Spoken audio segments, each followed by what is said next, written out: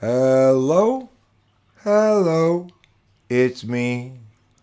I know that you won't come out and see whether this is a friend or a foe, unless I sing my greeting, ho, ho, ho. So I say hi, hello, is anybody here? Would you like to come and greet me? If you sing a special song saying, welcome to this bong, then you know it's time to meet me. Hi, Lauren Cuthbert. Today we're singing Hello. It's a new song I just made up right now. I spent 6 hours writing it before I started the stream, and then I started the stream. Lauren Cuthbert, I want to share with you a couple of thoughts. First and foremost, Meghan Markle doesn't care about anybody but herself.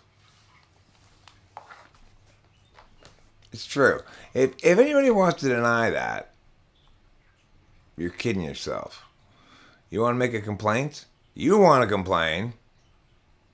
I want to constrain. Lauren Cuthbert wants a new brain. And? What do you want to complain about? My Bob video? I said at the end of it, if you're Bob, that's fine. Just don't be a Bob.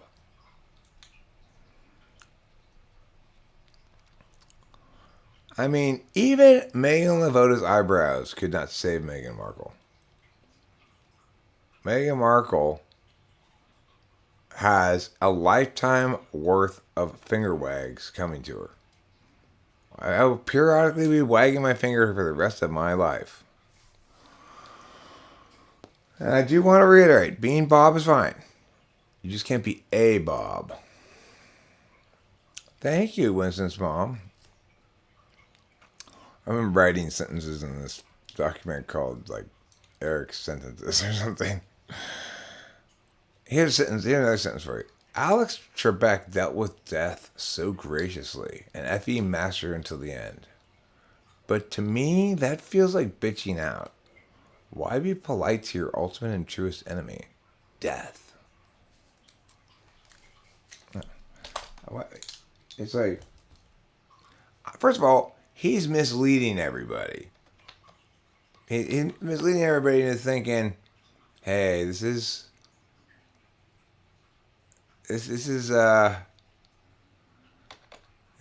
how you properly, move through these last stages of life in a graceful fashion, blah, blah, blah, blah. That's quitter talk, That is straight up fucking quitter talk. I'm going down, fighting, complaining, yelling at people for not fucking solving this problem,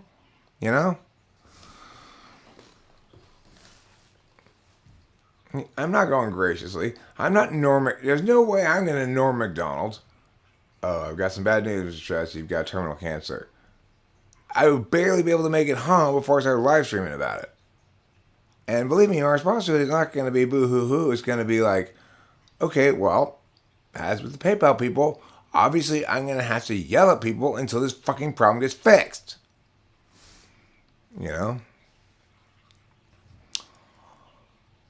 The first time you learned your father was nicknamed Mr. Bob? Who would nickname somebody Mr. Bob? That's a weird nickname. Number 3 here on this list of additional sentences is actually 43. If Dennis Miller's brief stint on Monday Night Football wasn't a hate crime, nothing is.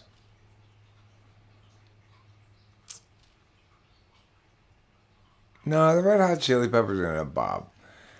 They are somewhere in the vast majority of everyone, which is hit and miss.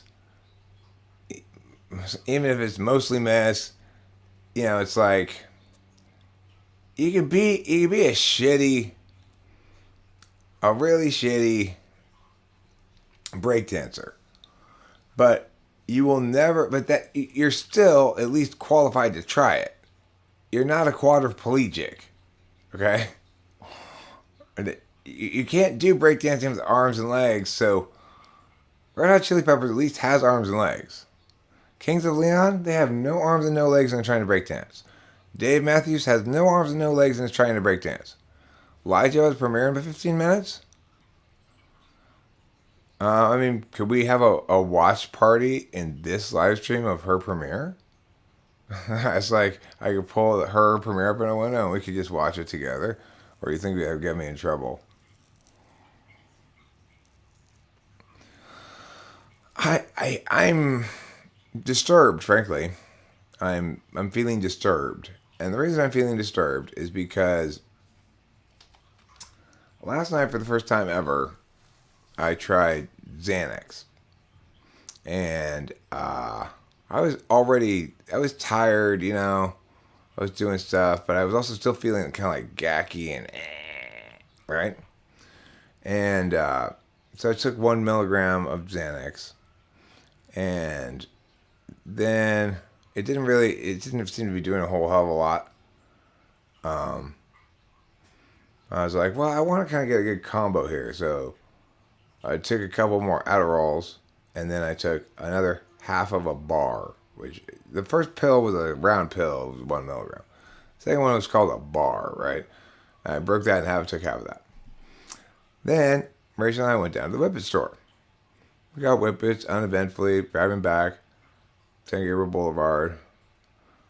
I remember driving past Howie's. That is the last thing I remember. And then I woke up here on this some time ago.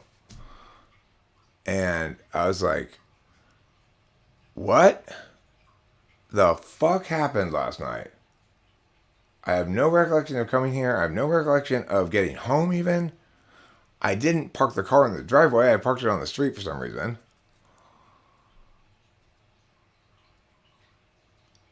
I don't remember anything after Howie's. And apparently I asked Rachel about it. And she said, basically, we came home. I sat down and tried to watch something. And then I was sitting up and I was asleep.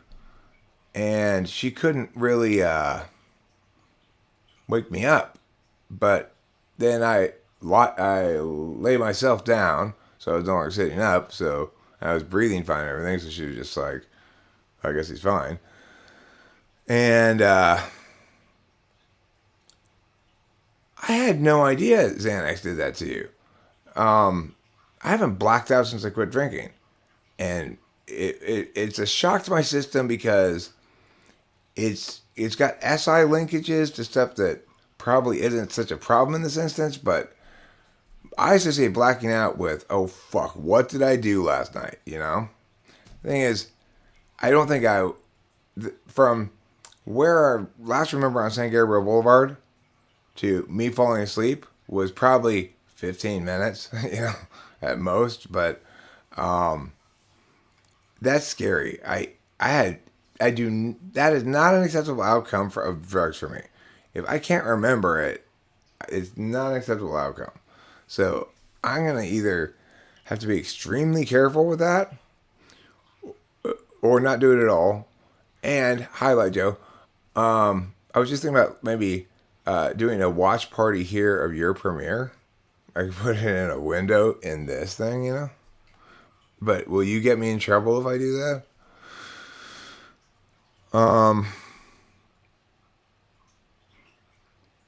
It's like, okay, that's fucking nuts. But the other thing is, if I am ever going to do that again, I'm going to have to do it right before bed. So there's no chance of anything like that happening. So, but anyway, I want to repeat this. If Dennis Miller's brief stint on Monday Night Football wasn't a hate crime, nothing is. This document is just my observations that come to me periodically that I want to write down. Hate speech, like pornography, references a real distinction. A correct person will negate the claim there is no such thing as hate speech. But just as pornography is something that you know when you see it, so too is hate speech structurally incompatible, I should say, with an operationalized definition. All attempts at such simply constrain the number of elements about which adjudicating parties must determine using their intuition. No about which. Shh, stupid Eric. Just which. Just which. No about. Incompatible, stupid Eric. God.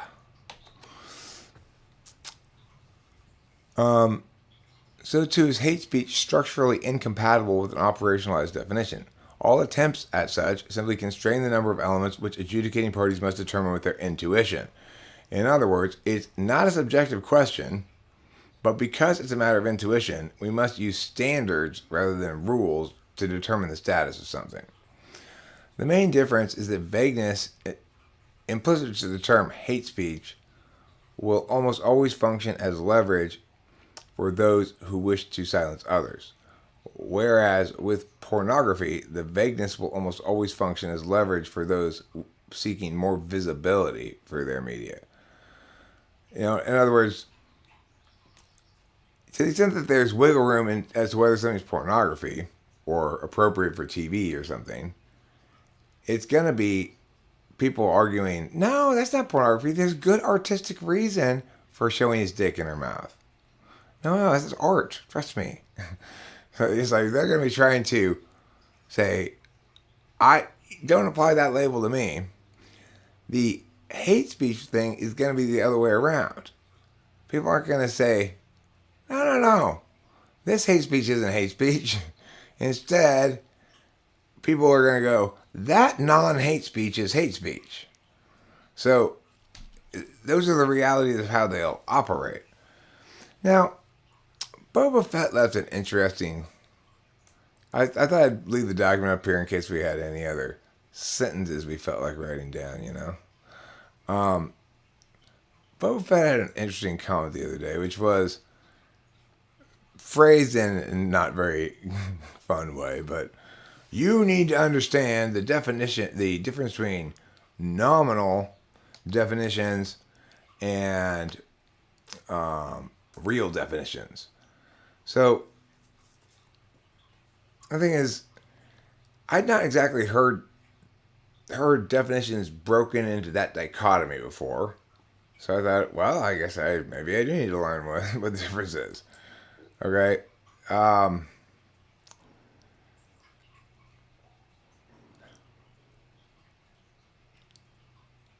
Post-royal logic.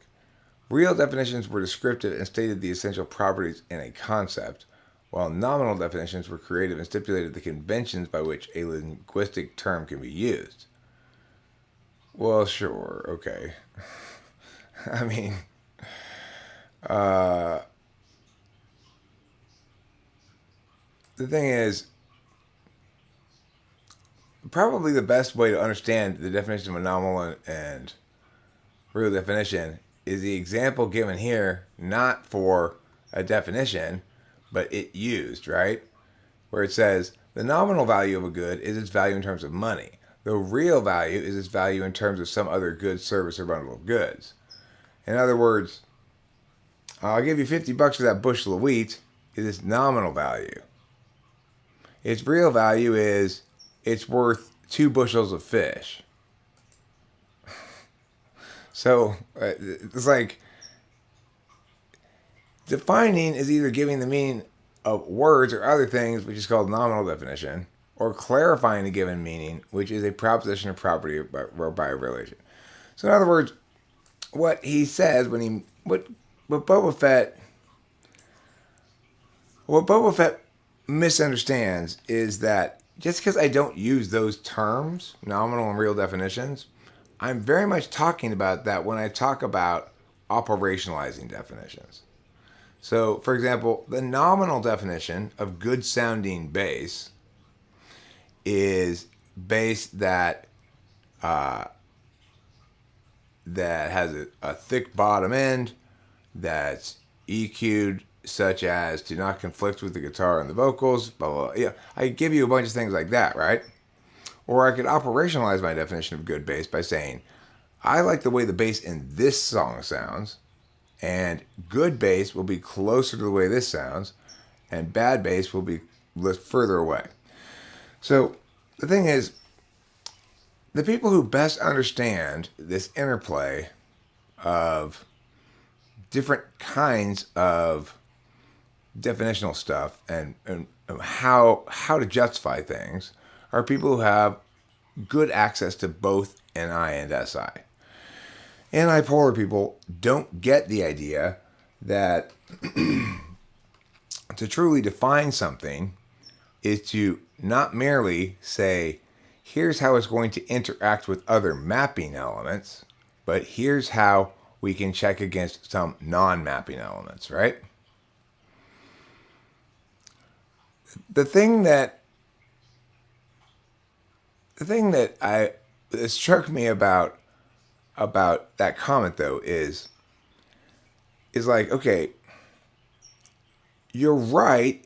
I hadn't heard this particular term dichotomy before, real and nominal definitions. I've heard the concept expressed in lots of different ways, such as the illocutionary and locutionary considerations of a matter, but even that would consider only some of what this would call the real definition stuff. However, the definition we read here, it's not a meaningful definition of a real definition, because it doesn't clarify. It's not clear what makes something a purely mapping consideration versus something that's beyond a purely mapping consideration. Definitionally, if real definition and nominal definition wanted to meaningfully distinguish each other, they'd need to do a better job, right? But there is that distinction. That distinction does exist. It's not well expressed with those terms, but regardless, your claim was, I need to know the difference between those two things. So my question is, where is the so I was wrong here, over in this spot, this spot, and the reason is because I failed to make the distinction that you're claiming I didn't know, right?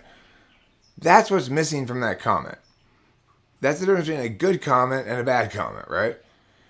Even if you're right that I'm not familiar with those terms in the way that you're using them, that's not your claim. Your claim is, I need to know that in order to understand something else, presumably. So you need to articulate the deficit in the explanation that you used to deduce that, he doesn't understand this, for it to be a meaningful critique. Just for the record, it's like, I don't care. People do that to me all the time. But, and sometimes it bugs me more than others. But it's like, in this instance, it doesn't really bug me because you're Boba Fett. It's like, you've got capital to spend, you know? I don't care. Maybe you woke up on the wrong side of the what do Indians sleep on? A bed of curry? It's not a tatami mat, is it?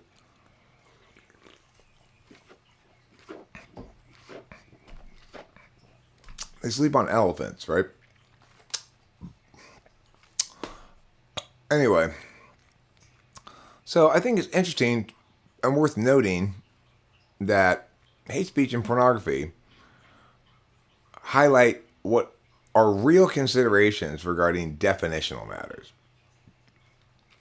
You can define anything. The extent to which you can operationalize that definition is going to tell you something about whether or not the thing you're defining, in the way that you're defining it, is the sort of thing that can be defined in the way that you're defining it. There's category errors everywhere you look. Continually, constantly, everywhere, okay? And, of course, if you wanted to look for reification fallacies, you could find nothing but them littered everywhere in everything everyone says. Because to speak without reification fallacy is to exclude the verb to be and use what's called English prime to speak about subjects doing action verbs upon objects and identifying the observer who's observing the actor taking action on the object. Without any be verbs, then, there's no...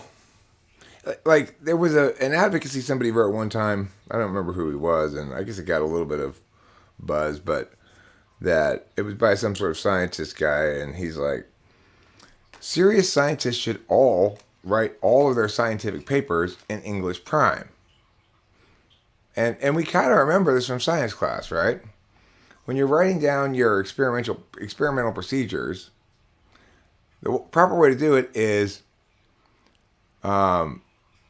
Jody, I observed Jody drop 5 droplets of mia chemical into mia beaker from eyedropper mia. Now, in that instance, there's no equivalencies, right? Everything has an identity and or a role. The processes are conveyed by the verbs. Boom. On the other hand, this sentence. The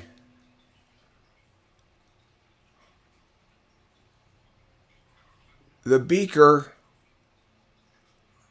had 5 milliliters of mia in it. And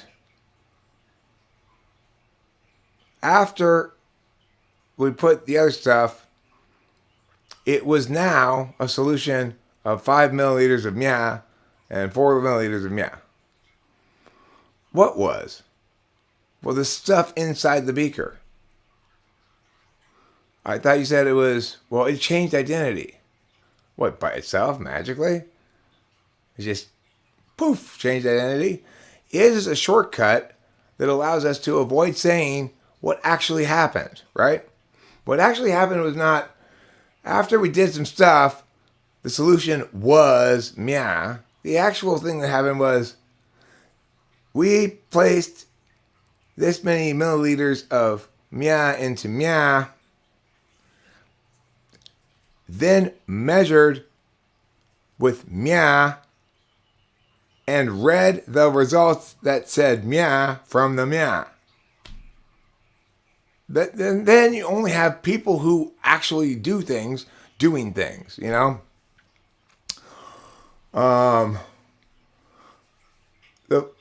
The football was really not on our side today. It seems like every bounce went against us. Okay, well, that's a nice metaphor and a colorful way of saying things. But of course, the football had nothing to do with it. The football doesn't have any agency. It doesn't pick a side and has no say on whether it bounces. Now, if we're talking about metaphors like that, people get it, right? They understand, like, that's just a metaphor. But with a lot of communicative expression, it's not that straightforward, right? And many, many people are fooled by the constant use of reification and metaphor into actually thinking that things that are not agents have agency. Or in general, they're tricked into mistaking things on the map and mapping considerations for actualities. Like,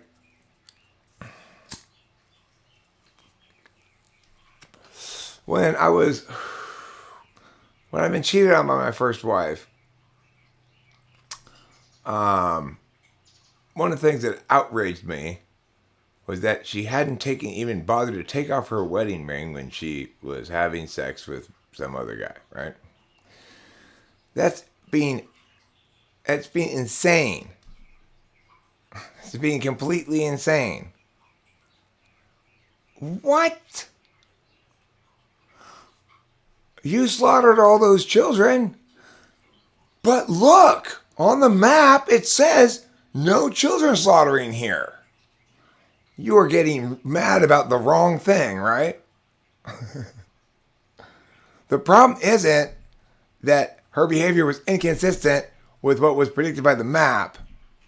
That's not what's wrong with it.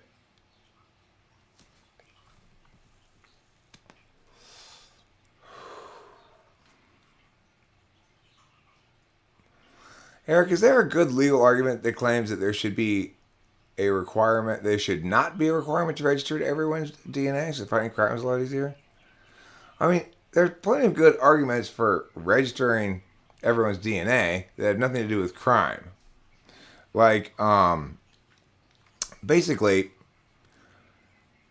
you need to take a position on identity, which is to say your identity is a vulnerability or an asset. To the extent you think your identity is a vulnerability, you're probably an advocate of strong privacy. To the extent that you think your identity is an asset, you're probably an advocate of strong transparency. So, from my perspective, I have no problem with government gathering a bunch of information, keeping track of everybody, watching me with cameras on the streets in any public place. Obviously, I have a problem with them coming in and like seizing control of spaces I own or have ownership rights over, you know. But I'm not in favor of massive surveillance, but I would be happy if it happened because I operate under the assumption that whatever's going down, I want clear, indisputable video, text, audio evidence about it because I expect to not be the one in the wrong 100% of the time. And if I am in the wrong, I expect to get my just desserts. So if the evidence there shows, yep, Eric, you were at fault, then I want to say, yep, that's what the evidence shows. I will accept my punishment accordingly. Therefore, give it to me now. So of course I want everything transparent. Of course I want everything public. Because I view my identity as an asset.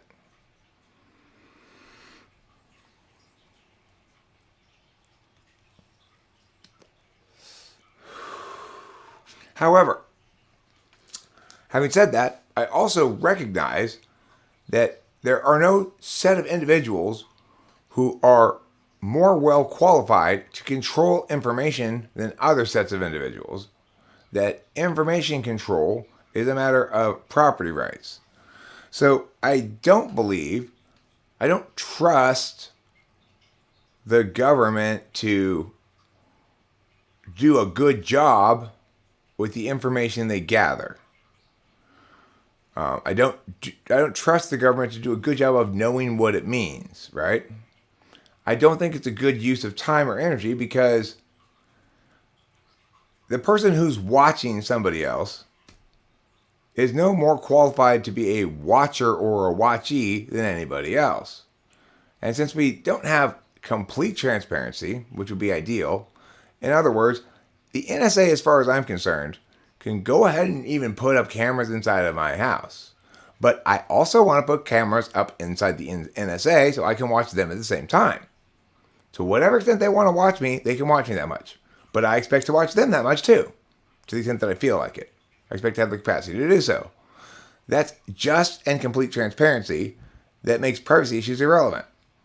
If we have just and complete transparency, then people who are hiding shamefully things that aren't wrong will learn that, hey, I can defend this because I'm not wrong.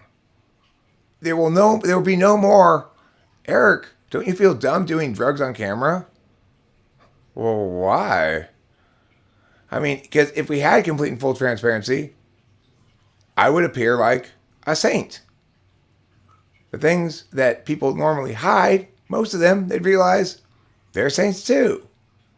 And people who aren't saints would have exposed the awful shit they do and get their just desserts. You know?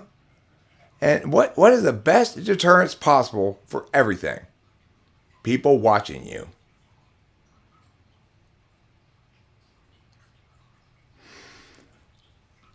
I mean, the thing is, there's very little gap between me live streaming and me not live streaming, but there are some things that I won't say on a live stream that I'll say in private. Some jokes I'll make that I wouldn't make because of the climate, you know? online and YouTube's climate and stuff. There's some things I won't say, but none of them comprise dirty secrets I'm hiding.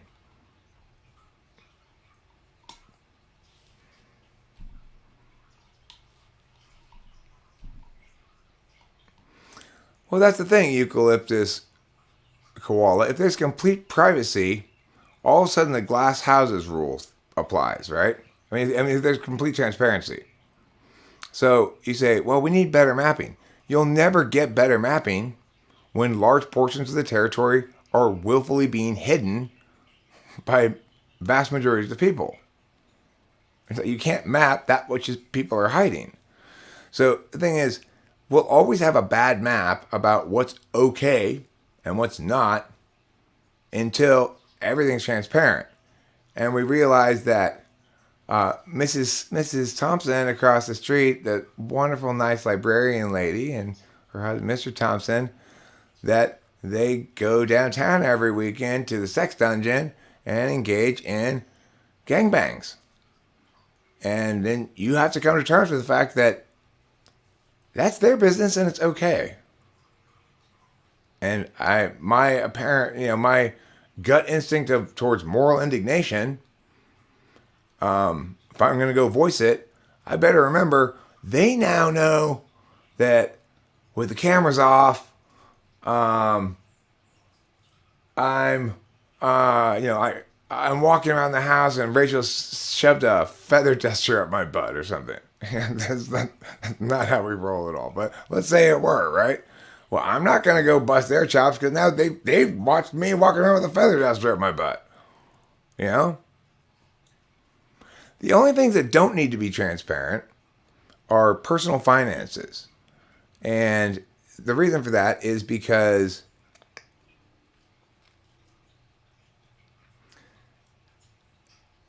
nobody can ever understand how you should spend your money or do or whatever with it. Because everybody's financial situation is a multiplicity of very complex factors, which is why anything but a flat tax makes no sense and will always create more economic injustice, not resolve it. Progressive taxation is the most regressive economic policy you can possibly wreak upon the poor.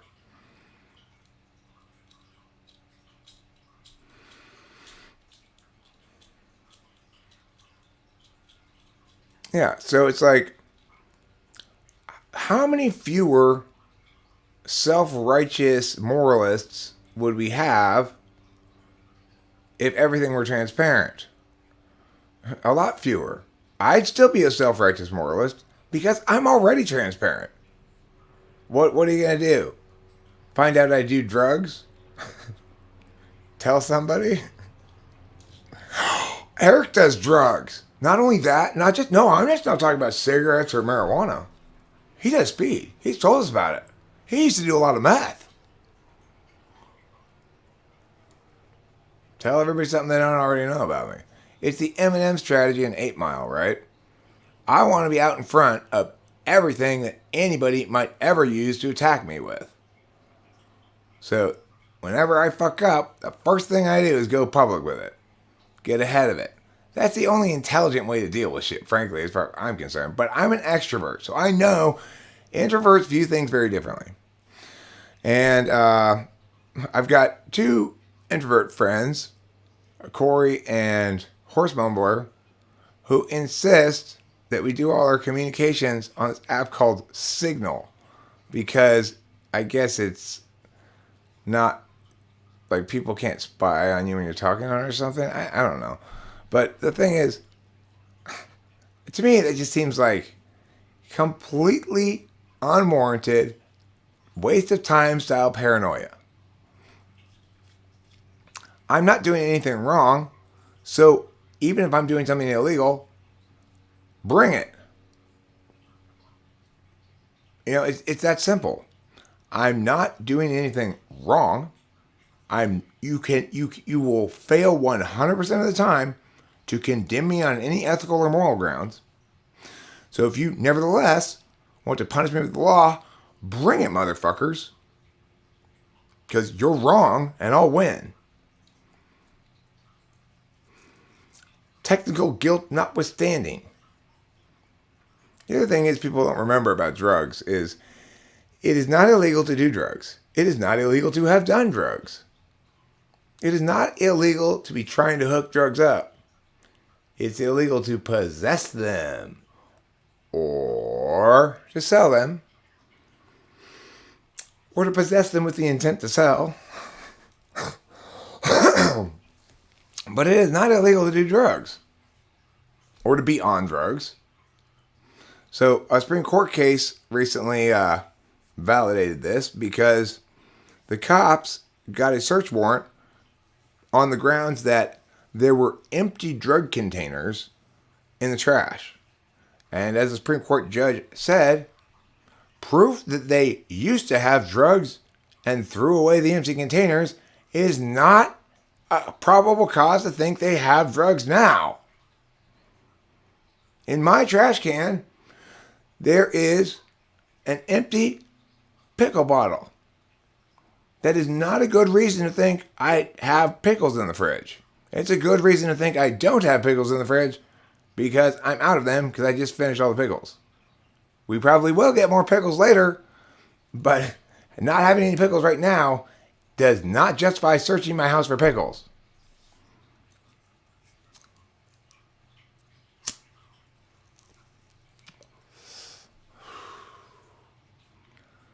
Yeah, I do occasionally talk to some people on WhatsApp. It's usually people who live in a foreign country and maybe have some sort of like system with their phone where it charges them a lot or something to call overseas, or I don't know. And they don't want to use autonomy or something. There's only some people from some countries that do this, but those people want to use WhatsApp because it's more convenient for them. So I do have WhatsApp, and I do talk to occasional people on it. I talk to Meow on WhatsApp. Now, I call her Meow. She goes, if you see the comments and stuff around here, by like DDXDD0, DDD0DD or something like that. Some random D's and letters and numbers. She's a Middle Eastern lady. And I talk to her on WhatsApp, because wherever she lives, I think that's like the free way to do things, you know? You're from Croatia? Oh, I know where Croatia is. Oh, I know all about Croatia. Yeah. I watched your soccer team in the last World Cup. They did pretty well. Congratulations. I didn't say Croatia was next to Germany. Croatia is between Western Croatia, Eastern Croatia, Northern Croatia, and Southern Croatia. Right in the middle there, that's Croatia.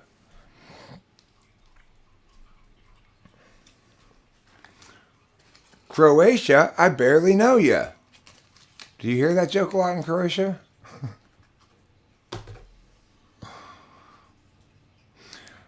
I'm gonna recommend. You can go ahead and recommend this to all of your country mates, please. Silent. We're gonna re-pronounce your name. It's no longer Croatia. From now on, you're Croatia. Okay? So let everybody in your country know, please. Eric changed the name. Croatia. It makes you sound all like, shit. You don't want to sound like that. From now on, you're Croatia. That's a much better name. Trust me. I'm a naming expert. In fact, get rid of the A and make it an O so it sounds more masculine. Croatio. Now that's a country I can get behind. Croatio.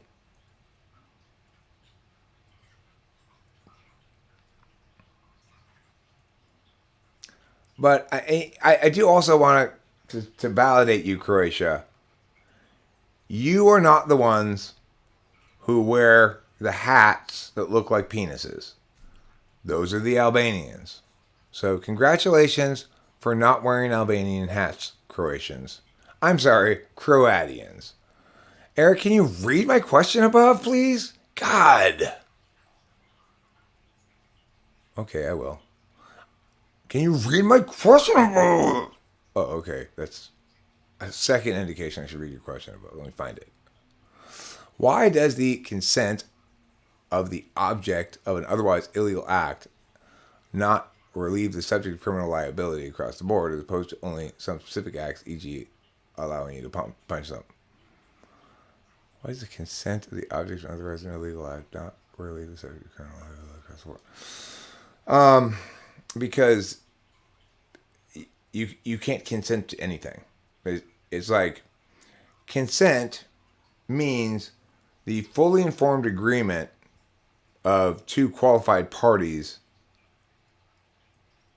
to a limited contractual arrangement.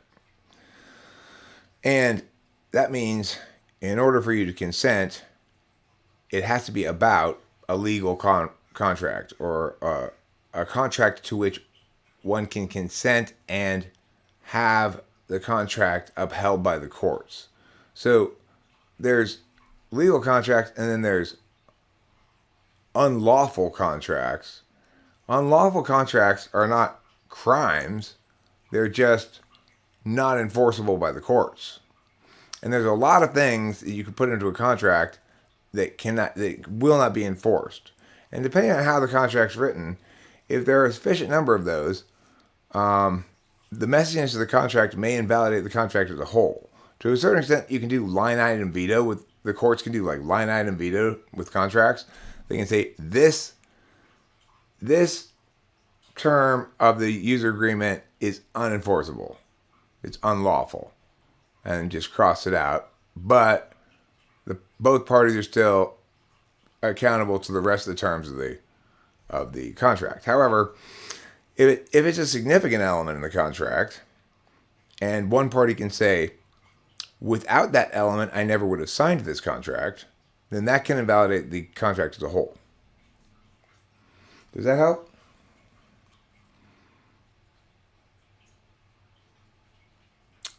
Like, I cannot legally sell myself to another person. And there are a number of reasons for that. But most importantly, it's, in my mind, the best reason for that is it's always fraud. Because I literally am unable to sell you my will, I'm literally unable to become someone else's object. Because to become someone else's object means to have lost the capacity to function as an agent and a subject. Since that's implicit to who I am, presenting myself as an object that can be sold is always fraudulent.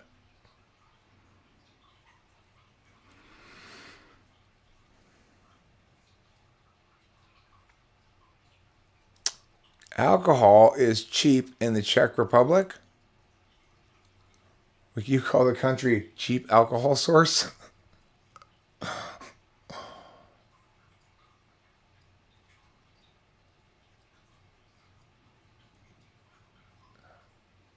The Czech Republic is cheaper in terms of its booze than Croatia. I've heard about the Czech Republic being like they're really lagging behind the modern world in terms of attitude towards alcohol. Well, isn't it the Czech president who was on multiple occasions filmed falling down drunk while doing the commission of his duties as president? It wasn't that the Czech president, and that like beer in Czechoslovakia is like cheaper than water or something. It's crazy. When I visited Russia, they do not have a good relationship with alcohol. They do not have a healthy relationship with alcohol.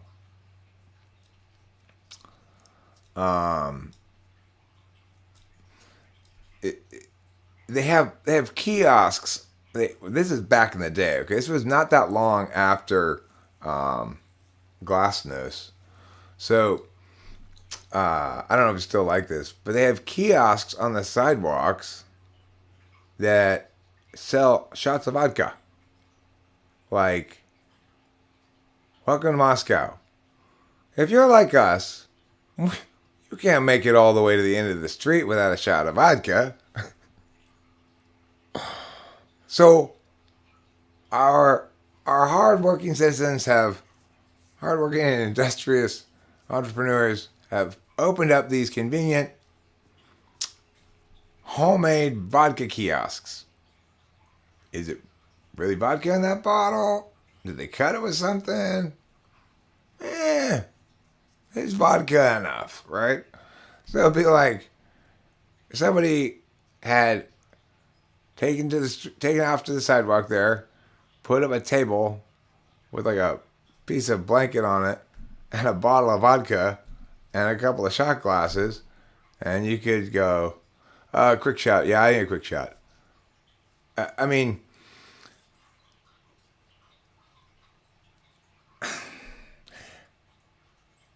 I was a drunk, okay? I was an alcoholic without any dispute. And I get the fact that sometimes you need a shot of vodka to calm your nerves like at 11 a.m. because you're no longer a little bit drunk from last night and now you're shaking and you feel like fucking shit. So you need that shot of vodka to get you through the rest of the workday. So you get a little 100 proof bottle of airplane Smirnoff and down that shit and okay, I can make it till I get home. I'm settled, my nerves are settled a bit or whatever. But to think that issue that I'm describing there is a normal, commonplace, significant issue that most every adult has. Hence, we need sidewalk vodka shot kiosks. Your country has got a serious fucking drinking problem. Well, I mean, but the thing is, look, kiosk vodka is like a Moscow meat pie. Just eat it, drink it, don't ask what's inside of it. Don't ask them, don't ask, don't tell. The liquid is clear. It burns like alcohol. You don't need to know anything else. It's fine. You're in Moscow. Do as the Muscovites do. At the time as well, there weren't any cabs. Everybody was a cab. This is natural Uber before any internet shit. All you had to do was stand on the sidewalk anywhere in Moscow and hold up a $20 bill. American $20 bill. And it would take you two minutes before somebody pulls over, some random person in their car and says, "Where are you going?" And then they'll look at your 20. If it's too crinkly, they won't accept it. They only accept crispy ones. What? Isn't that a weird country? I'm sure it's not like that anymore. It was, what year was that? Probably 95.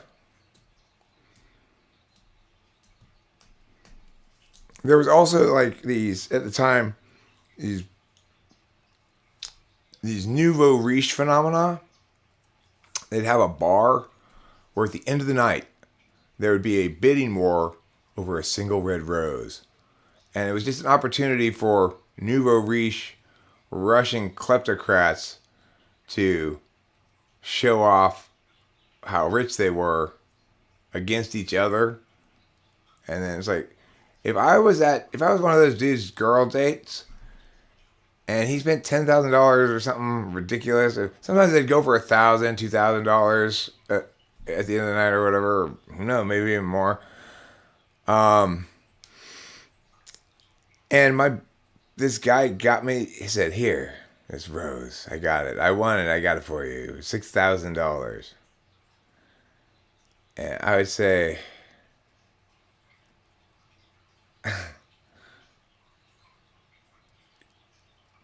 is there a return policy? Do you have the receipt?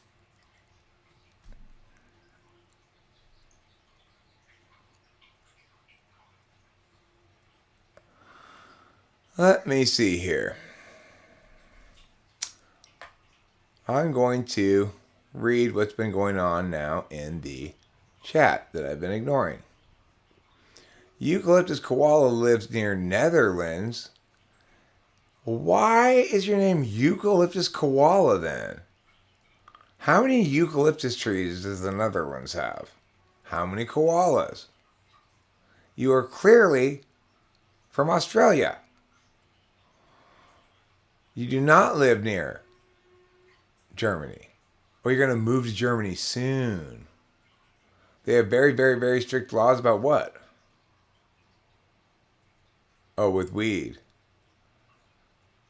I mean, what you should do is keep getting busted. Because the Europeans don't have criminal justice systems with deterrence as the underlying philosophy of them.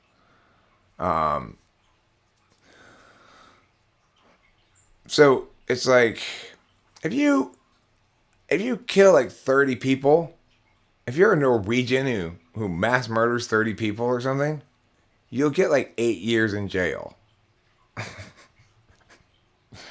If you get busted for weed, I'm sure they're very serious about busting you. And then you'll spend like 3 weeks in a German prison, which I don't doubt is rather like being in Big Brother. Yes, you're locked in there, but you have all the niceties you need. The Europeans are very into like, we're too civilized to kick in the ass, really, you know?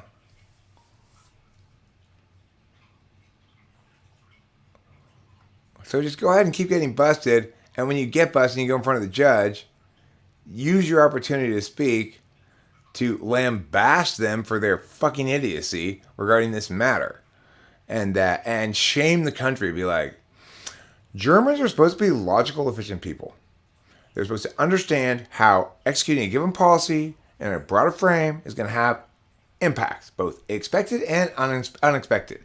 For example, Judge, you did not expect today to arrive here and for me to use my closing statement to shame the living shit out of you. But that's what I'm doing. You could try to hold me in contempt of court, except everything I'm saying makes perfectly good sense and is a just and righteous critique of your decision to apply the law as written rather than apply a greater law from which cascades down, which would suggest that the law that you're applying here is totally not a just law and cannot therefore justify use of force under its pretense of, well, it's due process. If that's the highest standard we aspire to, you might as well be a concentration camp guard. So fuck off if you think you're going to walk away from this particular sentencing judge with your dignity intact and without serious doubts about your own moral decency. Because you should have those. You say, it's just my job, my hands are tied, I'm the judge, blah, blah, blah, blah. You chose a job where you knew you were going to lock innocent people, harmless people up in a cage. That was your decision to make. You chose this job.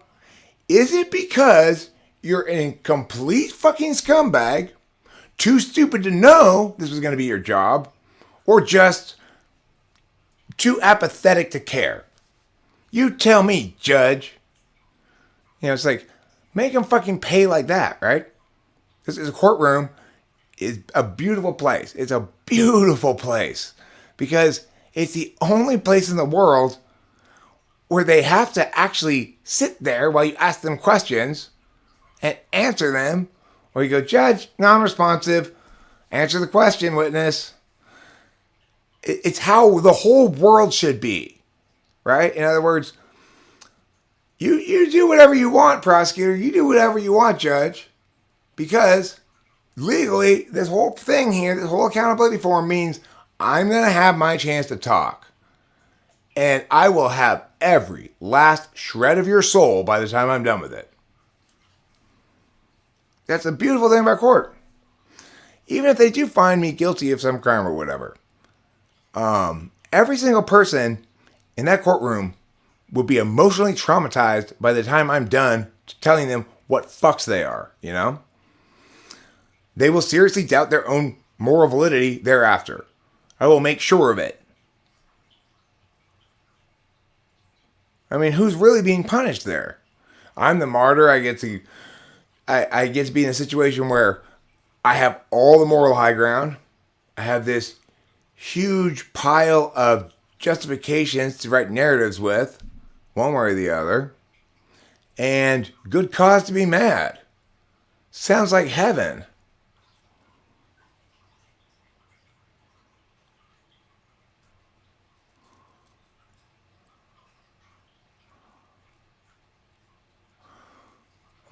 I mean, this is assuming piss Christopherson that I resigned myself to a verdict that's not in my favor, right?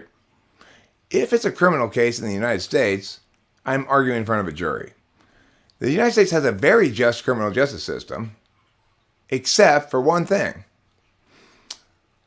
Plea bargaining has given prosecutors the capacity to essentially compel people to accept plea bargains rather than arguing the cases in front of a jury.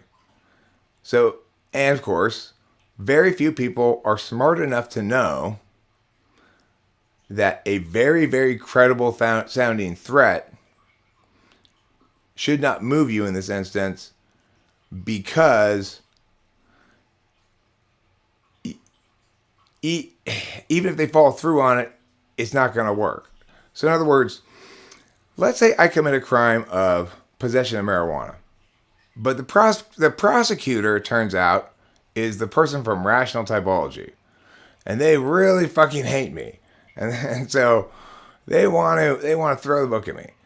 So they throw interstate smuggling charges at me. They throw assault with a deadly weapon at me because I threw a French fry out the window and it could have hit somebody and killed them. they charge me with everything under the sun, right? That's their end game. You have to, at that point, agree to their plea bargain. If you don't, you just say, I'm not, you go ahead and you can charge me with as many crimes I didn't commit as you'd like. Go ahead. However, that's not going to change my position on what I want regarding the crime that you're actually prosecuting me for. I'd like a jury trial, please. Having been on a jury in which I saw this happen, it's like the guy was sitting there and he had been charged with everything under the sun, and what he'd actually done was hit a dude with a fucking 99-cent store squeegee, which broke upon impact because the guy wouldn't get out from behind his car. It was like, okay, that is not assault with a deadly weapon. He pepper sprayed this other guy who also, it's like, he was trying to get him to move from behind his car because he wanted to go home. He's like a security guard, and there was a couple of drunk suburban kids who were harassing him in the parking lot of a gas station in Koreatown in the middle of the fucking night, and he's got a wad of cash in his hand, and he wasn't polite to them at the window because he's like, hey, what's going on, bro?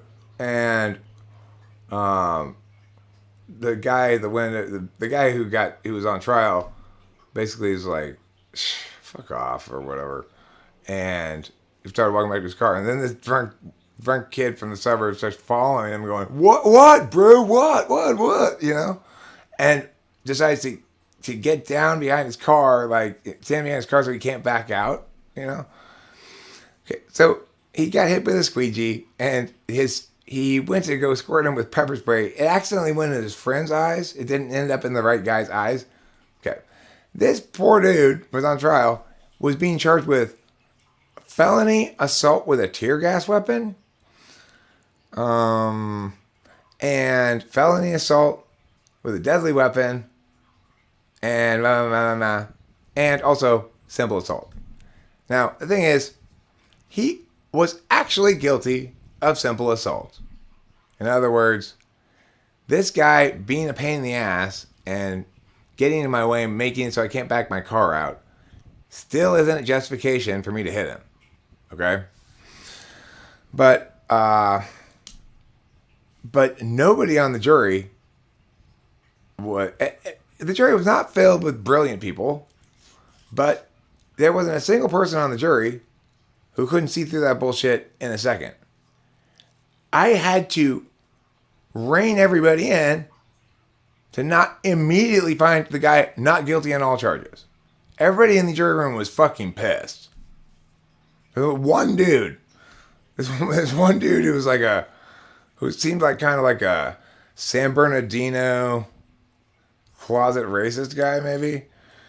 Although it was LA County, so he must have lived in LA County, but he was kind of like, I don't know, because the defendant was like a big burly black guy, and then the witnesses, the two kids from the suburbs.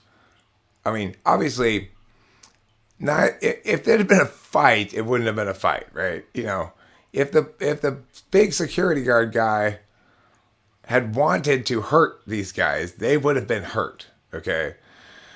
But only this one dude in the jury had any hesitation about it at all, and the other people in the jury didn't realize at first that I could be trusted as a jury foreman, exactly, and so they start trying to make all these like overreach arguments you don't need to make to justify the conclusion we all want to make. So listen, no, don't. That's not a good reason to vote not guilty. Here's a great reason. And I positioned it as we have ample cause to say this is self-defense. Even though the other person didn't strike first, we can reasonably say that the person in the car felt threatened by the drunk guy's approaching and constraining the guy's who's driving ability to get away. For all we know, the guy driving felt scared, was trying to get away, and this guy's trapping him there as though he were a kidnapper of sorts. So we have enough cause to vote not guilty on self-defense. We don't have to make up bullshit reasons why it's not assault, okay? And we did exactly that. We found him not guilty on all charges, and if it had been up to me, if in California, they should have the jury foreman read the results, because I would have said, he's not guilty on all charges. However, the prosecutor is definitely guilty of egregious overcharging and should be ashamed of himself. I have a question. Can you explain an obvious clue between ENTP and ESTP? It's not necessarily that super obvious. So, my daughter's an ESTP. Before I really understood cognitive functions, I typed her as an ENTP. I assumed she was the same type as me. Okay? And for a long time, I didn't really ever question that. She's an ENTP like me. Until I sat down and talked to Becky, an actual ENTP woman.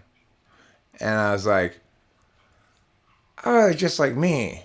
Delilah's not just like me. There's a difference here. Which is basically, for Delilah, talking is mostly a social activity. ESTPs use their tool function much more as it should be, as an object. Even though it's in the second slot and there are subjects with it, they much more use it as an object, which is they're not generating the ideas generally that their TI parsing. So their TI necessarily has a more adversarial relationship with the world than ENTP TI, who's mostly parsing out their own ideas, although certainly I negate other people's bullshit plenty.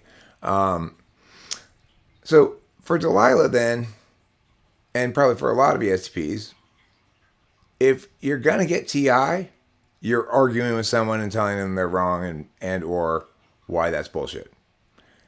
But if you're going to be chatting with people, it's not going to involve TI very much. So it's like, Delilah is very TI, but she's also much less likely to get into arguments with people than me. She's just fundamentally less ideational. When I want to explore, but Delilah, we're not done talking about this because we haven't talked about my angle on it. She's like, I got enough angles on it. I know what to do now. Just, you know? It's like too much explaining, too much talking, and the ESTP goes, fucking NE people. NE DOMs don't get how to use NE at all, okay? The purpose of extrovert intuition is to generate a few ideas that then you can do. It's like, talk about ass backwards. Those ENTPs, it's like they do things so they can come up with more ideas. What are ideas for? Executing, not for just juggling in the air. That would be ESTP's meowing of ENTP, you know?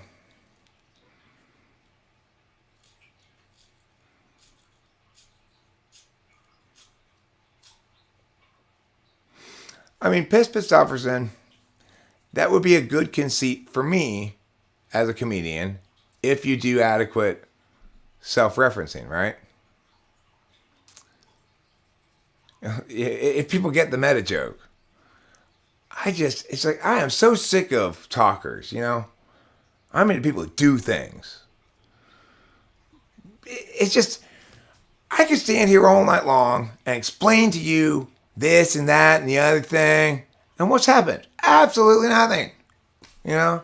It's like, I agree to take this job, but I'm like, I mean, that's fine, I'll go up there, but I'm not going to make jokes or whatever.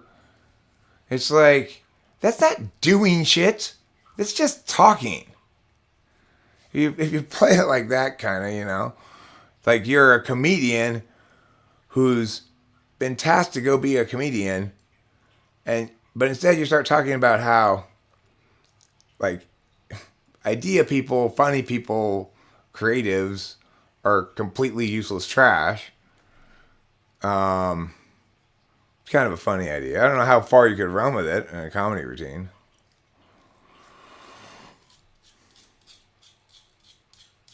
How do you see the difference between SE dominant and NE dominant? I mean, it boils down to, we do shit so we can talk. They talk so they can do shit. ESTPs can have really good extroverted intuition if this is the scenario.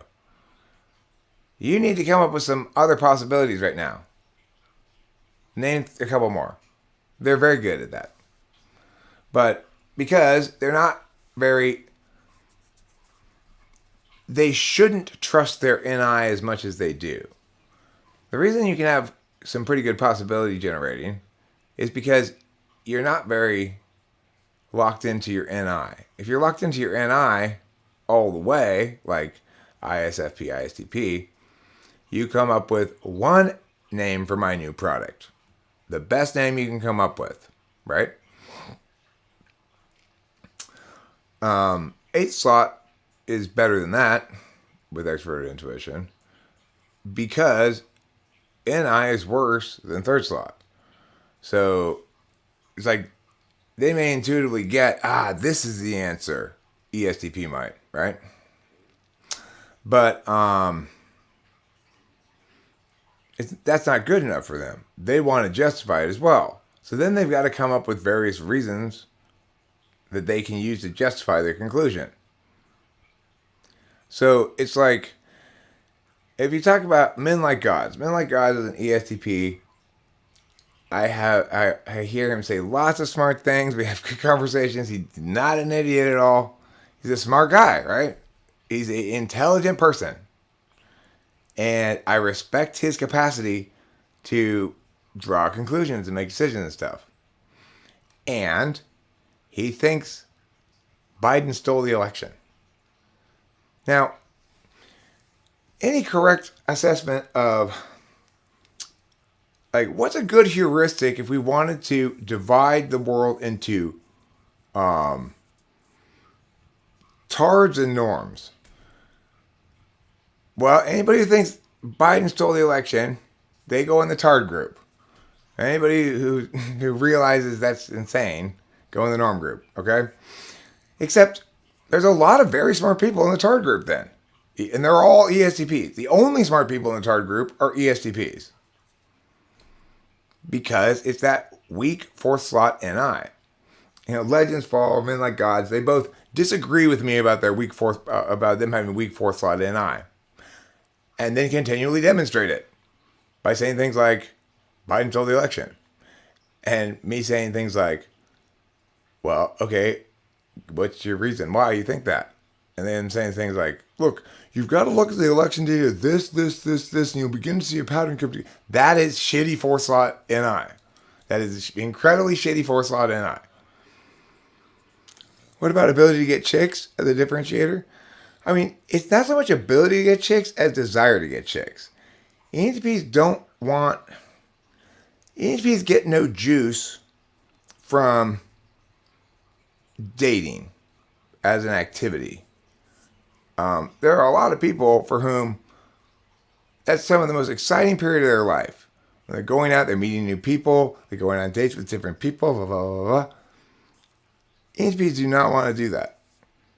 They like the idea of, in theory, of like fucking a bunch of chicks, but you know, it's like when they're in their imagination and masturbating, they don't just have one chick, right? They've got multiple ladies pay a visit to your imagination in different contexts and different days, you know?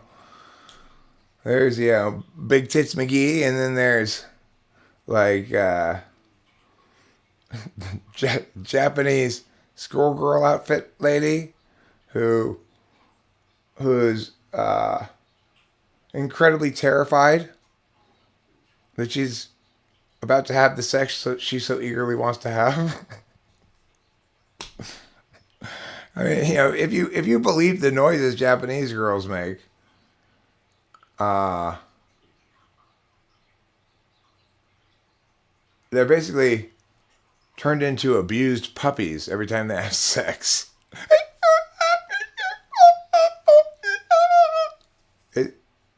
Is that supposed to turn me on or something?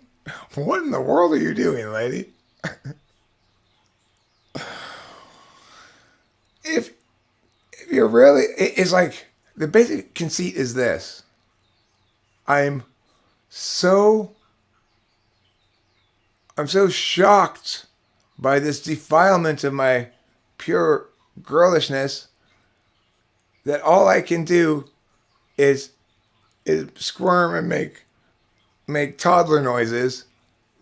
I can't even like get away or anything. You know, it's and you know that's how Japanese people have sex. Most of them. The other Japanese people, the way they have sex is the guy is in a diaper and the lady's dressed in a maid outfit and feeding him soy milk from a bottle or something. You know, it's just, there's that element of Japanese stuff too, but like, okay, girl, listen. Based on the sounds you're making, you must be giving birth. He must be tearing you up so much, it's like giving birth, okay? But there's no way in hell that little Japanese guy is tearing you up that much. So, no offense to him or anything, but you are acting as though he's taking a jackhammer to your vagina. The sounds you're making cannot possibly be authentic sounds.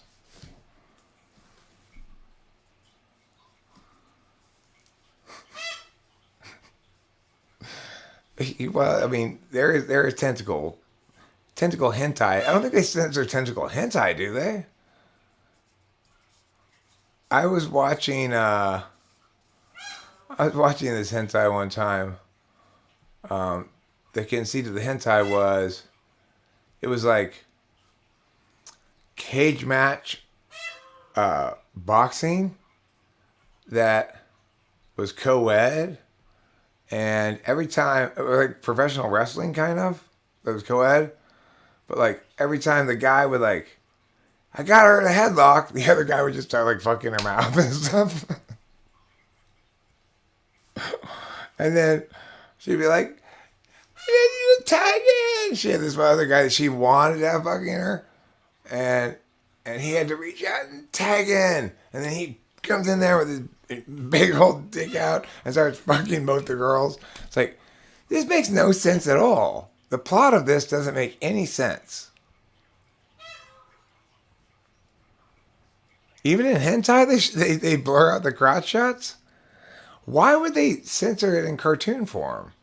I mean, it's bad. It's like I can't even watch Japanese porn because the pixelation of the key areas renders the thing ineffective, ridiculous, annoying, not something I want to waste a load to, you know? Although I do like those kind of things where the Japanese like to make porn like this, where they got like 7 or 8 young women and they've got like 2 guys in lab coats, and each of the girls has to go get inspection, you know? And then, of course, as she's being inspected,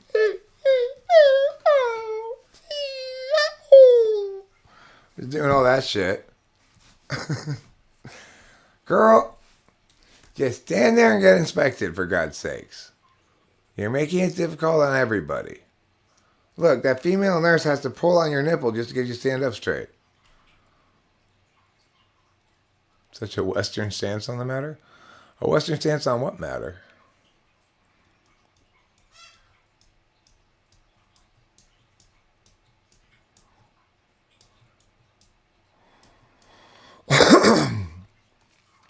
The only thing I have a Western stance on is the bacon cheeseburger from Carl's Jr.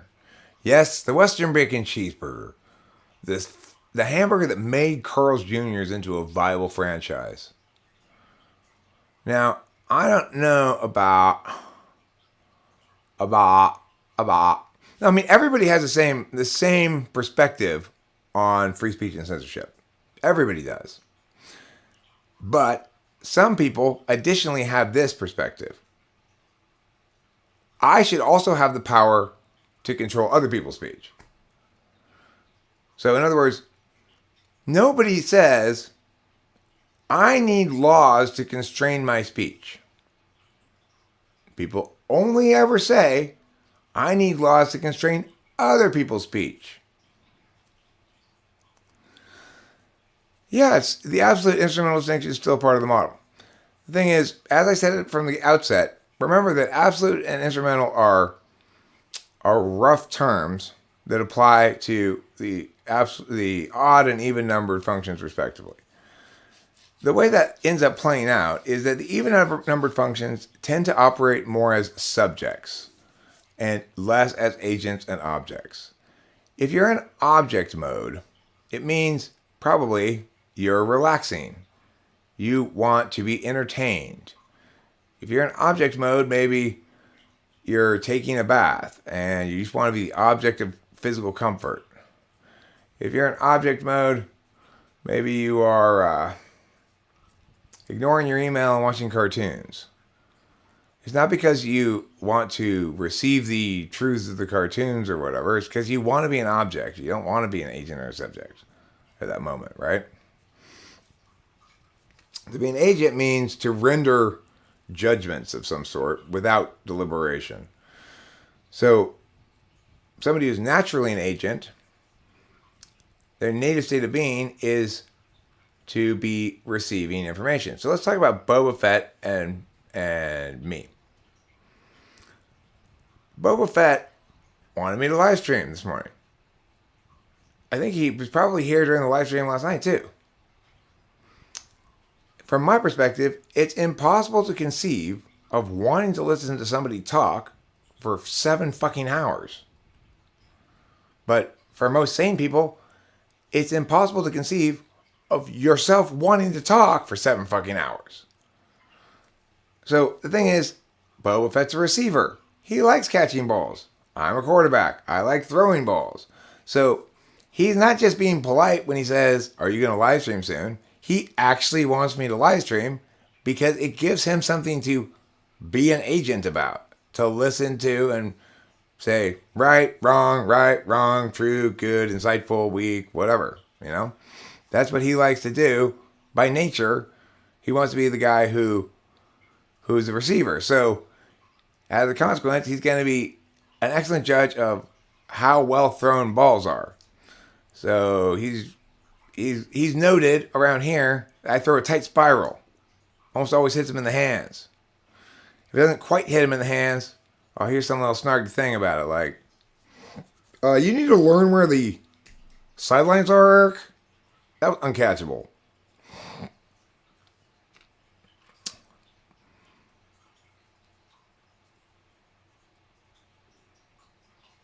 There will always be one person that loves me more than the other? What does that mean? With any relationship, there will always be one person that loves one more than the other? That's not true. That's absolutely not true. I mean, how would you even compare those two things? I've got 17 units of love for you, but you've only got 13 units of love for me? That's a crazy notion. No. Okay, so love exists like this. It exists in two ways. At any given moment, you may feel warm affection for the other person. You might call that feelings of love, right? Now, if you want to talk about what love is as a status or an identity marker, then you'd say love is an announcement that you ascribe to your partner the statuses associated with that word, that she's graduated from like, okay? When it comes to describing love from a third party's perspective, you would say love is behavioral, that to love someone is to behave lovingly towards them. And you could determine which behaviors are loving and which behaviors are not loving. You could, in theory, measure the amount of times people behave lovingly towards one another across time and say, see, he really is more loving than her. That would be one way to establish that. But that would be saying love is only the behavioral displays that third parties can see.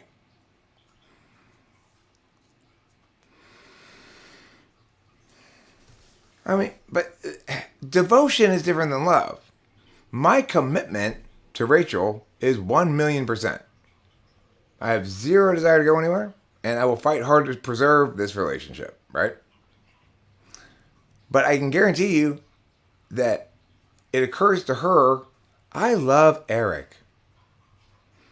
A lot more frequently than it occurs to me, I love Rachel. It's not that I love her less, it's that I'm not thinking about emotional matters very often.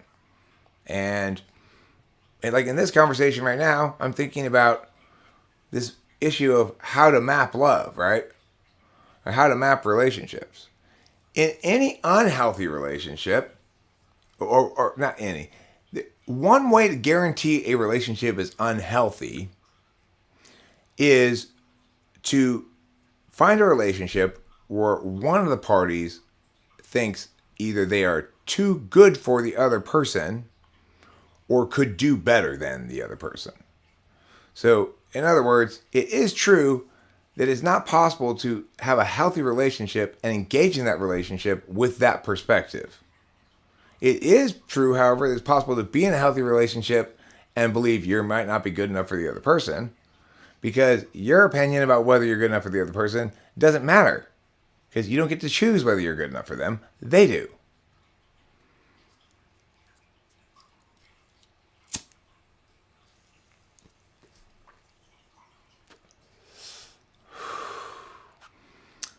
Eric explains love perfectly, even though he's bipolar. That's amazing. That's one of my big accomplishments today. So, yeah, I want to go back to this other thing, though, which is Xanax. So, that was fucked up. I don't like that happening at all, where I'm driving to St. Gabriel Boulevard, the next thing I know, I'm waking up here in this thing. I don't even, and I was still kind of, I guess, confused. I don't know what time I got up this morning. I can't remember. It's like, I know it was maybe, was it 3 in the morning? Was it 6 in the morning? I don't know. This must be what it's like to be an ENFJ or an ENTJ. To just have no recollection of what happened between driving on that spot right over there and waking up this morning. I strongly advise people to be very careful with that Xanax shit, because I did not take a lot of it either. I was very tired. But I thought, look, the reason I got this is because I want to do this fun thing. I want to take benzos and be all chill, and take speed so I'm all worky. But that's not how that played out at all. Of course, I was exhausted too when I took them. But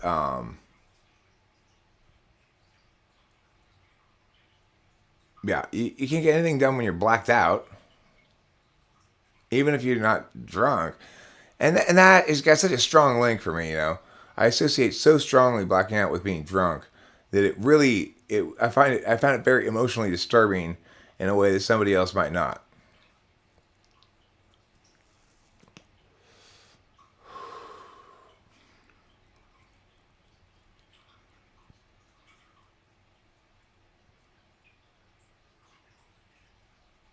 If you take any Xanny, do not do anything else with it, what, including Adderall, then it's missing the point.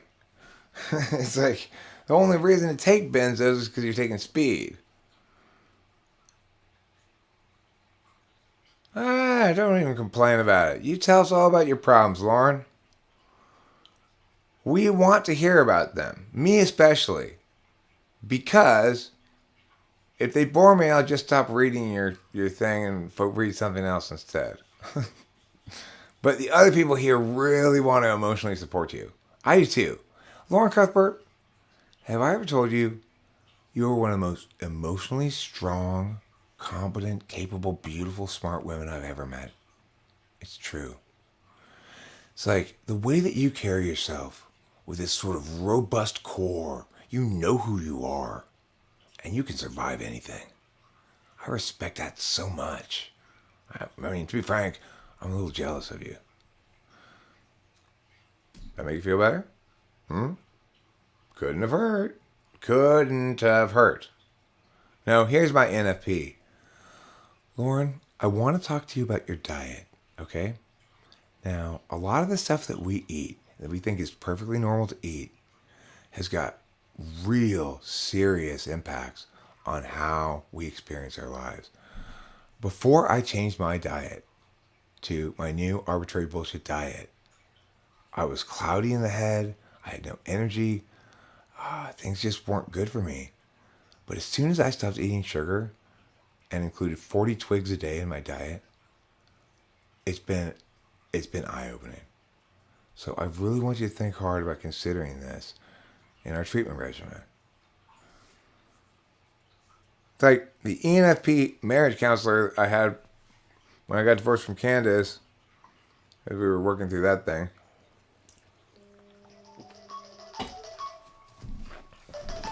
Hey.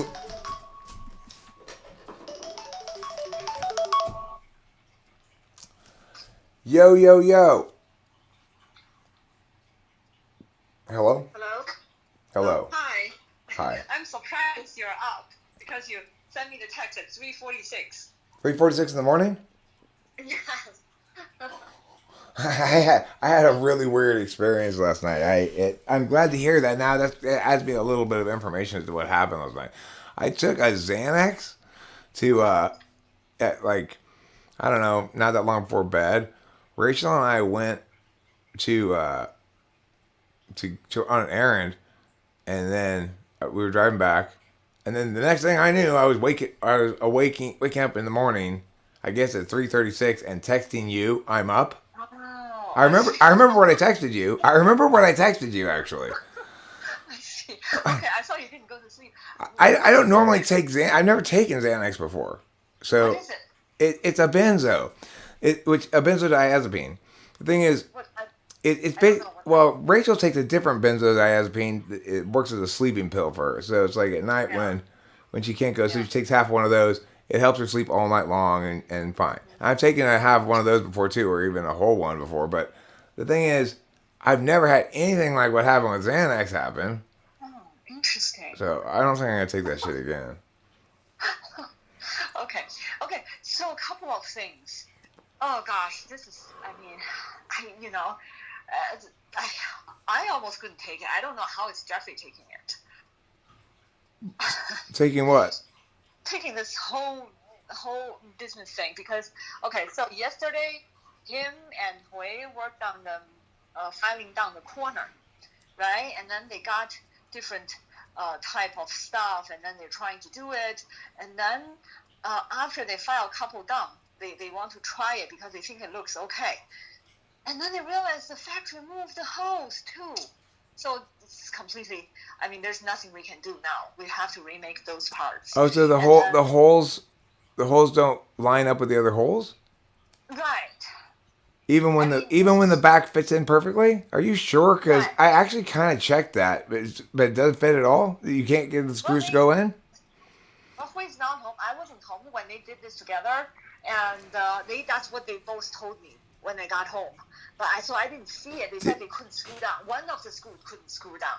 Okay, so they tried it and they couldn't get the screw to go in, right? Right. Did they try it on multiple instances? I don't know. I didn't ask them. I'll ask him.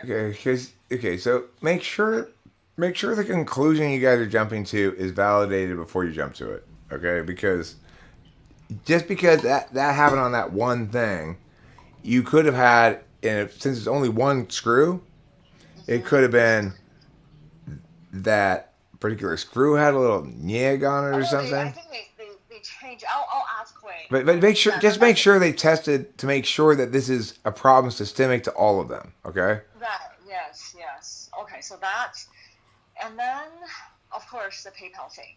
Yeah. I've been thinking. I mean, Jeffrey is totally fine about it. I'm like. You should be too. You should be too, because the thing is this: I'm not blowing smoke up your ass, but I'm telling you, to the extent that they continually give us the runaround, and we have to keep making these phone calls, and we're documenting every single one. We've got them all recorded.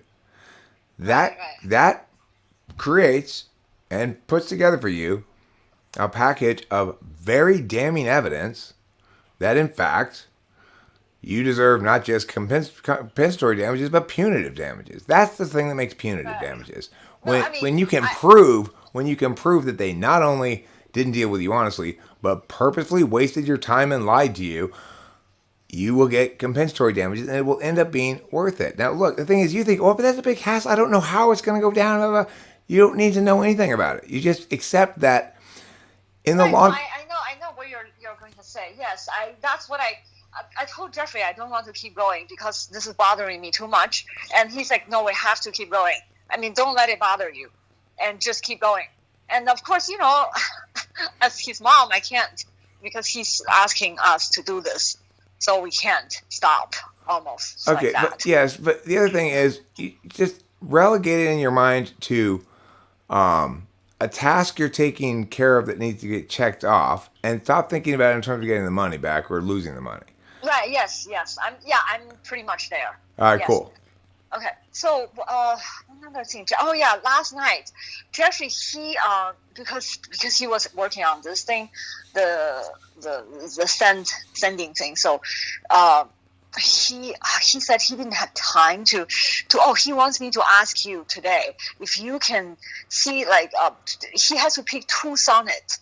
That's very very I guess sonnets are 14 lines, right? And with good significance, he can talk about and say if you can recommend 2 sonnets. Yeah, okay, I'll find him a couple sonnets. With good a lot of literary elements. I'll find him 2 good sonnets, and if they happen to have literary elements in them, fine. Please. No, but listen to me. Listen. And if they're good sonnets, and they don't have literary elements like your teacher wants, then that's a good sign that literary elements probably aren't a good thing to include in sonnets. Oh, can you please? Because she loves those things. Look, I'm sure there will be literary elements in these sonnets. The thing you need to remember is, unlike this PayPal conversation, literature doesn't link to anything real. So it doesn't matter what Jeffrey says about the literary element or why or what it means or anything. As long as it's well justified, that's just as good as any other interpretation. Okay, too, that, he can have a lot to talk about. I mean, I'm sure you know what he's asking for. Yes. Yes, what he's really asking for is, can I just delegate Eric, my high school, because I got more important things to do. I agree. He does have more important things to do than I do. But that No, doesn't mean I mean, I want to do that boring ass shit. well, I think he's just really. I mean, I'm bothered. I don't know how he keeps saying he's not bothered. I don't know how he's not bothered. I mean, it's your type and his type are just not bothered by a lot of things. Is that how you guys are? Well, he would be bothered if the circumstance were such that it seemed to threaten his capacity to do the next thing he's interested in. It's not threatening his capacity to do the next thing he's interested in, so it doesn't matter anyway. It's yesterday's news. He's just trying to get this thing done so he doesn't have to think about it anymore, and he can put his attention on his next, more interesting project.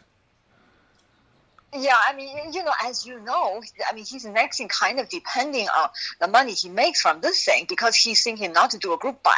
But then, of course, I both me and Hui, especially me, I feel like this PayPal thing is kind of our fault because after they said 180 days, I mean, other people would be like on their tails calling them, but we never even called once. We're like, okay, 180 days. I mean, the thing is, they don't get to unilaterally inform you that the decision was made to keep all of your money. The justification is that there was a user agreement violation, and the further justification is that you agreed to allow PayPal to punish you $2,500 per instance of violation, and that's why they're keeping all $20,000. Okay, that's all well and good. They can say that, but unless they tell you which agreement term was violated, they can't count the number of violations. And so they can't justify taking any money, even if it were the case that they, as they try to tell us, that confidentiality precludes them from telling you which rule you violated. Whose confidentiality exactly? I'm not sure. It certainly wouldn't prevent them from naming the number of violations you committed. Since they took all 20, it must be over 7 or something, right? Right. Yeah. Okay. Actually, one more thing. I sent you an email yesterday that Jeffrey sent to me that it's called the PayPal group or whatever. It's like a group talk about. I mean, so many people screwed that PayPal this way, and then a lot of them got their money back, but then they called within 180 days. I think if you don't mind taking a look at that. I do mind taking a look at that because that's the wrong way to go. So what you will do is, instead of talking to other people and going and complaining and saying we should do something, you're just going to file paperwork. We're just going to file legal papers. We're going to file a claim. First you got to send them a demand letter. That'll be easy. We'll write the demand letter and send it to them. Send it to their legal department. They have 30 days to respond. If they respond in the negative or don't respond at all, then we move forward with legal action. The problem that PayPal has is no matter what they say in court about the contract, they haven't upheld their end of the contract because, they're saying you were in breach of contract, right? Right. And that justifies their action. But they have not articulated any actual breach of contract. So it's they who are in breach of contract. So it's there's no way they're going to win this. It's not even going to get to a jury. The notion that PayPal would allow this case to see a civil jury is insane because no civil jury is going to find in favor of PayPal in this instance, given the fact that everybody on a civil jury has been a customer before. Nobody in that civil jury will listen to those phone calls and think that PayPal was doing anything that other than shady shit because of the multiplicity of conflicting answers, lies, and other sort of dissembling. And at the end of the day, what gets positioned in front of those juries in the closing statement is PayPal has destroyed this young entrepreneur's business, heart, and soul. And you need to not only make amends, PayPal, for the money you stole from him and this family, you need to provide punitive damages and damages to account for the fact that in a critical moment in his life, when he was ontologically developing his sense of self, his sense of his own agency, you stole that from him. Just as rape steals from a woman a sense of control over her own body, you stole from him a sense of control over his own future. That if he does things everything right, a good entrepreneur, a hardworking student, is top of the class or whatever, it doesn't matter because there's no justice in the world, and a big company can arbitrarily steal all of your money without even explaining why. Yeah, I mean, my worries is really going to hurt, the way he thinks, and it's not though. It's not. That's all bullshit I just said. Okay. But no, you really don't. No, I mean, it's all bullshit. It's not going to affect him at all. He really? doesn't, like you said, he doesn't care. He's not worried about it.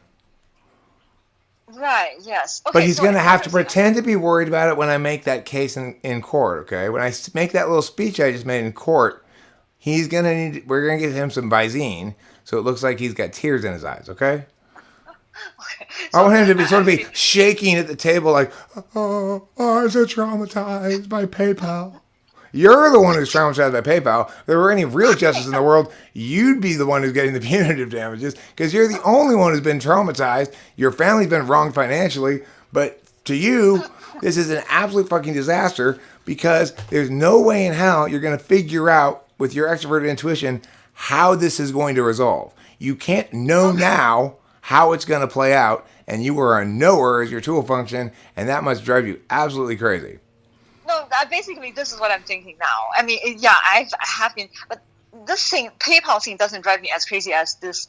They changed the file thing. This one really drove this whole thing home for me. But okay, so there's another thing I want to discuss with you.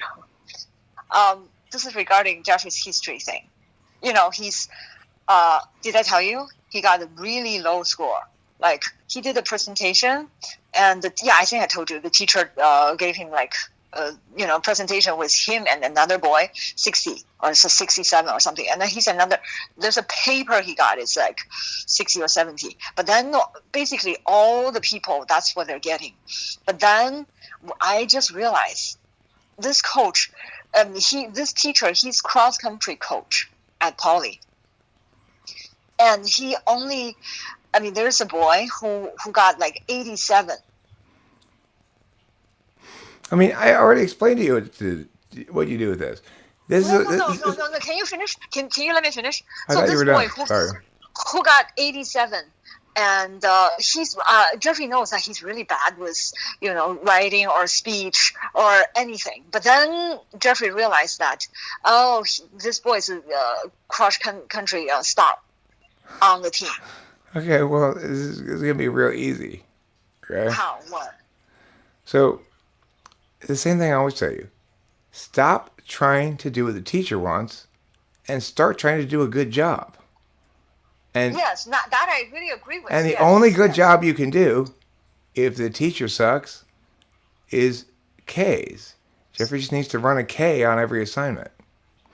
What do I mean by that? The critique is, I can't meaningfully affirm this assignment or complete this assignment and get a good grade because, and then a laundry list of litanies of problems with the way the information is being presented, the style of teacher he is. And no, we had back to school night. I went. I don't think he's a terrible teacher. It doesn't matter. I'm telling you how to solve the problem. Okay. Yeah. No, this is how you solve the problem as a parent. Okay, forget about solving the problem between Jeffrey and the teacher, and think about how you as a parent can solve this problem. Don't think about the teacher. Think about Jeffrey. You as a parent can solve this problem by telling Jeffrey, attack. By the end of the school year, he will have either changed the way he teaches and grades, or be seriously considering retirement or quitting. Attack continually. Attack from day one to the end. Or unless you're satisfied. If you're not satisfied, what should you do? Well, not you. What should Jeffrey do whenever he's not satisfied? Okay. Yeah. No. Just tell me the answer. I'm asking you a question. What should Jeffrey do every time he's not satisfied? Well, you think he should attack? That's true. And what I'm telling you is, it's not just I think he should attack. That is the single correct response to the question. If he's not satisfied, what should he do? Attack. Because he will always be better at attacking that which doesn't satisfy him than trying to match what they want. He'll always be terrible at that. Because his job in life is to know what's correct, etc., right? If what they want doesn't line up with something meaningful and real, so let's say a teacher wants you to write an essay. What that should mean is she wants you to build a case in support of a given thesis. And that means you're going to have to argue something adversarial, right?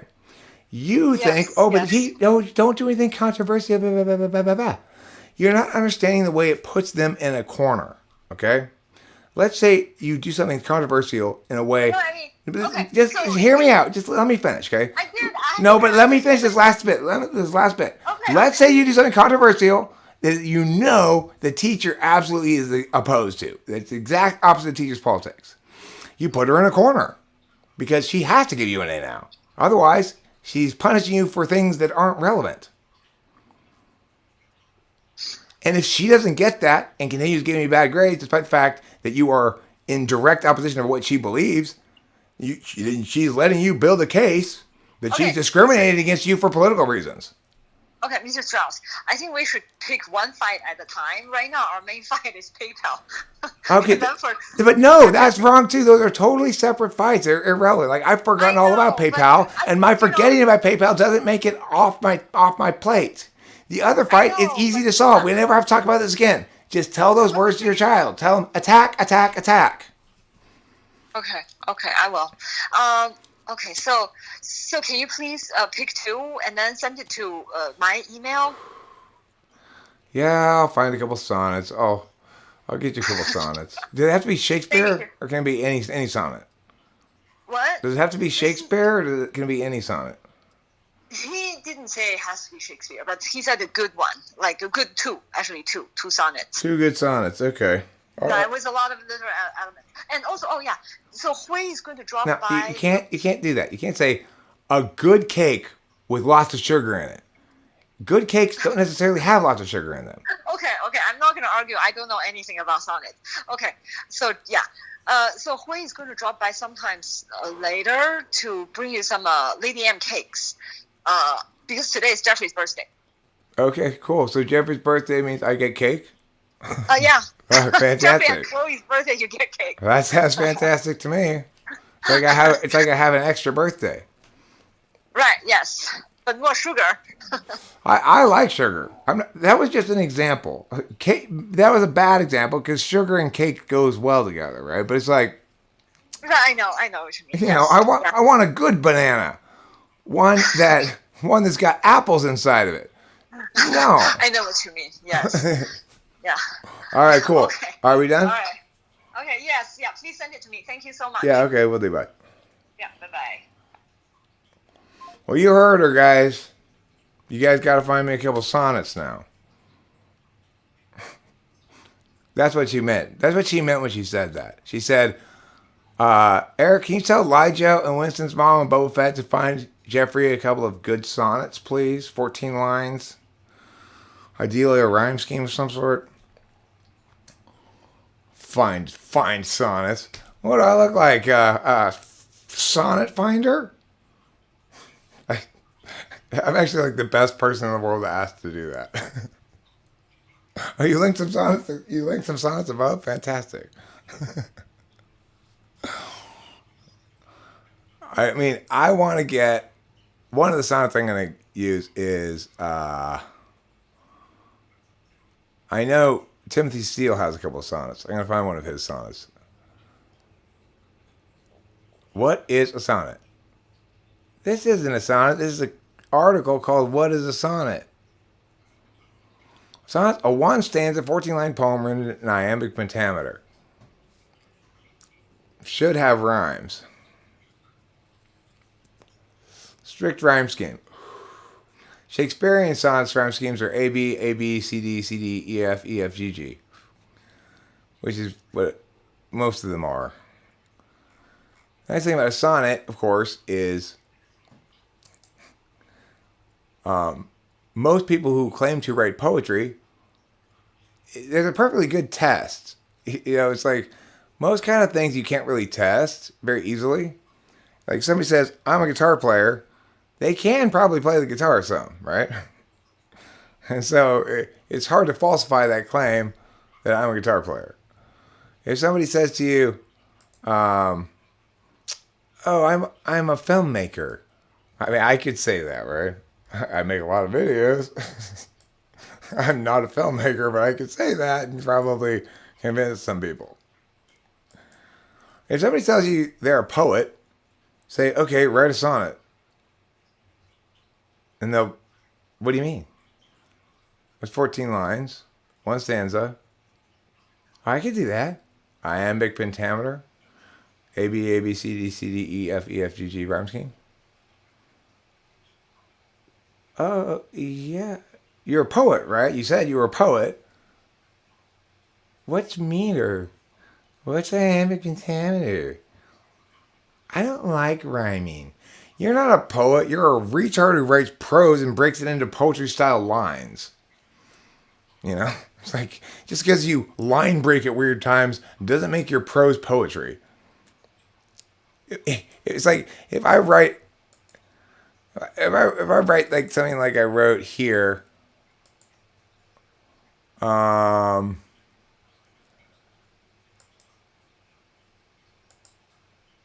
I wrote before, like here, if I write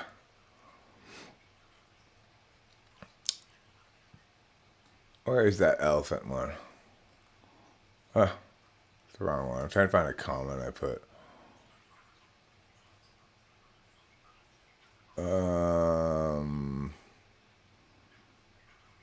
This one.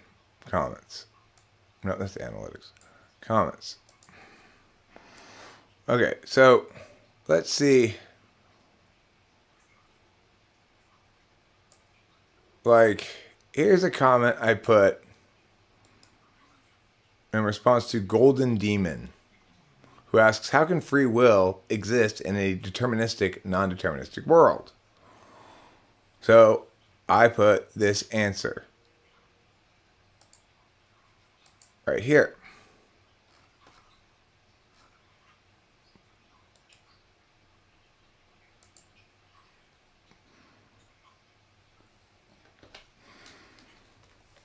That answer there is prose. Okay? This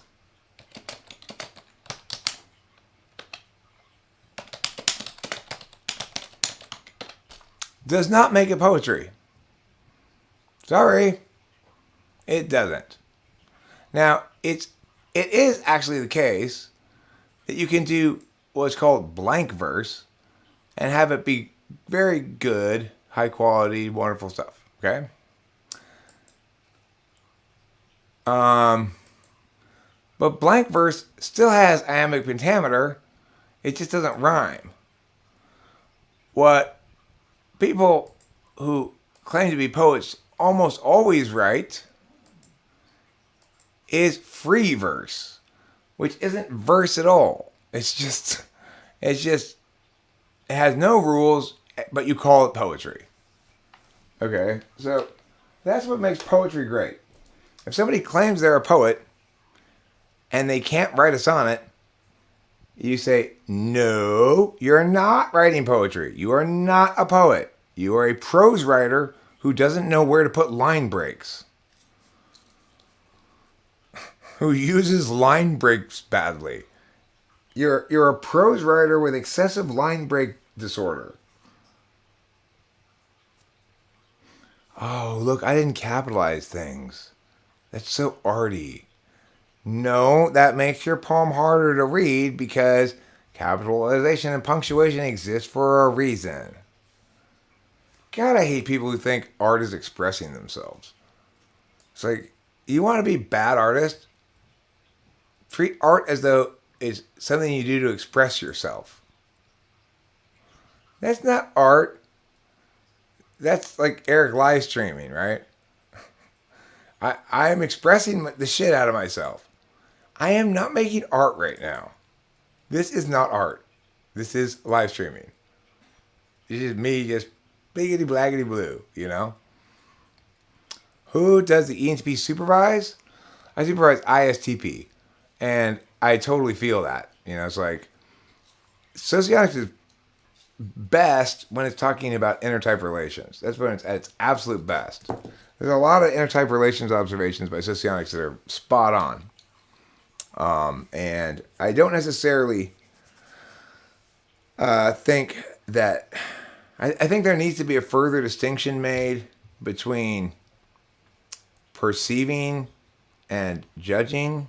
Like, in other words,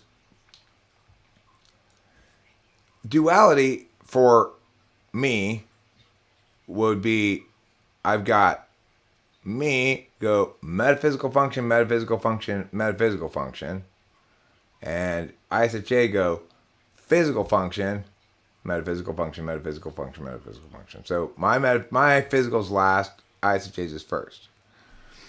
So, okay, that's duality with those two. Now let's look at duality with INTP and ESFJ. ESFJ has a metaphysical function first. So does INTP. And the fourth slot function, which purportedly duality provides, which is TI for ESFJ and FE for INTP, is something that can actually be provided by the other person because it's a deliberation and or interface function. In other words, it's a kind of attention one does to attain an outcome, either a status or make those people like me or schmooze the guy on the phone so that we get what we want or whatever, you know? Like those things link to outcomes and they link to outcomes via the same pair of communicative modalities. So yes, ESFJs can provide meaningfully FE for INTPs. Yes, INTPs can provide meaningfully TI for ESFJs. Not the same thing for NE and SI. Yes, I can be fed by somebody and somebody else can attend to my SI for me, right? But that's an ongoing process. So if you're going to be my SI caregiver, it's a maintenance job like a gardener. If you're going to be a TI provider, it's going to solve an open question and then your partner can take that and go forward with it and use it over and over and over again because it's a solution that's been rendered into a metaphysical object rather than an experiential habit or something. You will note also that the SI tool function of the ESFJ and the SI third slot function of the INTP are much closer together, are not that far apart, right? And that the ESFJ then has extroverted intuition in the third slot, another communication function. So the ESFJ has an absolute value of communicating ideas, which the INTP can certainly do, because they are a logical communicator. The ISFJ has absolute values of their own knowing of fairness. And that's not how ENTPs roll, right? It's like fairness is not linked to your own knowing. It's linked to universal knowing because I'm fundamentally a metaphysical type and ISFJ is fundamentally a physical type. Whereas with ESFJ and INTP, they're both metaphysical types. This is how it plays out across perceivers and judgers and all these pairings, right? So I really think socionics needs to account for the fact, if it wants to do a complete accounting of intertypes, and I'm not sure if it does, but that you kind of have to have a set of intertype relations for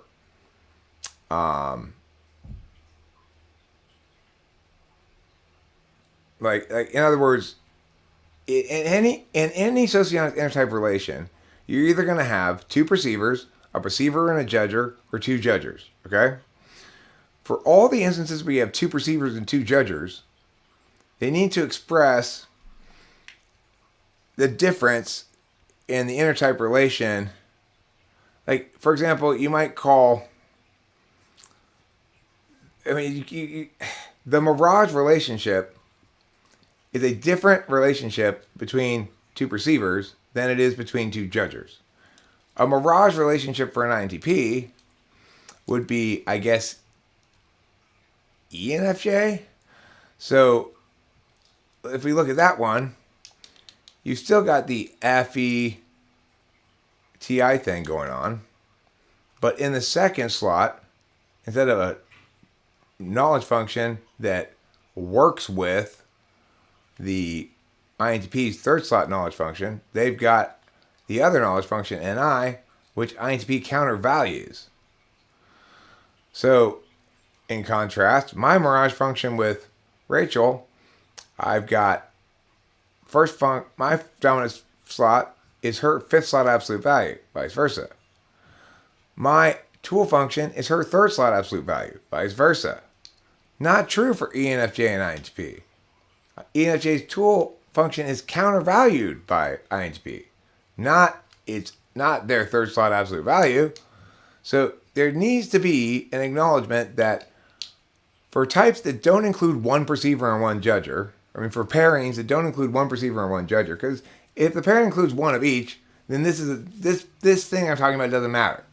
But when it includes two of the same, they have one name for a relationship, but it's really two different kinds of relationships, right? So my mirage relationship is a different kind of relationship than an INTP's mirage relationship, and it has different cognitive function dynamics because of the way that perceivers have the opposite kind of function on the opposite end of the pole, whereas judges have the same kind of function on the opposite end of the pole. In other words, if you're a TI Dom, you have a communication function in fourth as well. But if you're an NE Dom, you have an experiential function in fourth. Oh, this thing's not updating. Guys, I didn't see it. I'm sorry. I'm sorry. I didn't see. I didn't know. How much have I missed? So much. Let's find out.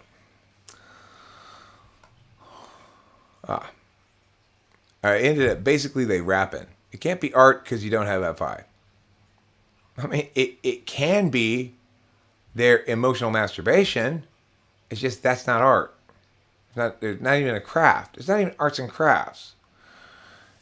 It's like a child who's gluing macaroni to a piece of paper is doing a better job of making art if he's trying to say something specific and express things ideationally than the most famous painter in the world who's trying to make a painting look like some is just trying to get their feelings out, because that's not that, to say I'm expressing myself is to say I'm going to pretend this object I'm making isn't an entity of itself, which it is. Who wrote it's beginning to look a lot like a Christmas everywhere you go. I don't know who wrote that song. The point is, that song is only nominally, in its most teeniest element, linked to whoever wrote it at all. The song is known by 1 million more people, 1 billion more people, 5 billion more people than the guy who wrote it. And no matter what you think of the guy who wrote it, how much you hate him or whatever, that has absolutely nothing to do with your relationship with the song. So, and this is also true in terms of, to a lesser extent, in terms of ideas. So it's like, it is true that you have a brilliant song, but if you put bad enough words in it, it's going to ruin it. Still, there's a lot more wiggle room there than you think. So Merle Haggard's just a white boy trying to find a way to do his thing or whatever. That song has lyrics that are correctly considered groupist now, but because of the way it expressed its groupism, because of this unique moment in history, and because I'm fluidly transracial, it's a great song to play. It's fantastic. It doesn't make anybody feel bad, and the thing is, we can't deny that sometimes lyrics are genuinely bad and ruin a song. So,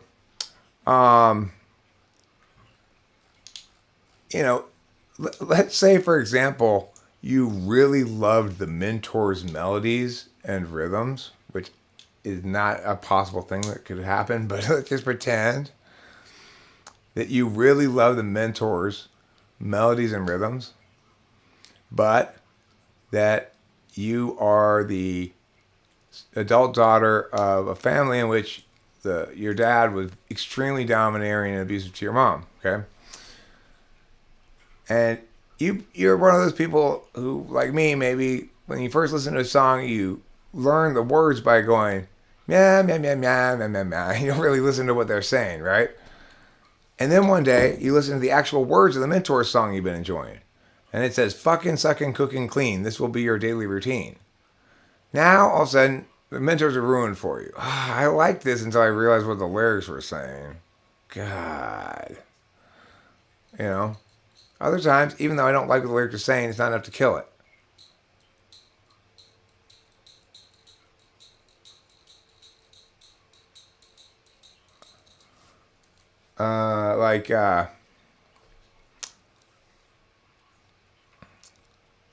What's a song that's got bad lyrics but it's not enough to kill it?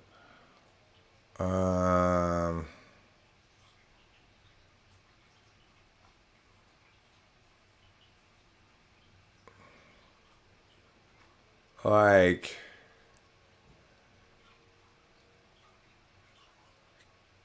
Cake by the Ocean. It's got bad lyrics. Those are dumbass lyrics. But it's a great song. As long as your dumbass lyrics are too NI, it's fine.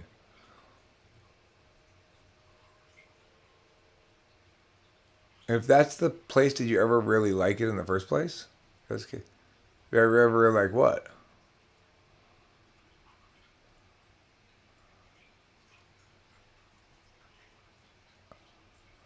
I mean, the thing to remember about socionics is because socionics claims to have multiple models, we can discount it as correct. It's not correct. Because socionics, if it were correct, would have framed that differently, right? It would have said, our first explanation was wrong in the following specific ways and needs to be replaced with this one. There is no equivalencies. You cannot use model meow in some circumstances and model meow in other circumstances, because at that point, you're no longer trying to map something. You're playing mapping games. Mapping games are fun, but that's not how you actually map things. Ooh, or we could taxonomy like this. Ooh, or we could taxonomy like this. Well, that's fine. Yes, it's true there are different ways to taxonomy a certain thing. But there's not different ways to model the mechanics of a certain thing. Okay? So we could taxonomy types into those that display behaviors like this, and those that display behavior like this, and those that display behavior like this, and that's all fine and well and good. If, provided, we begin that taxonomy by saying, note, these behavioral descriptions that we're making represent likely behaviors, or behaviors that are more likely to correlate with meow and meow than with meow and meow. Remember, however, this is no way to type anybody, because as an observer, I can only see what the other subject wants to present as a subject or fails to hide as a subject, right? But that comprises at most 1/3 of their being. They also are a knower of some sort, and they know things through certain frames of reference. And and what that means is, like, even though I'm not SI first, I'm a knower in a certain way. I note something, some example of something in front of me, And then I go, I wonder if that fits on this map. Whereas NI types go, this map rule is universally true, and either that's why that person is displaying it, or I wonder why that person is not adhering to it, you know?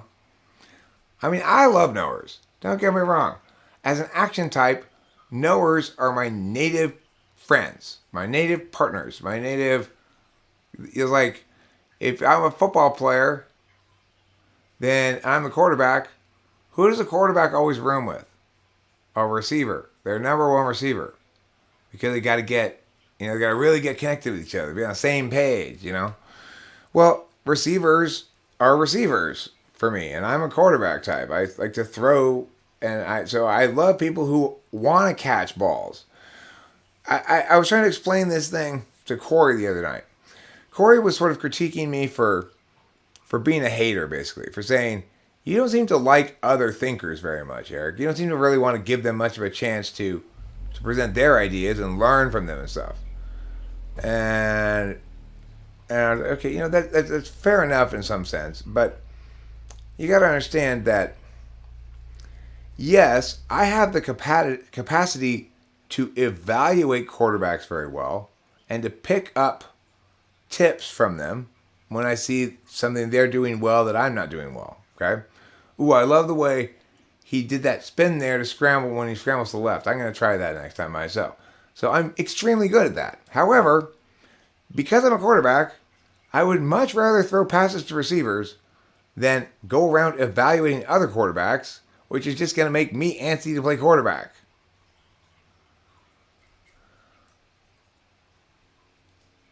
I was Terry Cloth, but I got tired of having an androgynous name. So now I'm Steve Cloth. Pure man. There ain't no girls named Steve.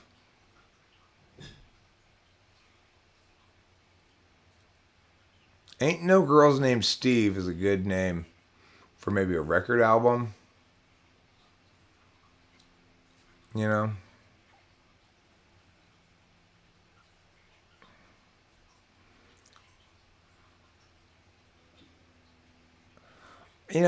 I'm so open-minded that even my ones and zeros are non-binary.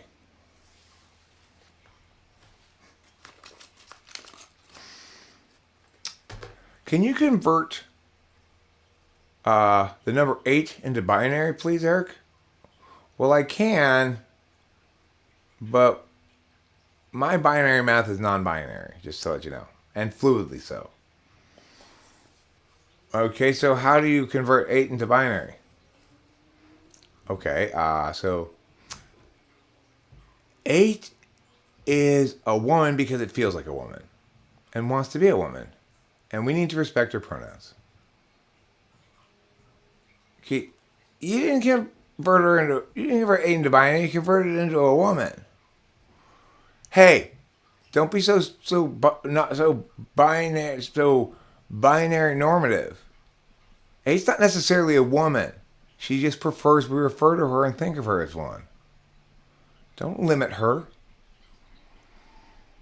Okay, well, can you convert 6 into binary?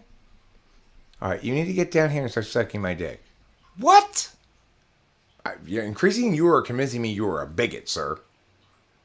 Discriminating, bigoted racist, homophobe. Now, if you're not, you get down here and suck my dick. Alright, fine. I mean, okay, fine. I'm not a homophobe.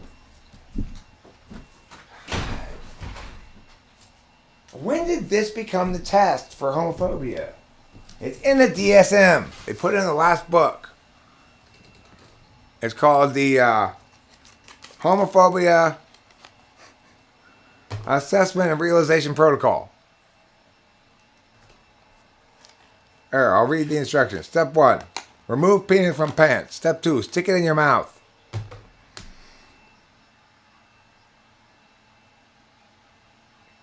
Listen, Skygear, 8 is only 1,000 in binary if it agrees with you about that. And right now it's not sure what it is, okay? it was 972 or something the other day, and somebody came up to him and was like, "Aren't you supposed to be 1,000 in binary?" And 8 was like, "Stop ontologically colonizing me, you motherfucker. Your logic, your right and wrong, is just an expression of the dominant male patriarchy paradigm. Okay? When you say I should have good reasons for things, you're just trying to impose your white maleness on me. Is that a good reason? Yes. So good reasons do exist then, yes? When I'm saying them. Obviously, you're a fascist. Your white privilege and fascism means you don't get to have things that say and they get to be heard and listened to. We already know in advance that your words are worthless. Okay, well, thanks for the lesson on non-binaries. Appreciate that. Off topic, if you want to share, I went down the rabbit hole a little bit. Scott Morgan is my therapist. He's a big fan of IFS, full circle. I did type police on him. Did I arrest him?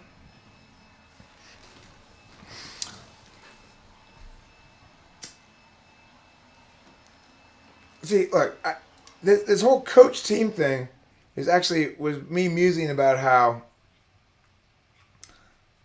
this is how we can make internal family systems, keep the good parts of it, but make it seem less gay. Instead of being an internal family, you're a football team, okay? And there's a party that's the coach. You've got a shitty kicker. And, you know, some of the other players are beating up on him. They're kind of teasing him. You got Ricky Incognito on your team, and he's a bully. As a coach, you need to step in there and protect your kicker, you know? This makes good sense to me regarding internal family systems, because it's like the way I was taught it was like you need to talk to some other part of yourself, and when I did do it, I realized the basic thing that was going on with me was the little kid parts of myself were very disappointed in the grown-up parts of myself for not protecting them. But they weren't like mad. They were like, Eric, you keep ignoring me, but I matter too. And I get it that you keep ignoring me, that's fine, but don't let her do this to me, says the little kid inside of me, you know, to me. That little kid it's never really my voice. My voice never speaks that little kid's voice. The little kid has to talk to me first, and then I get to talk about, say what the little kid has to say, you know? And that's my feelings, my subjective interests. It took me a long time and using internal family systems to learn that it wasn't okay that Kimberly continually hurt my feelings, even if she could defend the technical accuracy of a statement. Because my position was, and she gave me plenty of examples of this, all of our initial fights were this. Kimberly said something hurtful that's true, and my feelings really hurt. Well, she's right, I guess. Kimberly says something hurtful that's false. You can't do that. That's not true. Kimberly says something hurtful that's true. Kimberly says something hurtful that's false. You can't do that. That's not true. At some point, somebody needed to tell me the problem isn't the ones that aren't true versus the ones that are true. The problem is she's hurting your feelings. She doesn't care that the thing she's saying is hurtful.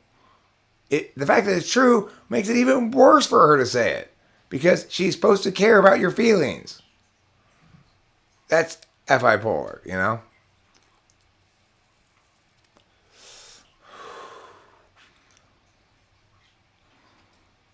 Well, unfortunately, Piss Pissed Alverson the team's just a metaphor, and the kicker's really just another part of me.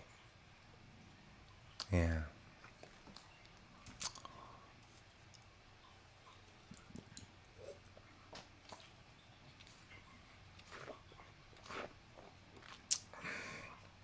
So, these are the things, like I said before in videos, every type is a complete moron about something.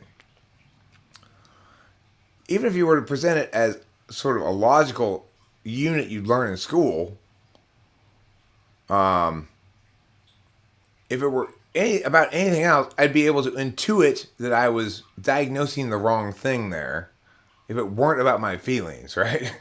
But, I mean, that's just how moronic I am about that. I will sit there and endure months and months and months of somebody continually trying to hurt my feelings and thinking the problem is not everything she's saying is true. My position was basically, if you say something true that hurts my feelings, that just means I need to work on that part of myself because it's weak. And so thank you for saying something that hurt my feelings that was true. If it's as long as it's something I could work on. Like if she were to say something like, you have a big ugly nose, I would go, okay, that doesn't qualify as the kind of true thing you can say and hide behind the fact that it's true because it's not something I can do anything about, and it seems as though it's intended simply to make me feel bad. But of course, most hurtful things that people say aren't that cut and dry, illegit. So, and that's an area where it's like, I can parse all kinds of things beautifully. I can't parse the difference between those things very well at all. Those kind of things I'm moronic about.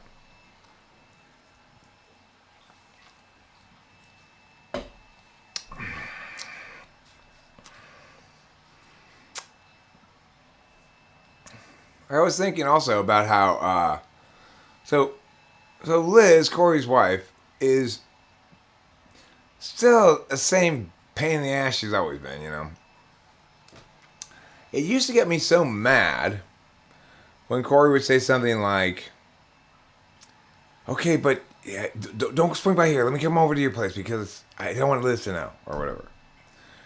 Because I would be all, but Liz does meow, meow, meow. There's no reciprocal burdens here. That's totally unfair. She needs to have my fucking foot shoved up her ass for her bullshit. It was my old response, right? And I was thinking, and I got an equivalent message from Corey yesterday, like, no, I'll swing by over to you. Don't come over because Liz, blah, blah, blah.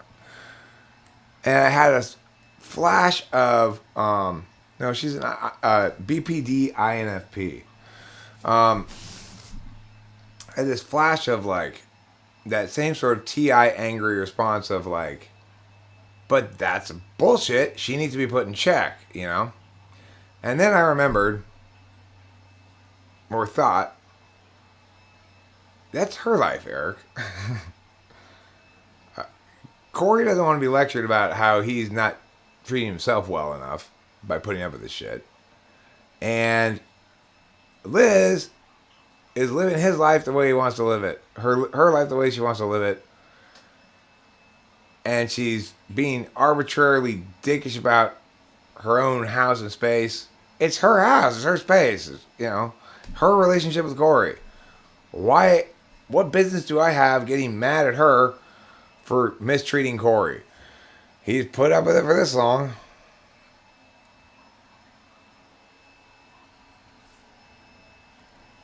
Well, I mean, basically what happened, now that I've started being friends with Corey again, and it's extremely gratifying to hang out with him, because I'm reminded how prior to YouTube, there was not a single other person in the world that I'd ever met who could have meaningful conversations with me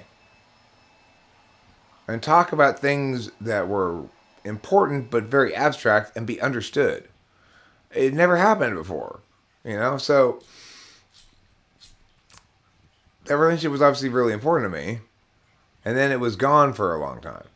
Now it's back, and it's actually back. It's not like, hey, yeah, we should be friends again. We're like calling each other on Signal and stuff, you know. So we're hanging out. We're if something interesting happens, I'm likely to call and be like, dude, Corey, check this out, or so we're like full on friends again. Okay.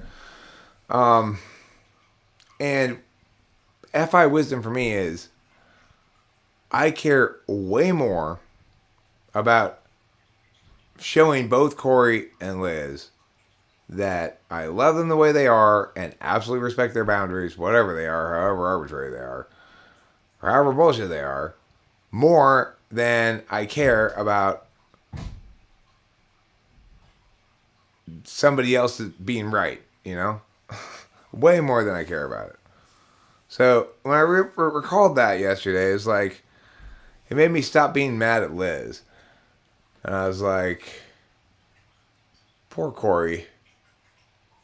Because that's the other thing is, let's say I were to express to Corey, why are you letting her do this? That wouldn't make Liz feel bad. That would make Corey feel bad.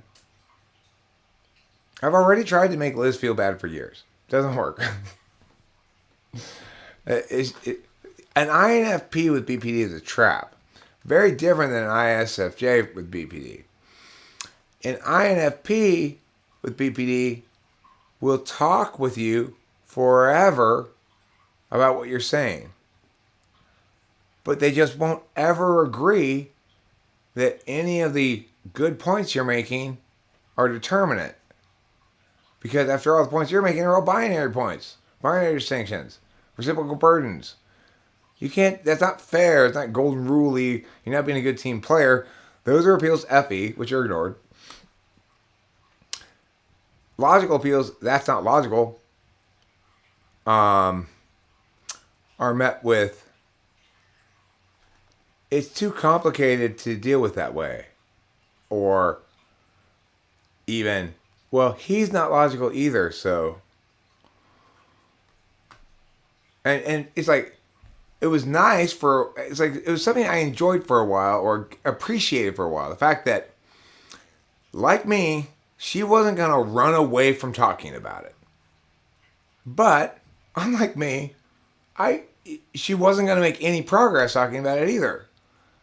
In fact, these conversations with me were emotional bonding experiences for her that she found very gratifying. If I were to actually solve any problem with them, she'd lose that.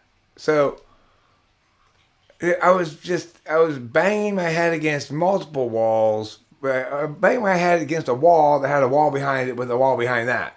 So even if I had gotten through the first wall, it wouldn't have done any good.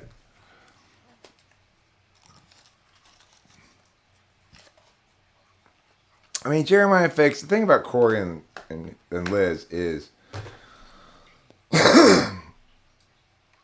he's ridden out all the worst expressions of that shit. She's not any better. She's still doing the same shit, but it's not at the same scale as it was, say, back in the early aughts when all of us were on meth. So the key thing here is he's got 2 kids with her, and they own a home together. They own it outright. He cashed in some of his crypto and paid off the house. He was telling me that the other night. He sees it basically as, this is my life. These are my family members. Liz is integral to that because she's the mother of my children.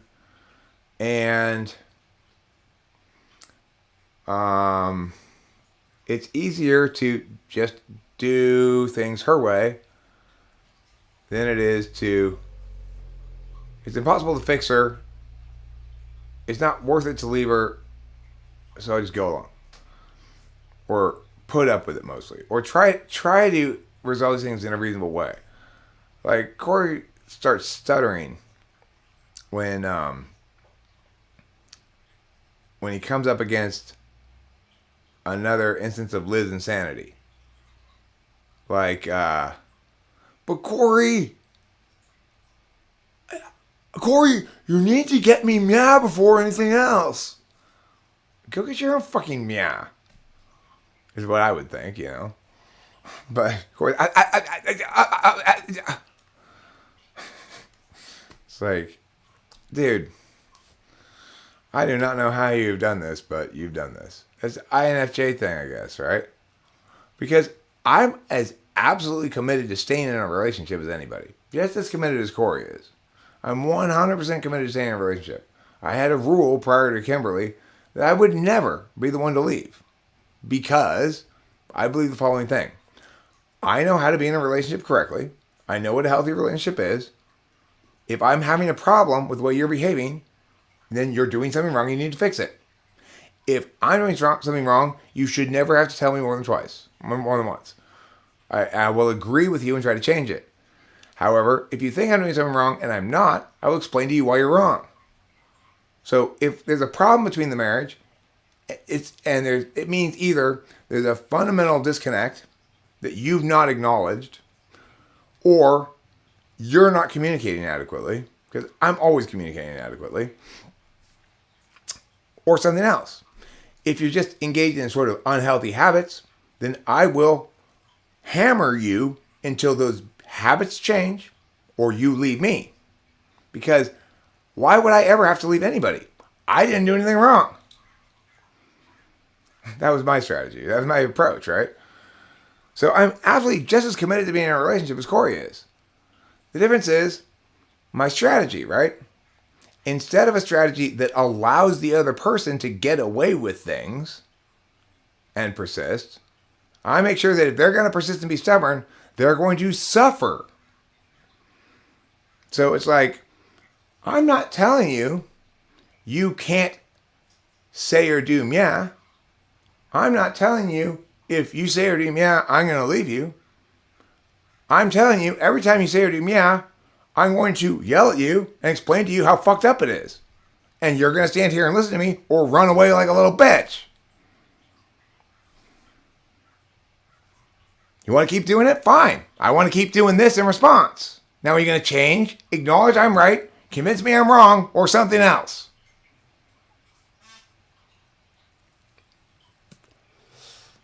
And sure enough, that works with any sane human being, right? Candace left me. Melinda left me. You know, the chicks who don't deserve me leave me because they display their not deserving me in ways that earn my just condemnation, and they don't like that. They don't like it when fairness is required of them, you know? Hello? Hello? Hey, good morning, Mr. Strauss. This is Police calling. What's going on? Hi, how are you? Fine. Yeah, so I'm actually getting some desserts. I can drop it off to you in about 40 minutes or so. So are you going to be home? Yeah, I'll be here. Okay, so I will come by sometime between 11:30 and 11:45. All right, cool. Cake for breakfast. Yeah, thank you. All right, thanks. Bye. Bye. It's like, okay. Let's talk about Jeffrey shit. Can you pick two sonnets for Jeffrey? It seems like you might go well, Eric, why would that bother you? What's the point? By picking two sonnets for Jeffrey, I'm conceding to Jeffrey's mom's framework that it matters, right? She's of the mindset that to get a good grade in English, he should pick good sonnets that support his ability to do literary interpretation, so the sonnets should have lots of literary devices in them. My point is, it doesn't matter what sonnets you pick. If you want to pick sonnets that are good because you want to read good sonnets, then maybe become a fan of sonnets. If you want to get a good grade in the class, then it doesn't matter what sonnets you pick. Right? You should still pick good sonnets because they're better than bad sonnets, but The idea that I can find you sonnets that maximally hit the teacher's desired outcome, I can't roll like that, you know? I cannot roll like that. I can pick you the best sonnets. I cannot pick you sonnets that are supposed to be good for some criterion by using that criterion when that criterion doesn't correlate with good. This whole like literary device thing fucking pisses me off. Oh, well, the teacher really wants him to discuss these literary devices. For fuck's sake, why? What does he have to say about them? The teacher uses juxtaposition to highlight the difference between this character and that character. Here's a symbol.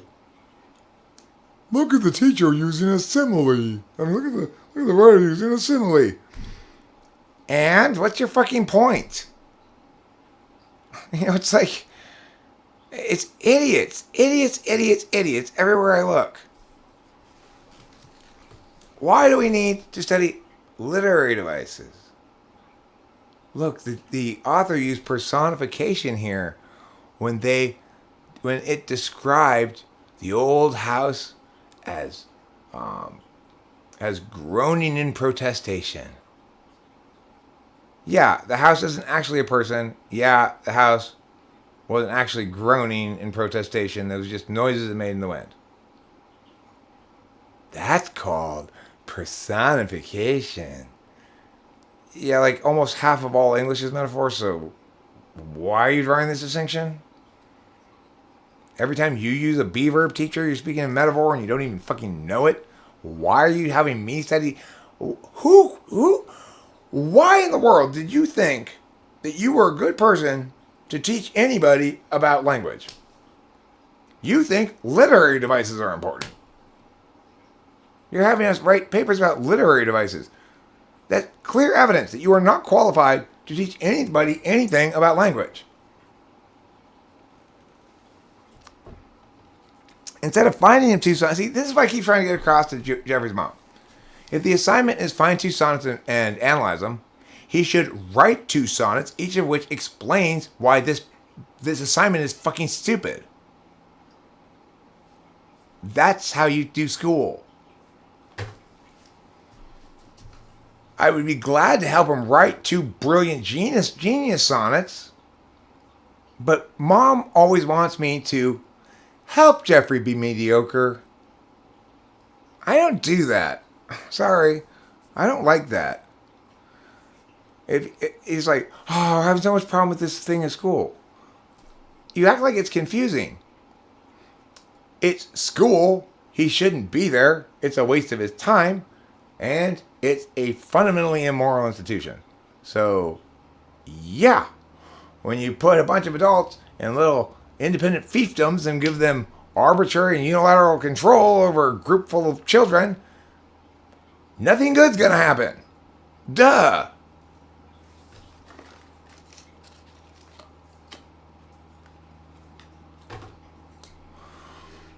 Good teachers are specialists. Good teachers are always specialists. And the reason they're teaching something is because they know the knowledge that they're going to go, they know exactly what they have to provide to the person they're teaching. They have a good sense of what the person they're teaching already has within them. And most importantly, they know why they're teaching it to them and how they're going to use it. That is 1% of education. At best. At best. To educate children properly, we would begin in first grade by saying, this is what this thing that you're at here is. Here's its purported goal or mission statement. Now, we're going to start with this mission statement as our first lesson in how to spot complete fucking bullshit, okay? Okay, first graders, are you all ready? So let's look at the mission statement of the school. To create lifelong learners and with a respect for citizenship, diversity, and yeah. Okay, so whether or not you're a lifelong learner, I'm not sure if that term means anything, but let's pretend it means somebody who likes to learn new things for the rest of your life. Everybody will like to learn some sort of new thing until they die. Whether it's just, I want to see the new episode of, yeah. So, in that regard, everybody's a lifelong learner. And if it's saying we want to create a whole bunch of people who are really interested in gathering more and more abstract ideas, well then, we are saying there's fundamentally something wrong with those of you who are censors, and that if we don't turn you into someone you're not, we've failed. So obviously our mission statement is bullshit. You know? Hey, Peter, no questions. No questions, please. In this classroom, we are lifelong learners, okay? So today we're going to talk about learning. We're going to talk about how important learning is and what it means to learn. So why are we here today, kids? Why are we here in school? That's right. We're here to learn. Not to make googly eyes at our friends. Lijo, please put that away. We're not here to make googly eyes at our friends. Lijo, why are we here? Oh, you in the back, Jeremiah. Because we have to go here? No, you don't have to be here. Nobody's stopping you from leaving. Oh, I can go? No. Sit down. Now listen. Nobody has to be anywhere, okay? The only thing we have to do is love learning.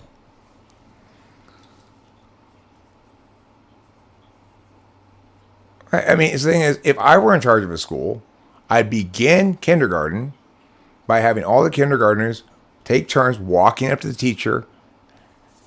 Go fuck yourself. Good job, Johnny. Good job. Okay, next one. Go fuck yourself.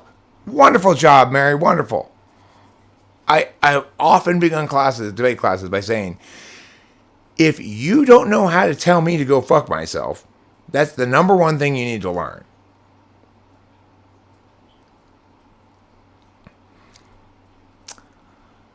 Lijo, listen.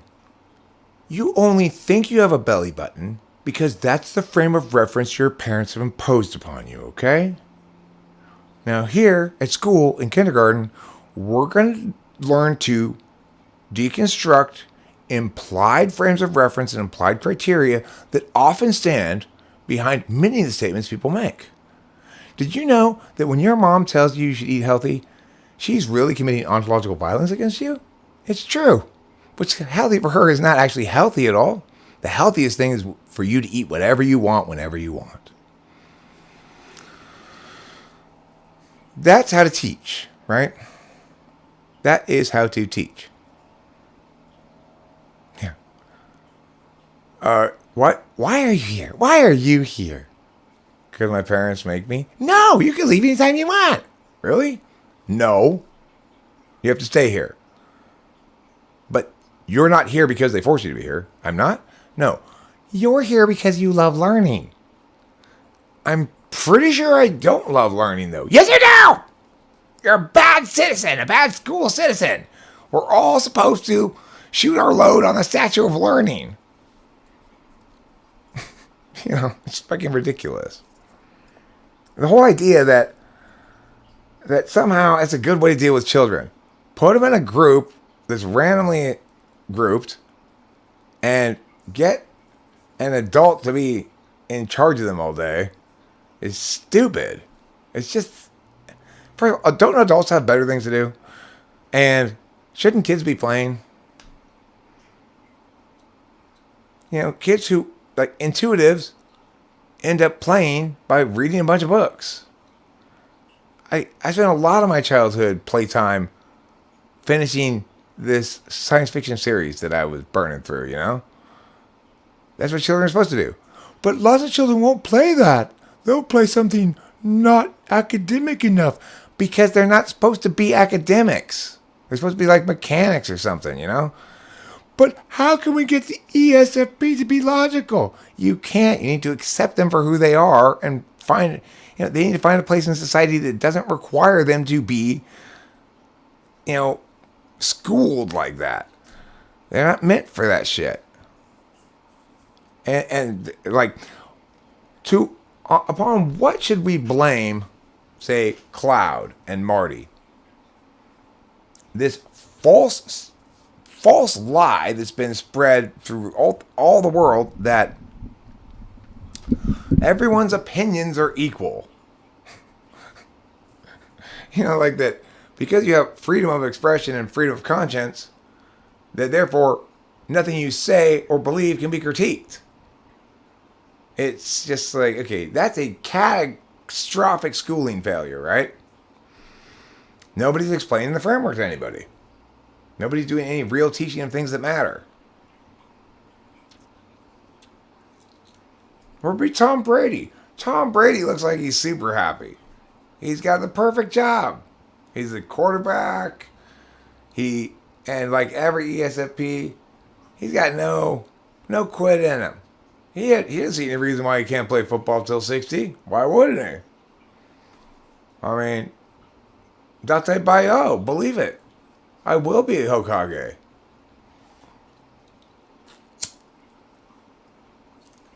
There's lots of things ESFPs can do that they're great at. Way better than me.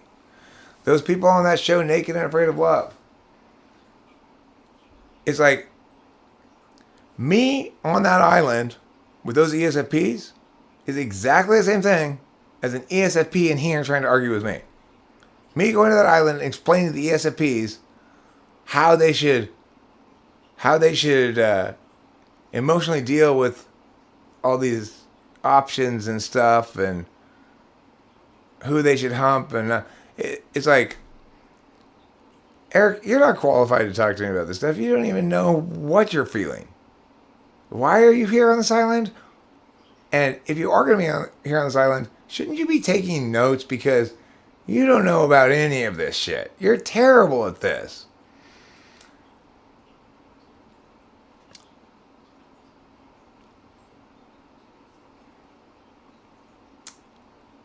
So that's what happens when people come around here without the right cognitive function stack, right?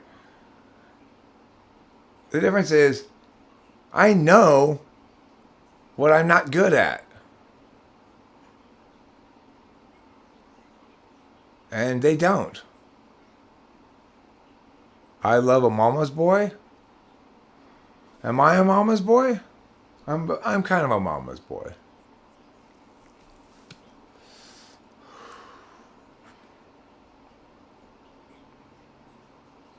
You know, I'm just a kid. You know, I'm still just a kid as far as I'm concerned.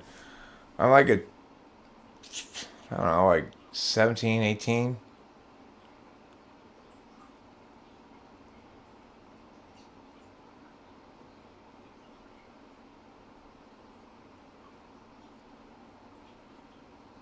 You don't know me.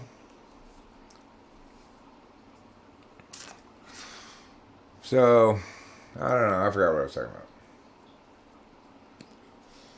about. I feel fine now, but I'm still kind of shaken by the fact that there was this missing chunk of time in which I texted Jeffrey's mom at 3 something in the morning. I think I've been up since then. It's like, but I don't remember really between 3 and 6 in the morning either. So, man, those things are, what is that, roofie? So I feel like I got roofied or something.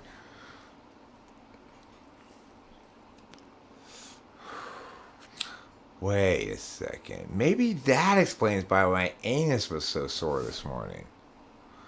Well, so not yesterday, but the day before yesterday, at noon I got up and I took a few Adderalls. Around 2 in the morning, which is like 14 hours later, I was feeling like just kind of like gacked out, you know, kind of tore up. But I still didn't go to bed. I stayed up all the next day too, which was yesterday, until like noon or something, when a friend came over and gave me a couple of Xanaxes. We had talked about him giving me a couple of Xanaxes like last week, and because I was kind of curious to try them, I was like, perfect. This is perfect. I'm feeling all tore up. Like, yeah, and I'll take this. It'll chill me out. So I took a 1 milligram Xanax, an official Xanax. There was no pegging involved. I was saying this blackout made me feel like I was roofied. But no, nobody anally raped me while I was roofied. It's fine. I wish my lucky day never comes. Anybody want to roofie me? Anybody? Anybody? No takers. So then I was like, okay, great. So I took the 1 milligram Xanax, and it didn't, because she had told me, I talked to her yesterday. I don't know if I talked to her on the phone or sent a text. Basically, she was blowing up my phone at 10:30 last night with like, emergency, I need to talk to you. Her emergencies are never emergencies, or occasionally they are. Like, the PayPal thing was kind of an emergency, but usually it's like, Jeffrey has to write a paper on 2 sonnets and he can't find sonnets. Have you tried Googling 2 random Shakespeare sonnets? Well, of course, from her perspective, it's got to be, she wants to find the right sonnets that are going to make the teacher happy. You got this whole thing backwards. You keep wanting to let them control the frame. It's like, the way to win shit is to win the frame. Don't let them operate under their frame of reference. Force them to operate under your frame of reference by pointing out that it's superior. Now you know why I want that TWFP meetup. You mean because I'm assuming people will bring drugs and give me some? That's it. That's part of it. Not the only reason. You know, I do want to see you guys. I don't just want to mooch drugs off of you. That's an ancillary. Those are totally separate wants, okay? I want to meet you. I want to know you. I want to hug you. I want to love you. And I want to mooch drugs off you. Totally separate things. You know, like Lijo's promised, she's sworn to me that if I invite her to the meetup, she's going to bring a full kilo of uncut Bolivian cocaine. So I'm holding you to that, Lijo. I am holding you to that, okay? I'm going to make sure it's This is Colombian! Take it back. Mostly the love us thing? Oh, I thought maybe you were saying I wanted to do the meetup so that I could get roofied. Are you... You know, it is so hard. On my dating profile, I say, I'm like,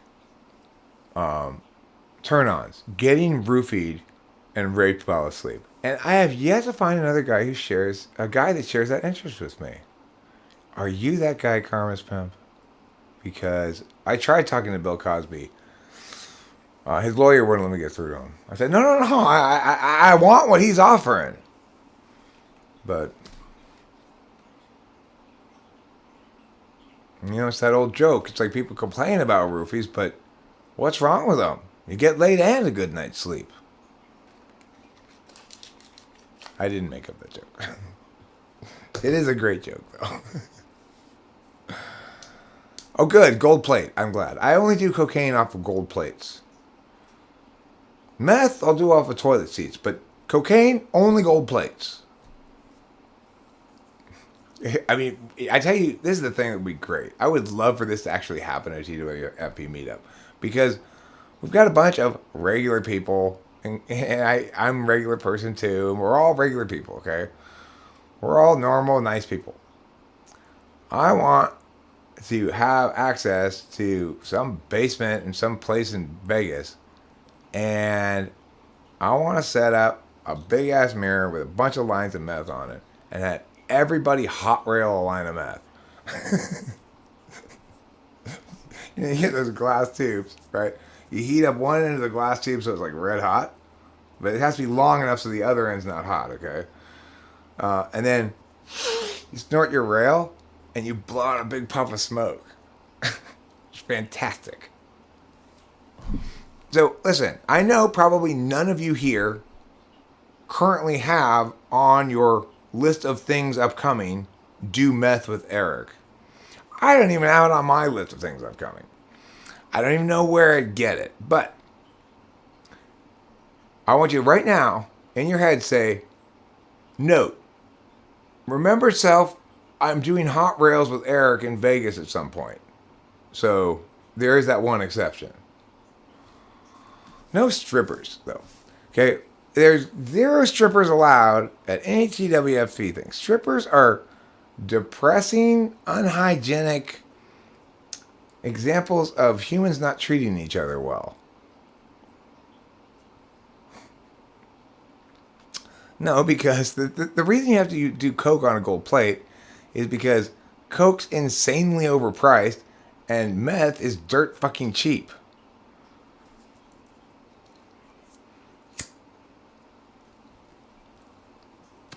You got to be seriously rich to have a cocaine habit. You got to have a job at AM PM to have a meth habit. It's like you get an 8 ball of meth. If I got an 8 ball of meth right now, I don't think I could consume it all in under 3 months or something, right? At the fastest I could consume it would be like 3 months. That's me smoking a lot of meth. For 3 months, I would get through an 8 ball probably. If I got an 8 ball of coke, it would be gone by tomorrow morning. Coke's like Whippets. It's like Rachel and Whippets. I'm not like that with Whippets. If it weren't for Rachel, I could keep boxes of Whippets around and occasionally do a couple Whippets. So last night after we got back from the Whippet store, and I was blacked, I passed out, I guess, here on the couch. When I got up at 3 in the morning, I remember what I did when I got up at 3 in the morning. I went inside the house. I said, "Did you finish all the Whippets?" Yes, she cashed that whole fucking box of 50 by herself last night after I was asleep. Before she went to bed. And she was probably only up for an hour. She just sat there, I guarantee you, and did all 50 Whippets in a row and then went to bed. So, no, there are no Whippets left for Eric. But that's fine. I've explained this to her before. When I make those sort of statements, I'm just joking around. Because I smoke way more cigarettes than she does. She doesn't ever smoke any cigarettes. So the fact that she does more than her share of the Whippets every time is fine. The reason I don't do that many Whippets is because I don't like them that much. They give me a headache after a while.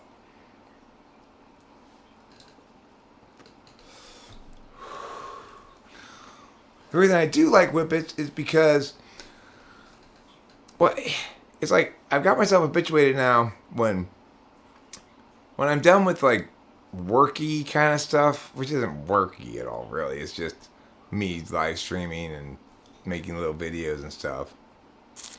Then I go, okay, I'm tired now, or I'm spent in some regard. I'm ready to sit down and watch cartoons. Because, I've got my various anime series that I either am watching or giving a chance to or returning to give another chance to. I've eaten all the low-hanging fruit on anime, so I'm having to dig around a bit. But regardless, whenever I think it's time to transition to cartoon watching, now I immediately think, ooh, let's go get Whippets. There's something nice about doing Whippets and bong rips together while watching cartoons as a cup of coffee.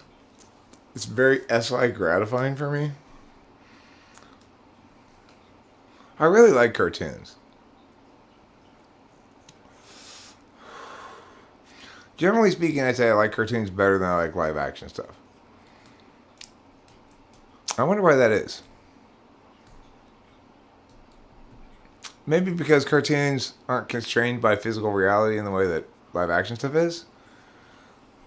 It's like live action movies, they have special effects to make it appear as though the normal reality constraints aren't impacting. But, well, here's an example of why I like cartoons better. If you've ever seen the movie Aquaman, you made a poor movie-going choice, like I did, okay? Or poor rental choice or whatever. Aquaman, the movie, is... I mean, I don't even know what to say about it. It was...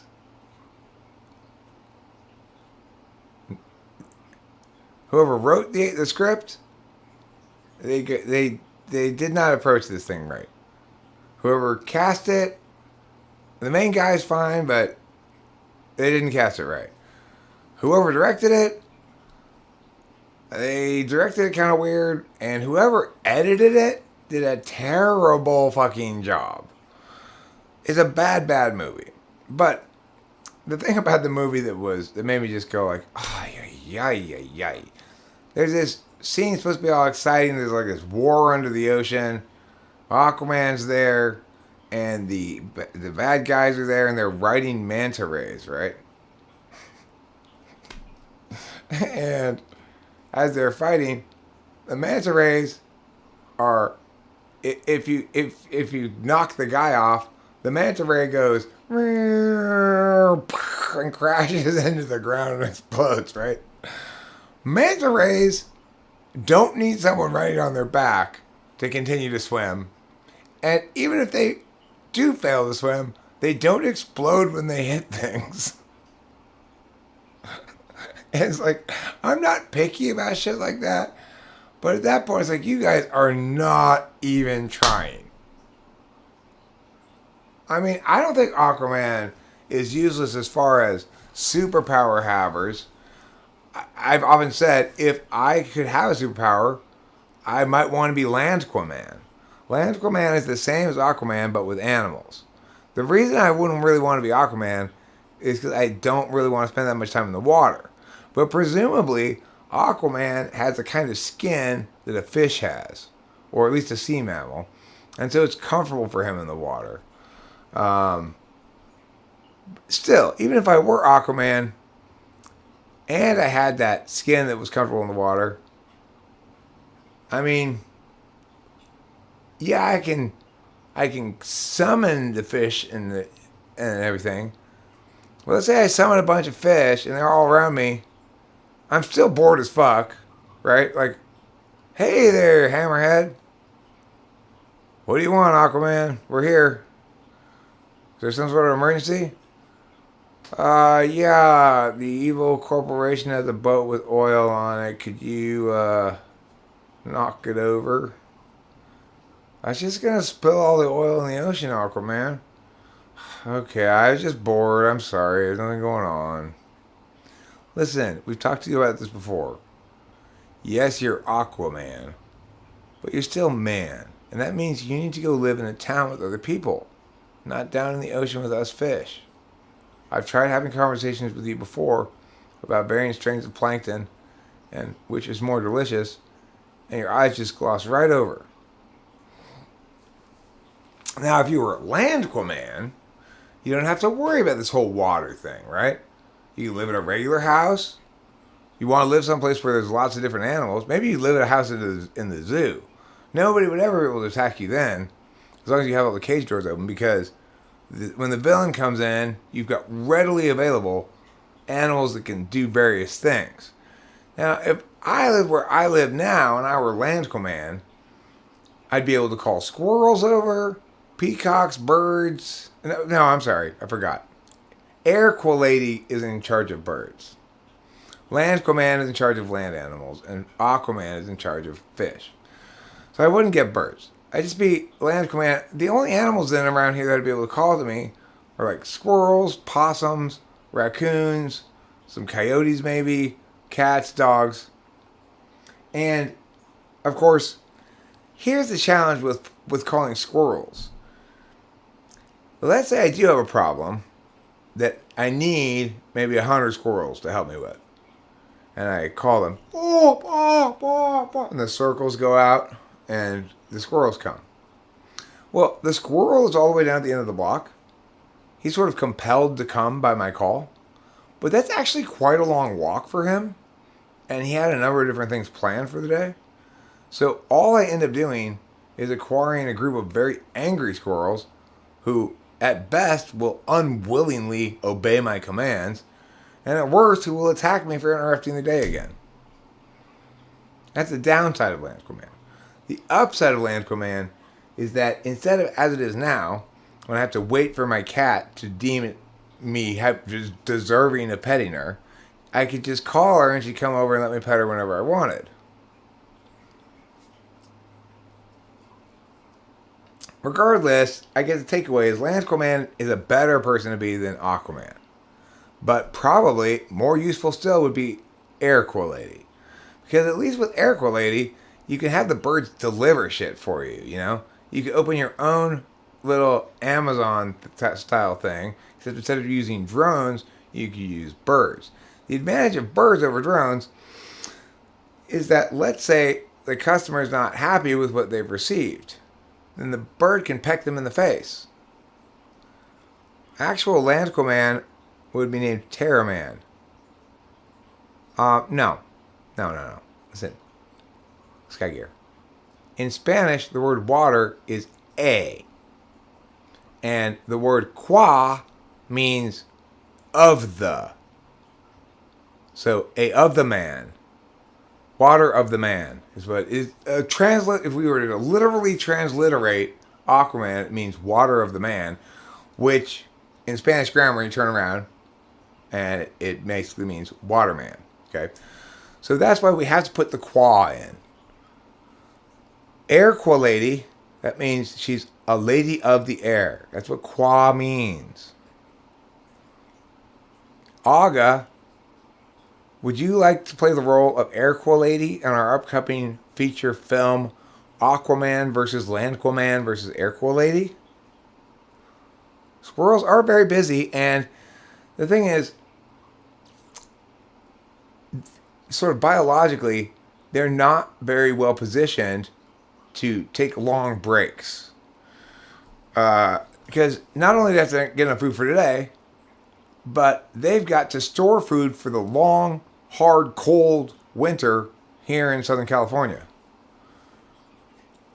They've got to pack a tree full of nuts and berries because in a month or two, it's going to be like 70 degrees.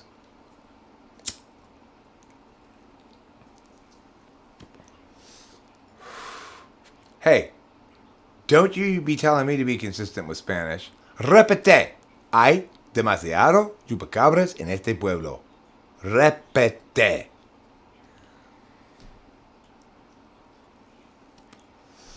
used to pick you to do the role of drunk. Did you get drunk as part of your method acting before the performance? I'm not drunk, I'm method acting.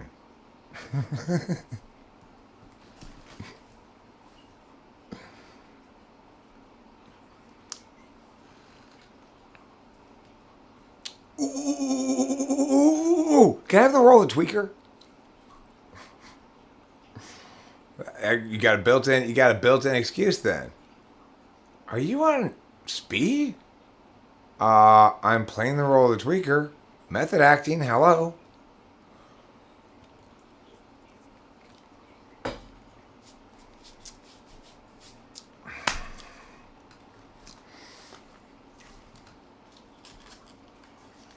So the thing I want to stress here, in addition to everything I've been saying, is it's really important, though people don't get this, to normalize this kind of shit. Almost nobody wants to tell everybody about how they used to be a meth addict and acknowledge to everybody, yeah, I mean, fuck yeah, if someone put a rail in front of me, I'd do it right now. Because, not because everybody thinks it's so awful, but because everybody knows it doesn't play on FE grounds, right? The problem is that there's a sizable percentage of the population that mistakes those two things.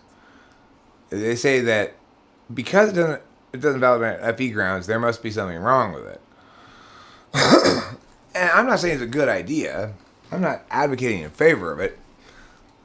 I'm just saying, you want to talk about a serious kind of groupism that deserves a lot of attention? It's not racism, which basically deserves no attention because it's bullshit these days. It used to be a problem, maybe, but not now. It's not sexism. Like when they asked that girl who won the skateboarding thing in Tokyo Olympics, what do you think about gender discrimination in sports? She laughed. There's no gender discrimination in sports. In other words, there are these huge advocacy movements or awareness movements begin once problems no longer exist. The actual problem is reduction of drug users to something subhuman. You shouldn't listen to Eric. He's a tweaker. I've heard that plenty of times. I'm not a tweaker. I do amphetamines, but I'm not a tweaker.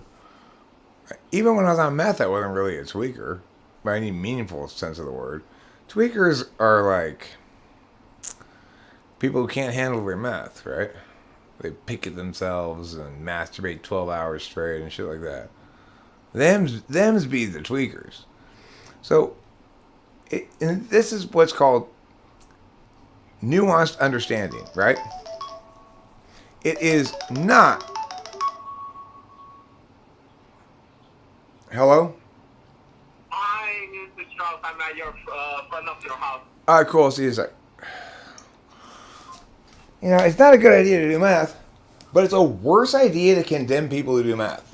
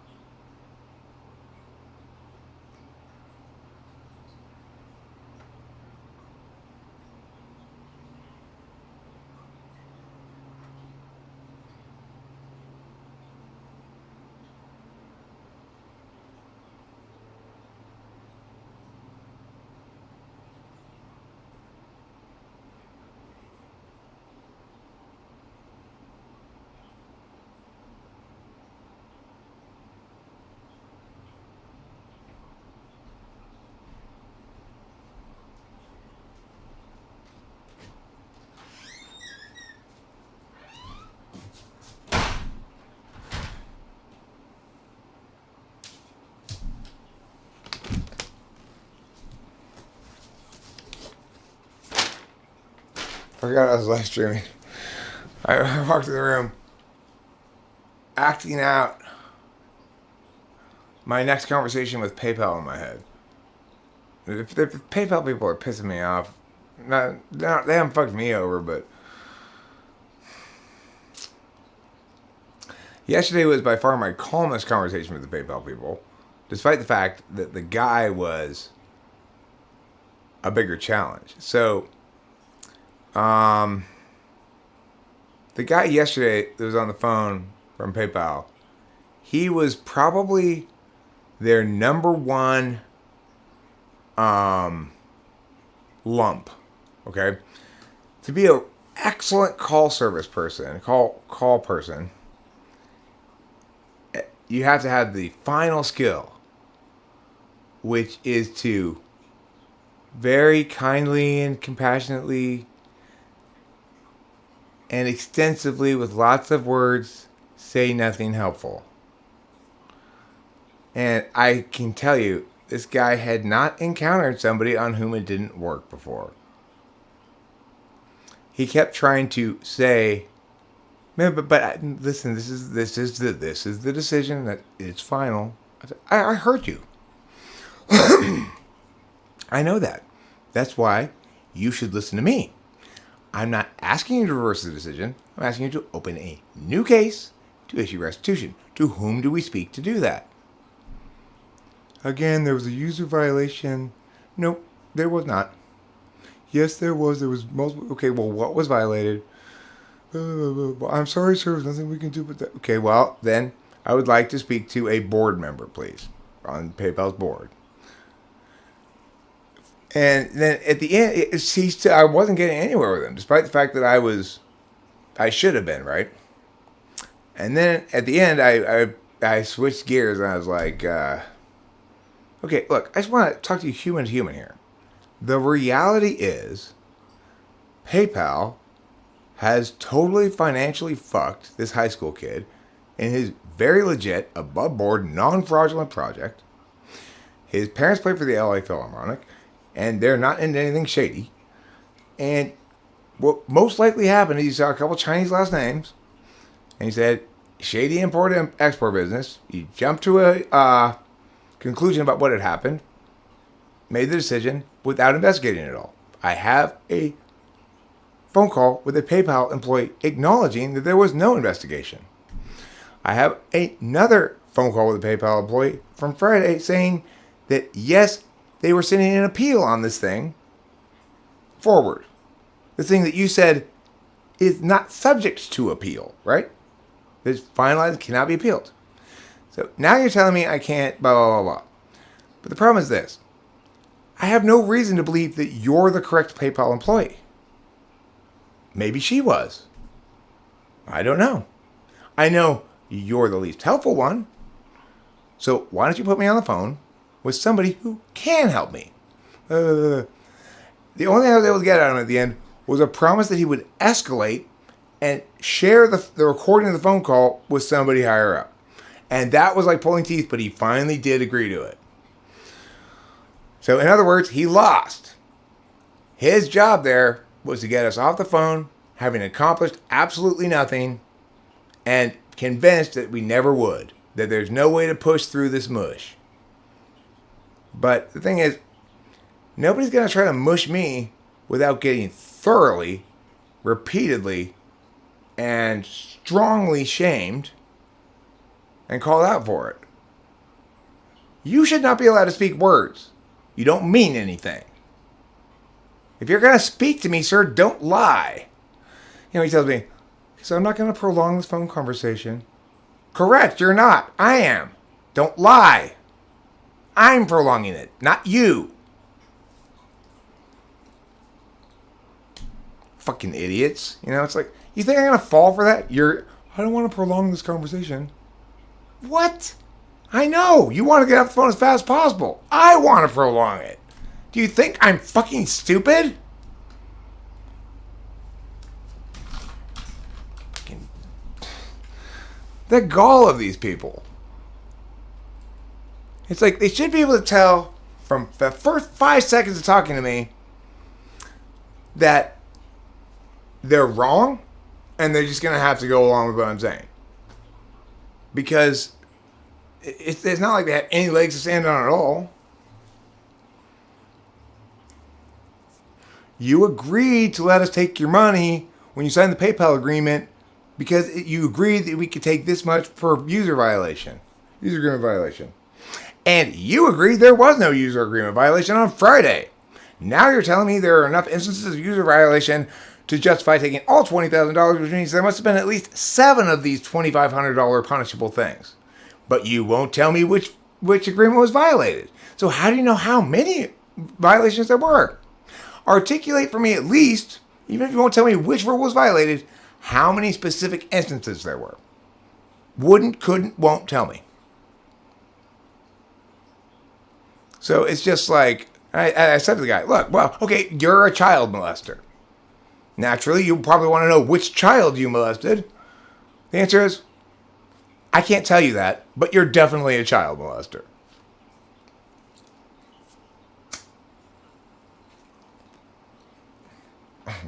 Maybe you shouldn't be slandering people with false claims that you can't support or won't support.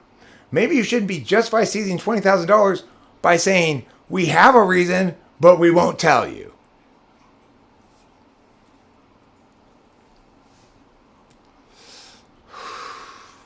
And the funny thing is, as we've had more and more of these conversations with PayPal, Jeffrey's parents are increasingly down with the idea of me just live streaming these conversations with PayPal, which sounds like a lot of fun, you know.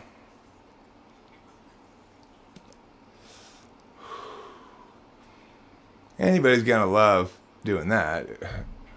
That's gotta be a lot of fun. I mean, maybe not fun to watch, but it's fun for me to do. Because at this point, I don't even have any sympathy anymore at all for any of these people on the other end of the phone. It seems like it's PayPal's corporate policy to, they have a good strategy they've used that I'm sure works on everybody. They read you long paragraphs of stuff that don't say anything. California has a one-party consent law. I'll have to check into that. I've done a little bit of research on tort in California and stuff. I've got a number of strategies in mind already to avoid the barriers to litigation that they have in place. Like, you know, one of the best things about California's laws, now this is only up to $20,000, but only up to $5,000. I think they raised it to $10,000 maybe. Small claims court. Small claims court does not allow the other party to bring in an attorney. Either party to bring in an attorney. The actual parties themselves have to go in and explain it to the judge. So I want to try to get the chairman of the board of PayPal subpoenaed to appear in small claims court. That would be fucking awesome. You see, it's like people think small. People think way too small. They think, it's not worth it, Eric, because, look, by the time you get your $20,000 back, you will have put in $20,000 of effort of legal bills or whatever. I mean, it's easily worth someone else's $20,000 if I could get the fucking corporate board of PayPal subpoenaed to appear in small claims court so I could shame him. That's easily worth $20,000. That would be fantastic. Ideally, I'd be able to live stream the whole thing. I'd ask the judge first, you know, hey, you don't mind if I live stream this, do you? I'm really looking forward to this thorough shaming I'm going to confer onto this asswipe over here. I'd love for everybody to see it.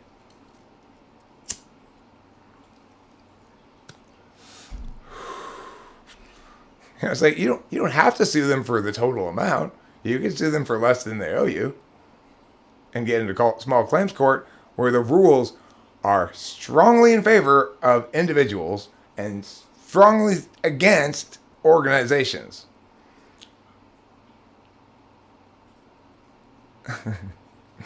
I mean, ain't no reason why I can't subpoena is that, you know, I can't, if I can get into a discovery, I can at least attempt to subpoena him. I can at least attempt to get the courts to subpoena documents from PayPal and stuff. I mean, the thing is, even if it doesn't work, now their legal department's working. And I don't know how their legal department works. Maybe they have them all on payroll. But they probably have other more important things to deal with. You know, I'm a big believer in billable hours. You know, when somebody else's attorney contacts me and says, blah, blah, blah, blah, blah.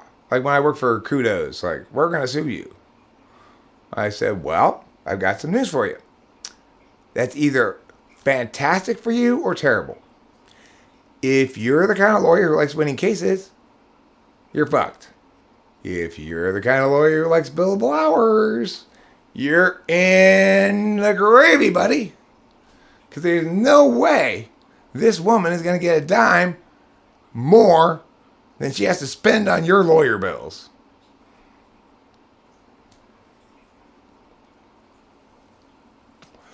They don't have to pay me shit. I can out-lawyer any lawyer I come across, and I don't charge $800 an hour. So that's the unique situation that puts what normally are fully defended institutions at risk. Because the normal mechanics things don't apply to me. I want to do this for fun and free, and I want to make YouTube videos about it.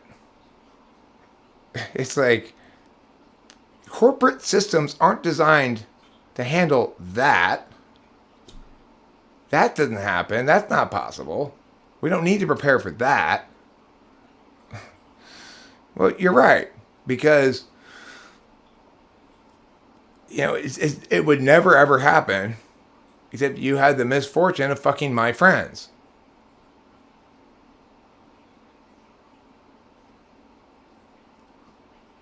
Well, it's not a criminal case. This is a civil case. So there's no defense, right? There's a plaintiff and there's a respondent.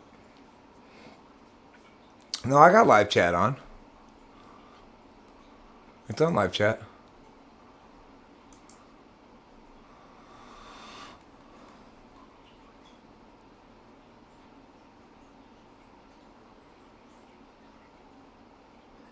So the thing is, this is the sort of thing where you can really see how cognitive function stacks determine a person's strategy and approach to things in general, right? Like,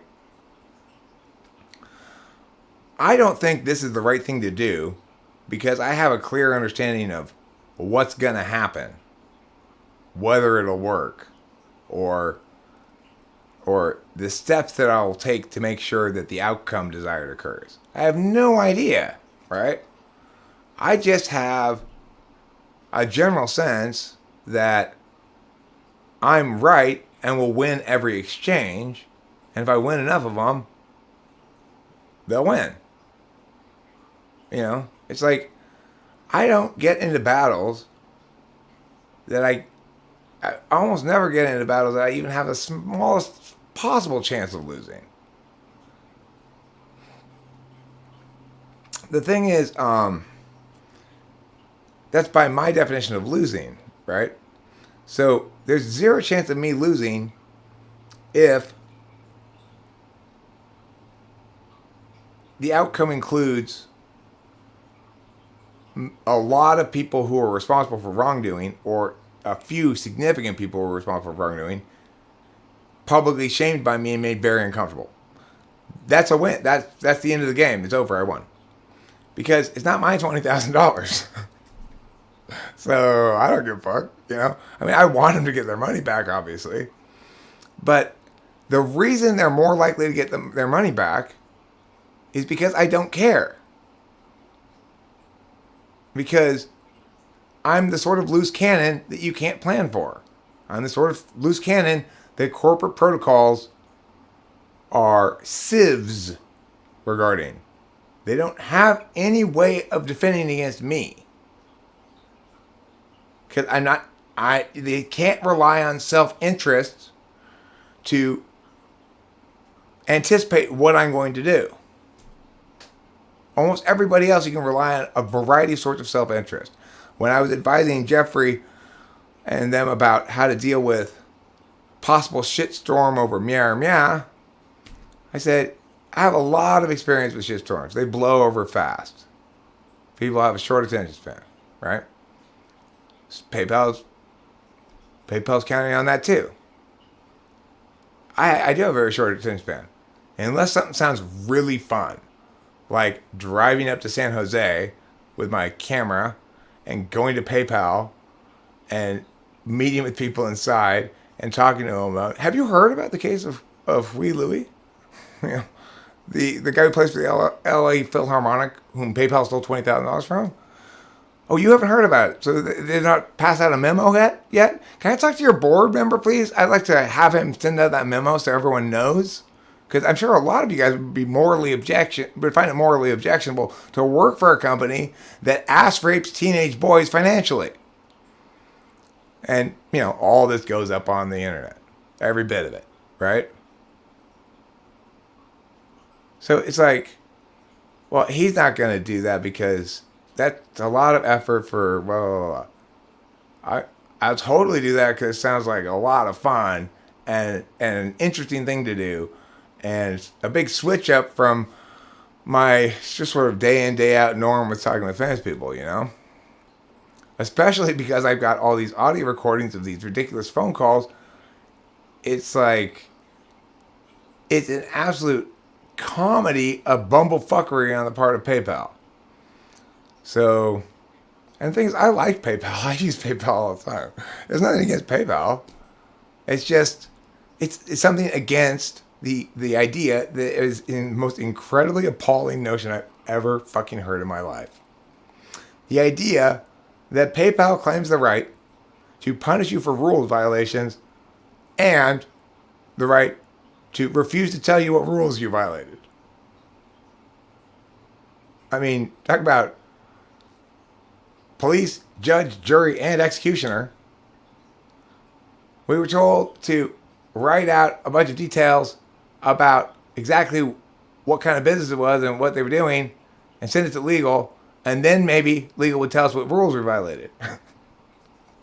It's like, oh, I see. So you have no idea what we did, and you're hoping if we articulate everything we did, something we articulate might have been a rules violation. You've got to be fucking kidding me. Of course, the thing is, PayPal people who are talking on the phone are used to those words they're saying working.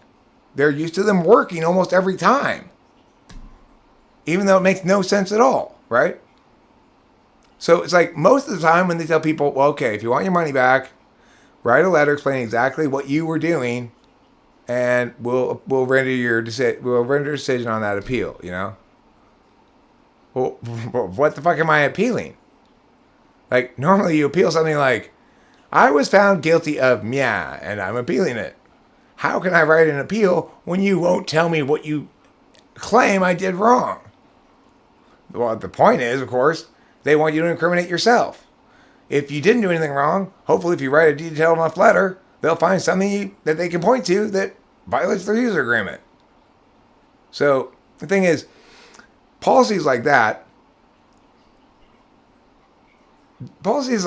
result in punitive damages. It's completely unacceptable. It's not legal business practices. I've had trouble finding any law that says banks can't simply keep their customers' deposits. They have to let the customer have access to their own money. I actually can't find a law anywhere that says that because nobody thought you needed that law, right? Well, obviously banks can't just keep all your money. But PayPal is a financial institution that has claimed that Jeffrey that agreed when he signed their user agreement or whatever that PayPal could charge him $2,500 of rules violation. Okay, let's say he did agree to that. He did not agree to be charged $2,500 for no reason, and you can't claim to have one if you won't articulate what it is.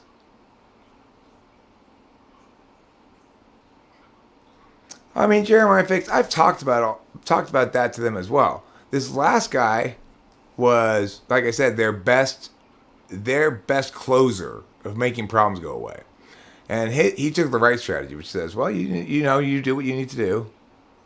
That's what you need to tell anybody who threatens to sue you. Go ahead, yeah, please, do what you need to do.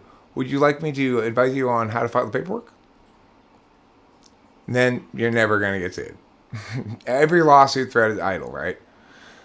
But I'm just mentioning how it's going to look in front of a jury. I never threatened to sue him. I will, but I never threatened to. I said, just think about how this is going to sound in front of a jury. When the jury hears how your corporation financially raped a high school boy, how's the jury going to feel about that? When I play these audio recordings of various PayPal employees misdirecting, giving contradictory answers, promising things that the next PayPal person disavows, it'll be obvious to anybody that the only possible explanation beyond malfeasance is a sort of abject incompetence that can only occur through the willful blindness of the leadership. So, one way or another, this fucking institution is going to pay restitution to these people. I don't want to have to go hard. I kind of want to, but for sake of argument, I don't want to, okay? This can easily be resolved. All you need to do is connect me with an actual human being with actual decision-making power who will actually evaluate this case on its actual merits because they have heard what I say and it is true and they are unwilling to lie to themselves about that.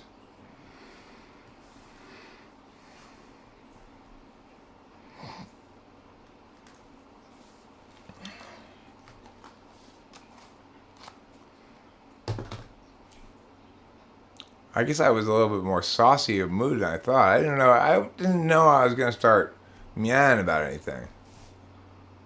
Sonnets. I gotta find sonnets. Do you see why that annoys me? Because it pretends as though it matters which sonnets he has. That's why it annoys me. He should pick the worst 2 sonnets he can find and be like, well, I didn't want to waste my time trying to find sonnets with literary devices because that's such a poor idea in general. So to make my point, I chose the worst 2 sonnets I could find. Since I have to waste my time doing this bullshit, I should make sure you don't enjoy your end of it. That's how you deal with school. You know, it's like always attack the frame. If the teacher is telling you, no, you do it like that, then check to see if that makes sense. If it doesn't, then you do the assignment, except instead of the assignment that you're assigned, the assignment is why you were unqualified to educate children. And you attack. Nobody else should control the frame but you, if you're right. And the idea that you can is a good idea to try to meet the terms of a wrong frame, that's why evil persists in the world.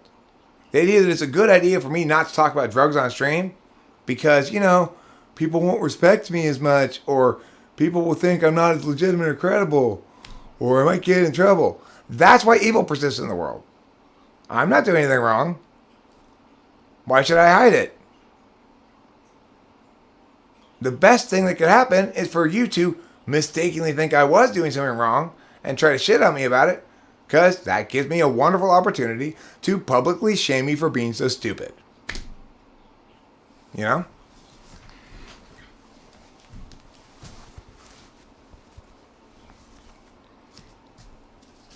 Well, that's why I'm telling PayPal I don't want to go hard. You gotta tell them that, because then they're like, okay, look, this guy wants to have a reasonable cooperative resolution to this.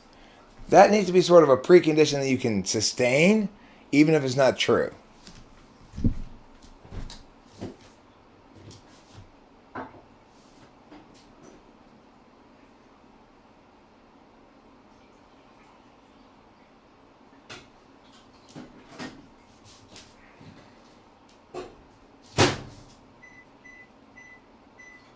And the other thing is, dealing with PayPal like this is more like a debate than it is like dialectic, okay?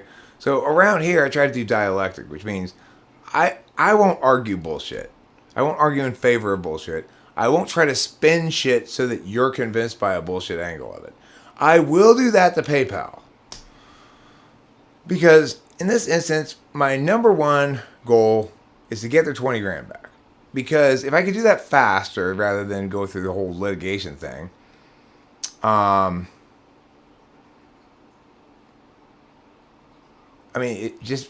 ego gratification is easily worth the time put into it.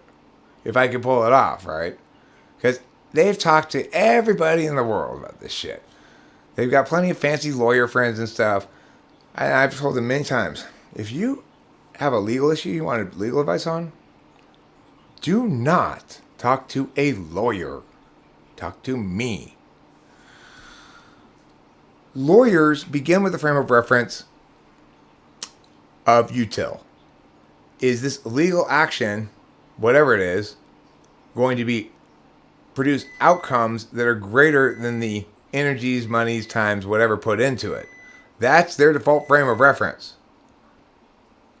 And that's why there's so much injustice in the world, right? People need to do things on a matter of principle. As a matter of principle, or at least because they want to have fun. You can't. Otherwise, you've made justice a hoard of money. It's like if there's any institution in the world that needs all the people in it to line up in a room and have me go in there and yell at them all and scold them and tell them why they're doing things wrong, it's the entire criminal justice system. You didn't even leave the police out. I don't even need to lecture the police. The police, that problem's been solved now, basically. The police aren't really corrupt, and whether or not they're racist is irrelevant. The point is, they no longer think they can get away with shooting people. So, great. That's been solved. Prosecutors, judges, and other assorted court employees all are working in an accountability arena that should demand of anybody associated with it at all the completion of a substantial amount of framework to explain why this thing exists, why they're there, and what their job is. What would constitute an immoral execution of the job and what constitutes an immoral execution of the job. The criminal justice system is fundamentally linked to morality and justice. So nobody should be working in the criminal justice system who does not have a thorough and deep understanding of the framework issues regarding it. Otherwise, they are just abdicating their moral responsibility. They're just abdicating it entirely. If I were to become an attorney, and I have no doubt that I could probably pass the bar without even going to legal school, but law school, but maybe not. But I might have to take a couple of classes, but basically I could probably pass the bar right now. If I were to become a lawyer, I would definitely and only be a public defender, because that's where all the injustice is. What percentage of people who've been charged with a crime and have a public defender see a jury trial? What do you think? Anyone want to guess? What percentage of people who are charged with a crime and don't hire their own attorney get a jury trial? Less than 1%. Less than 1%. Because prosecutors think their job is to get the accused to plead guilty and avoid a trial. Talk about fucking back-ass words. The prosecutor's job should be to prosecute the guilty to the fullest extent of their crimes, and either succeed or fail accordingly on the merits of the case. Instead, prosecutors think their job is to pressure the accused with a bunch of specious charges unless they take the plea bargain. In other words, prosecutors have got their job exactly backwards. Their job is to prosecute criminals or accused in court. Now they think their job is to not go to court. We have prosecutors, it's less than 10%, way less. It's the total number of cases that see a jury trial of criminal cases is under 8%. And if you narrow that down to those who have public defenders, it's much lower than that.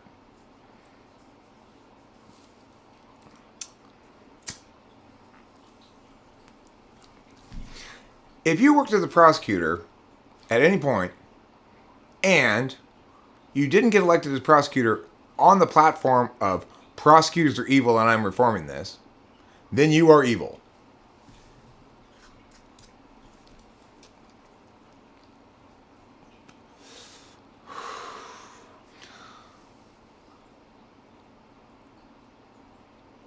Okay, so Elise says 2% total cases go to trial.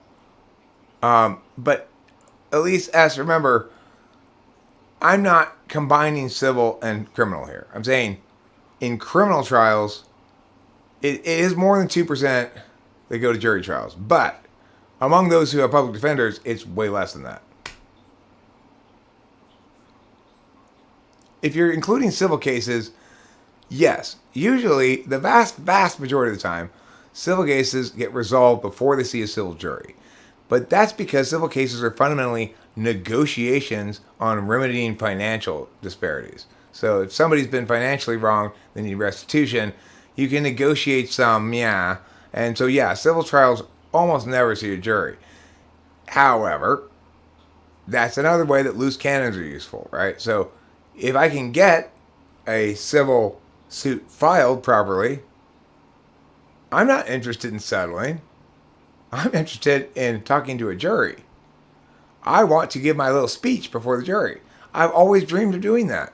It's my life's dream to stand up and give a closing statement in front of a jury and explain to them how these fucking scumbags need to be held accountable. So, I mean, I'm sure we'd end up settling if they offered them something. It would be up to Jeff's family, not me. But as their advisor, I'd be telling them, no, don't take the deal. Don't take that offer of money. Let's get them for $500 million.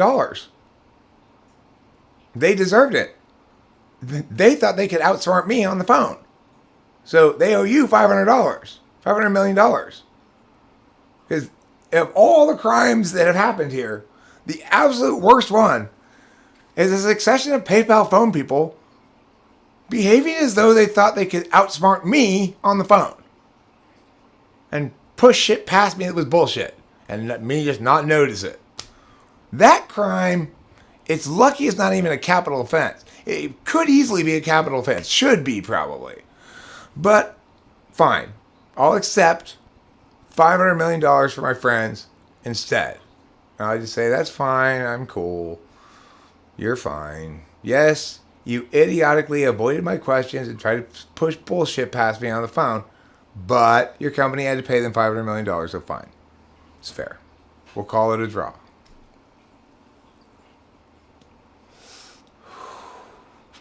We did this topic, at least, 2 years ago.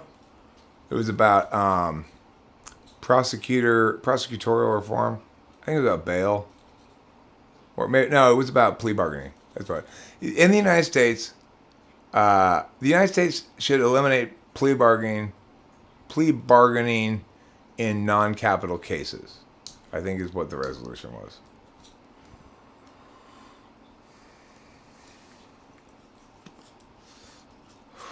Well, we have to have plea bargaining. It greases the wheels of justice. No.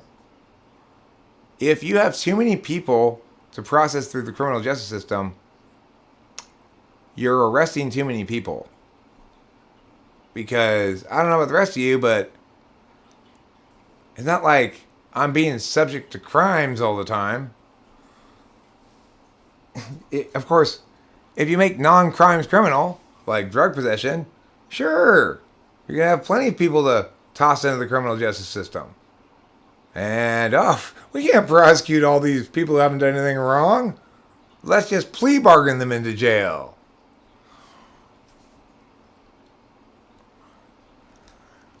And the thing is, at least, I agree that teaching the Constitution is important. But that's not enough, right? So, here's one of the biggest challenges that we have in teaching constitutionality. People don't understand why the Constitution is important. The Constitution is important because it's the law, it's the framework, right? It's the framework that by which we can determine whether legal matters happening underneath that framework are legitimate or not. You have to have a framework to determine legitimacy. It's impossible to determine legitimacy without a framework. So the Constitution is the framework. But the problem with teaching the Constitution is it's not really treated as a framework in our legal system. So if you have a bunch of teachers teaching the Constitution, you're going to get Lefty Lisa, who, when she teaches the Second Amendment,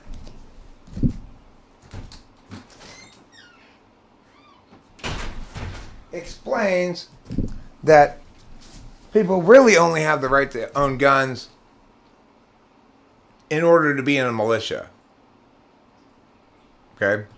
Because that's how she'd like to interpret it, right? That's not what the language of the Second Amendment says. It says, a well-regulated militia being necessary to the security of a free state, the right to bear arms shall not be infringed. Right, so some people can emphasize the well-regulated regulated militia. But the problem is, we can determine what sentences mean definitively. It's not gray. A well-regulated militia being necessary to the security of a free state is what's called a nominal absolute. It's a modified noun that precedes a sentence but isn't grammatically part of it. It modifies nothing within the sentence. So any honest reading of the Second Amendment acknowledges that that first clause has nothing to do with what the Second Amendment does. It's an unnecessary explanation at the beginning of it. But it doesn't matter why the people who wrote that indicated clearly that the right to bear arms shall not be infringed.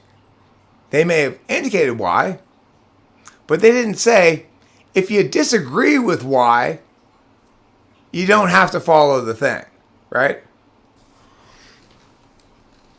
In other words, a well-regulated militia being necessary to the security of a free state. That part can be true, false, have no truth value. It doesn't matter because it's grammatically unrelated to the part of the Second Amendment that says how the government should be constrained. So anybody who tells you that no, there's no individual right to own firearms, only if you're in a militia, they have chosen to ignore what the words mean and the grammar indicates because they don't like that. They don't like that reality. But, I mean, of course, my position is, then say that. Unfortunately, the Second Amendment guarantees a right to bear arms for each individual. Because this first clause is just a nominative absolute, it's not grammatically related, it doesn't modify anything, it doesn't limit the limitations the Second Amendment puts on the government.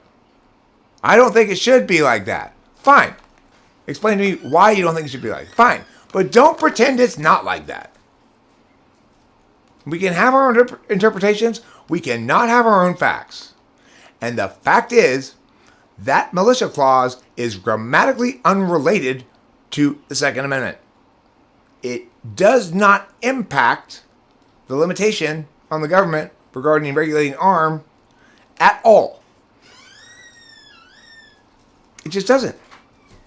It's like if I say,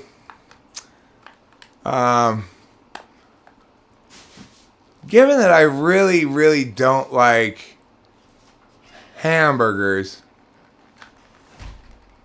no person may bring poppy seed buns into this house.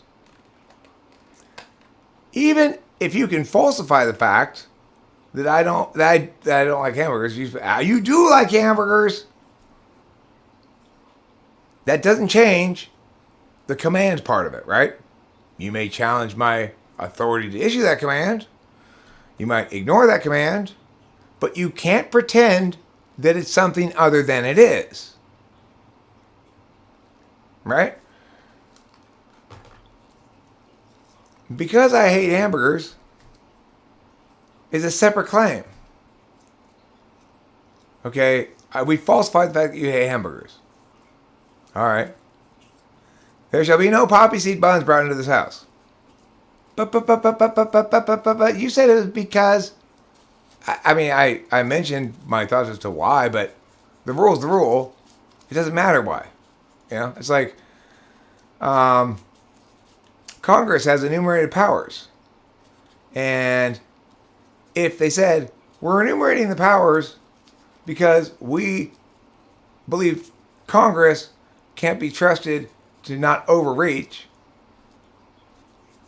proving that Congress can be trusted to not overreach doesn't change the fact that they have enumerated powers. It's not, those aren't those kind of conditionals, right? It's not like the Second Amendment says, until we no longer need a militia, people have the right to bear arms. Until we centralize military defense away from this militia model into a standing army that we've constitutionally disallowed, you can own guns. But once we do that thing that we've already indicated in the Constitution we're not going to do, then you can't have guns. It doesn't say anything like that. And recognizing the limits of interpretation to create new meaning is called being a decent human being. So, who are some of history's greatest scumbags? Whatever court judge or panel of judges ruled on Section 1985 of the Post-Reconstruction Civil Rights Act, they're the evilest people in history, because they interpreted a law that said any government official who violates someone's rights can be personally sued. My interpretation of that law is any government official who violates someone's rights can be sued, except for judges and prosecutors, and usually cops. That's not an interpretation of the law. That's you arbitrarily invalidating the law for select groups of special people. Those are the greatest scumbags in history, right? Because they pretended that they were interpreting what the law meant. They said they were interpreting what the law meant. You cannot interpret all government officials to mean some government officials and claim it's a legitimate interpretation. You're just arbitrarily saying, because I'm a judge and I don't want to be held accountable to this law, I'm going to make it so that judges are immune to this law. And what has been the consequence of that? It had to go all the way to the Supreme Court before the Supreme Court judges said, all right, yeah, he can't do that. About a judge who had a history of bringing in women into his chambers and sexually assaulting them. And when they called him on it and tried to arrest him or whatever, he successfully claimed judicial immunity. He said, this happened in chambers. I'm immune. And the Supreme Court finally said, okay, you're not immune for stuff that has nothing to do at all with your job.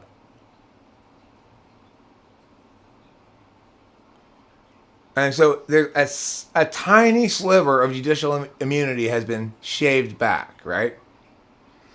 But remember, judicial immunity and prosecutorial immunity are totally non-lawful. There's no law that says anywhere that they are excused from liability for rights violation. It's case law that says that, which is to say, this is the law you wrote, and this is the law that we judges want, so that's what the law is now. You're not the fucking legislator, courts. You are not the legislature. You can strike it down if you think it's unconstitutional, and then they can try again. But you can't line item veto it like that. You're not the fucking executive branch either. When courts abdicate their responsibility like that, it makes me absolutely fucking livid.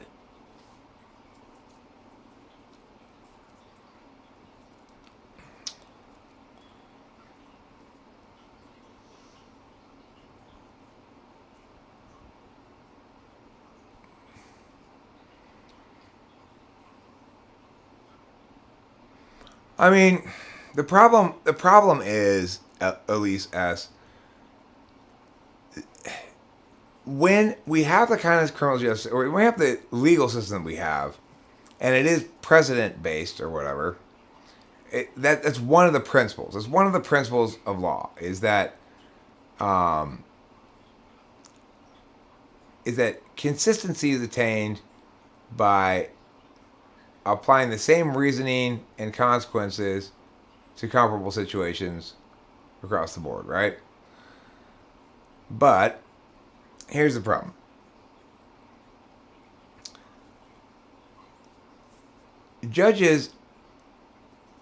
Many judges don't parse for the purpose of being correct, but figure out how to be correct in making the decision they want. So, like, let's say there's a search and seizure, and the person saying it was an illegal search. Well, back in the day, that would have done well. But what's happened is the inevitable coin clipping. So, you could possibly justify an exemption in circumstance X because of language Y, Z, and A. And then judge over here can think of justifying an exemption on this spot over here too with language blah, blah, blah, and can cite language X, Y, and Z of this guy over here as precedent. Now you've got two little chunks clipped off.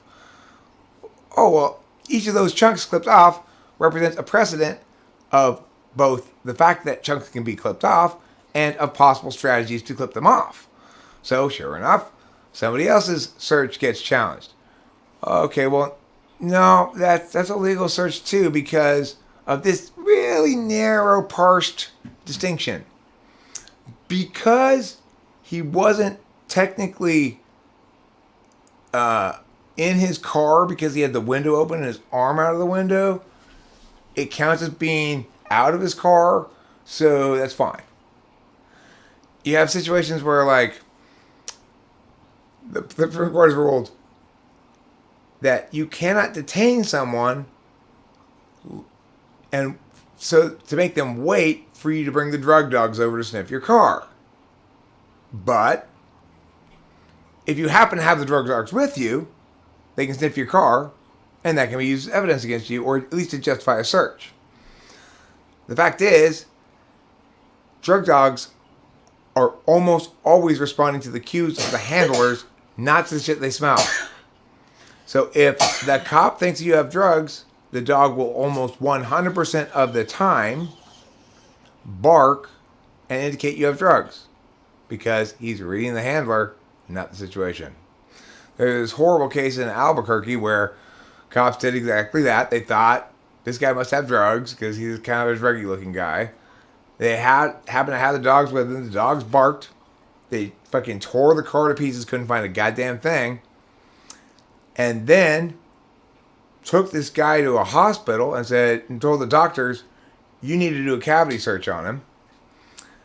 And the doctor said, we refuse. We are not going to do that.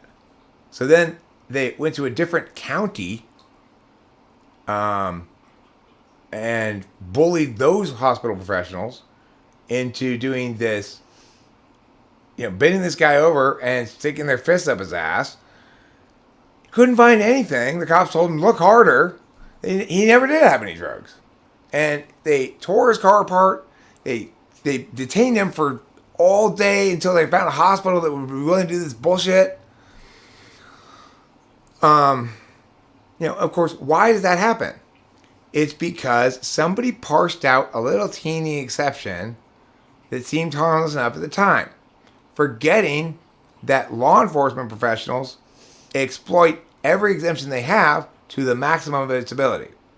So, for example, if you want to search my car because you smell marijuana, there's a protocol they have to follow, which I got to see in Oklahoma. First, the cop says he smells marijuana. Then he brings over another police officer without telling him what he smells and say, do you smell anything? And the officer says, yes, I smell marijuana. And then they open this door and they take down your VIN number. And then blah, blah, blah, blah, blah, blah, blah, right? They're going through all these little steps to make sure that they've met all the court parsings. So the court parsings are supposed to make it such that law enforcement can reasonably do its job against people who genuinely deserve to have law enforced against them.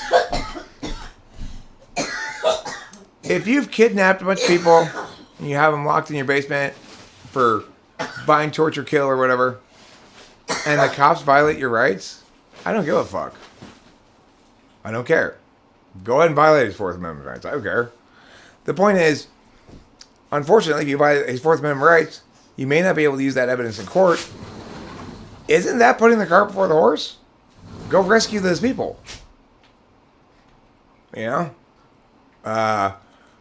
So it's not like I'm a totalitarian regarding search and seizure. What I am about is reality assessment. So when courts do make those parsings out, they need to remember what they have done now is they've created a hoop for the cops to jump through and a way for them to circumvent the actual principle or spirit of the law, which is you got to have a damn good reason to think I committed an actual crime before you should be fucking with me. An actual crime against person or property. That's the criminal justice system in a nutshell. People who commit actual crimes against people or property should be held accountable by the criminal justice system. That's it. And then everything else should follow logically from that, which is if you want to make sure that no injustice occurs, before you prosecute someone for a crime, you should be very sure you got the right guy. Before you start invading someone's house, throwing all this shit all around, looking for whatever, you better be sure you've got the right guy. That's why you have to have a search warrant, right? Because if you were right, and the guy's got some proof of a crime, let's say it's not drugs, let's say it's bones from his victims or something, right? Then the government does need to be empowered to search people if they've got good reason to think that's the guy and a warrant. They should be able to search him. If they find the bones, that's evidence, right? And so it's very easy for a lot of people to go, well, but if we are so crazy about search and seizure, that guy would get away with it. He'd still be there with all those bones. Nobody would ever be able to find he did it.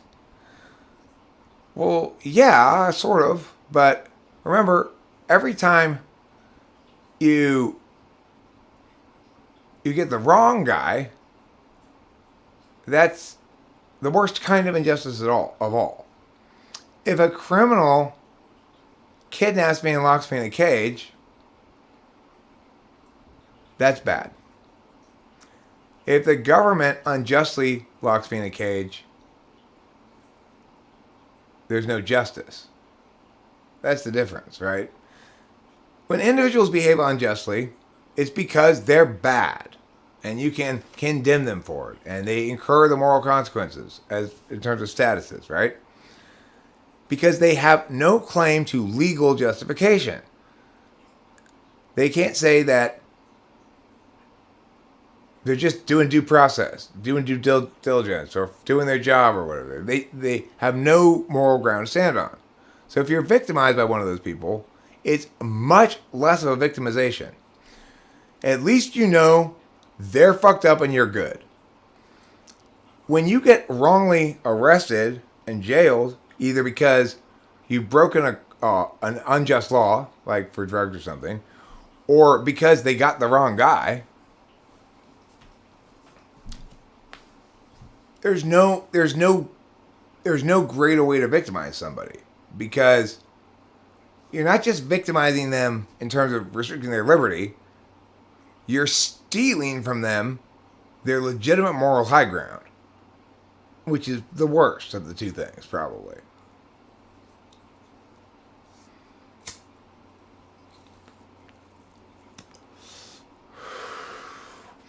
Well, I can tell you, like, if I ever went to jail for drugs or something,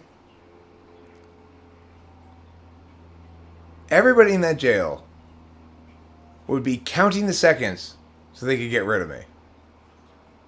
Because, it's like they're at a complete disadvantage in that circumstance. Everybody thinks it's the opposite, right?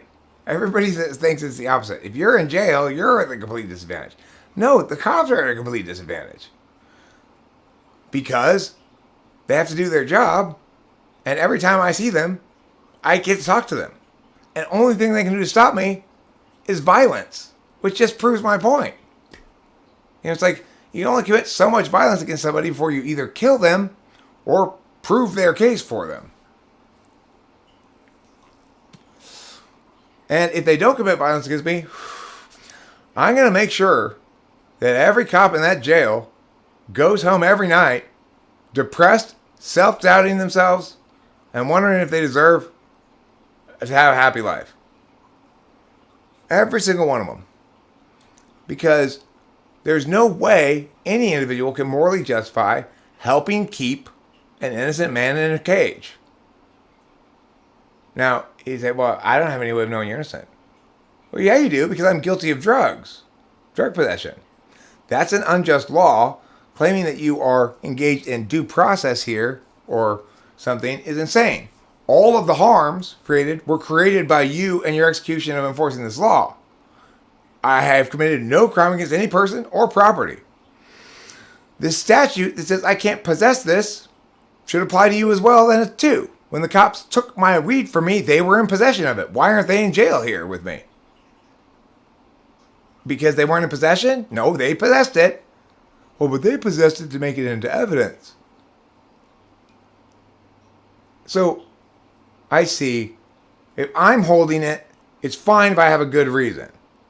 Right? Is that what you're saying? Because my reason was better than yours. I was holding it so I could smoke it and get high. Whereas you were holding it so you could imprison somebody who had done nothing wrong. So, if either of those kinds of possession are going to be illegal, it's the kind of possession you did, not mine. After all, did you grow that weed that you stole from me? No, I grew that weed that you stole from me. Did you purchase the same steel bong that you stole from me? No, I purchased it. Did I use these things in the commission of a crime or something that would justify seizing them as evidence? No, you're saying having them is the crime. So, before you leave work today, guard, I know, go ahead and punch me in the face like you plan to, but before you leave, please remember when you go home to go fuck yourself with a fucking pineapple, you scumbag. Every fucking minute of every day that I'm in jail, that's what all those guards are hearing, if I'm in jail for something unjust. In contrast, if I actually committed a crime and put in jail, you won't hear a peep out of me.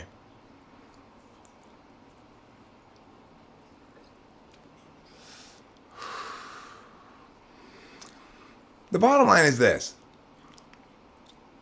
Almost everybody operates according to this principle. Worth the trouble, not worth the trouble. That's almost everybody,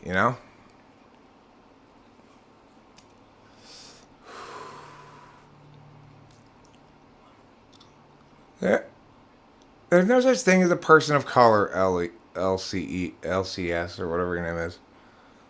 That's just make-believe nonsense. Okay? As somebody who's fluidly transracial, trust me, being a person of color is the most offensive thing anybody could ever say to anybody, ever. Don't tell me what my race is. After all, race doesn't exist. People of color. I mean, isn't pinkish, grayish peach a color?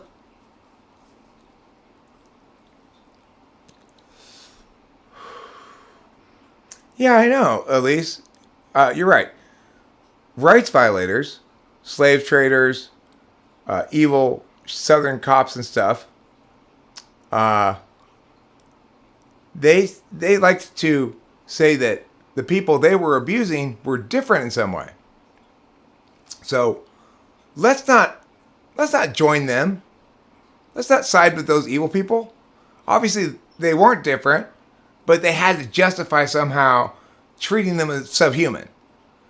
So they created this, well, they're different somehow. The correct response to that is not to say different is good. It's to say, you fucking morons, they're not different at all. That's the correct response.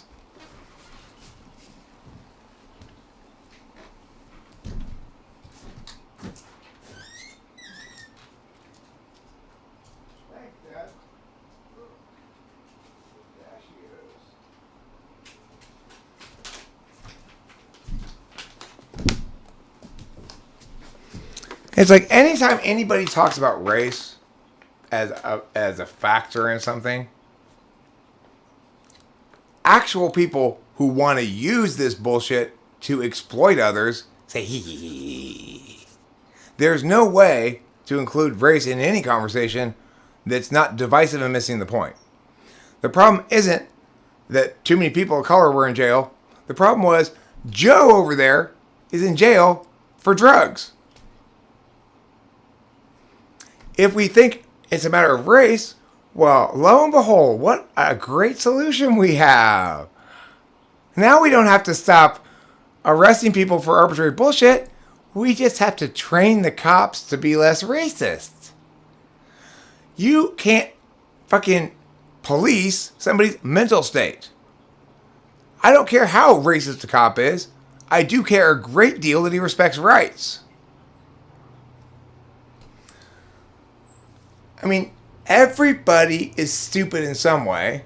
Maybe some of those cops hate guys with big foreheads. So that doesn't mean big forehead people need to walk around holding signs up saying, we big foreheads are great. It means you need to say, stop arbitrarily distinguishing between people for bullshit reasons.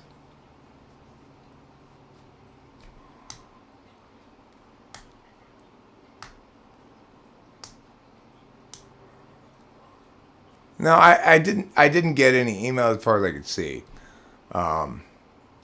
from him. I've thought about it on a number of occasions since that day, and I haven't heard anything. I haven't seen him around. But I'm grateful that he didn't send me a note, because that way at least I don't know for sure. I'd rather not know for sure.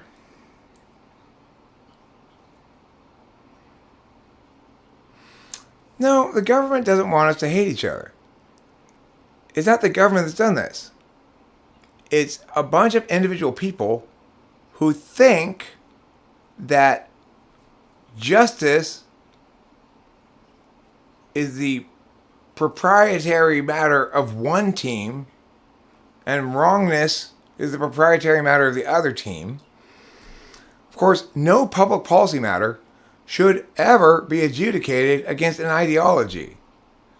So, it's like the way we elect people. What's your position on abortion? My position on abortion is I'm unlikely to see a bill cross my desk on the matter. If it does, I will probably veto it, because I don't think the Supreme Court made a right decision in declaring this a federal matter. There is no right to privacy. Roe v. Wade's justification is bullshit. Therefore, its conclusion is bullshit. In other words, there might be a right to abortion, but it does not possibly stem from a right to privacy. So, since that's what the reasoning was, we can conclude that Roe v. Wade needs to be overturned, and that the proper dominion of authority over this matter is with the states. Of course, pro-choice people are going to be like, no! Then people in Alabama won't be able to get abortions. Pro-life people are going to be like, no! You're letting people murder people in California. And intelligent people will go like, Constitution, this isn't a federal matter, retards. It doesn't matter what I think about it. I'm running for a federal office. Why are you asking me what I think the states should do? I mean, the answer to what any president or any person should do if an abortion bill crosses their desk at the federal level is point out this isn't a federal matter. So that's simple. It doesn't matter. Nothing else matters about it. It's not a federal matter. So who the fuck cares what my position on it is as a federal official? No, at least this is exactly what I'm talking about. This is why the world's fucked up. This is why the earth is fucked up. This is why the country's fucked up. Let's say I agree with you completely. That it would be so much better if abortion were legal in every state. Let's say I agree with you completely.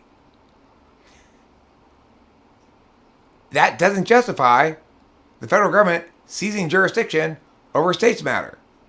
It's a federation of equal sovereign states. We live in these United States, not the United States.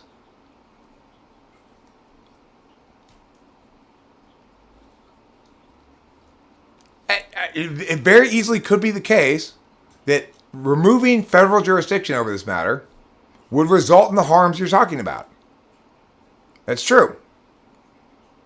And if you're a decent human being, you nevertheless support removing it from federal jurisdiction because you understand protecting the integrity of a frame like the Constitution is vastly more important than individual harms. Because you're saying, I want to protect this subgroup right now, but I want to break the thing that protects us all from tyranny to do it. So that's why the country's fucked up. Because you don't have your priorities straight. Because you don't care what's right or just or true. You only care about impacts.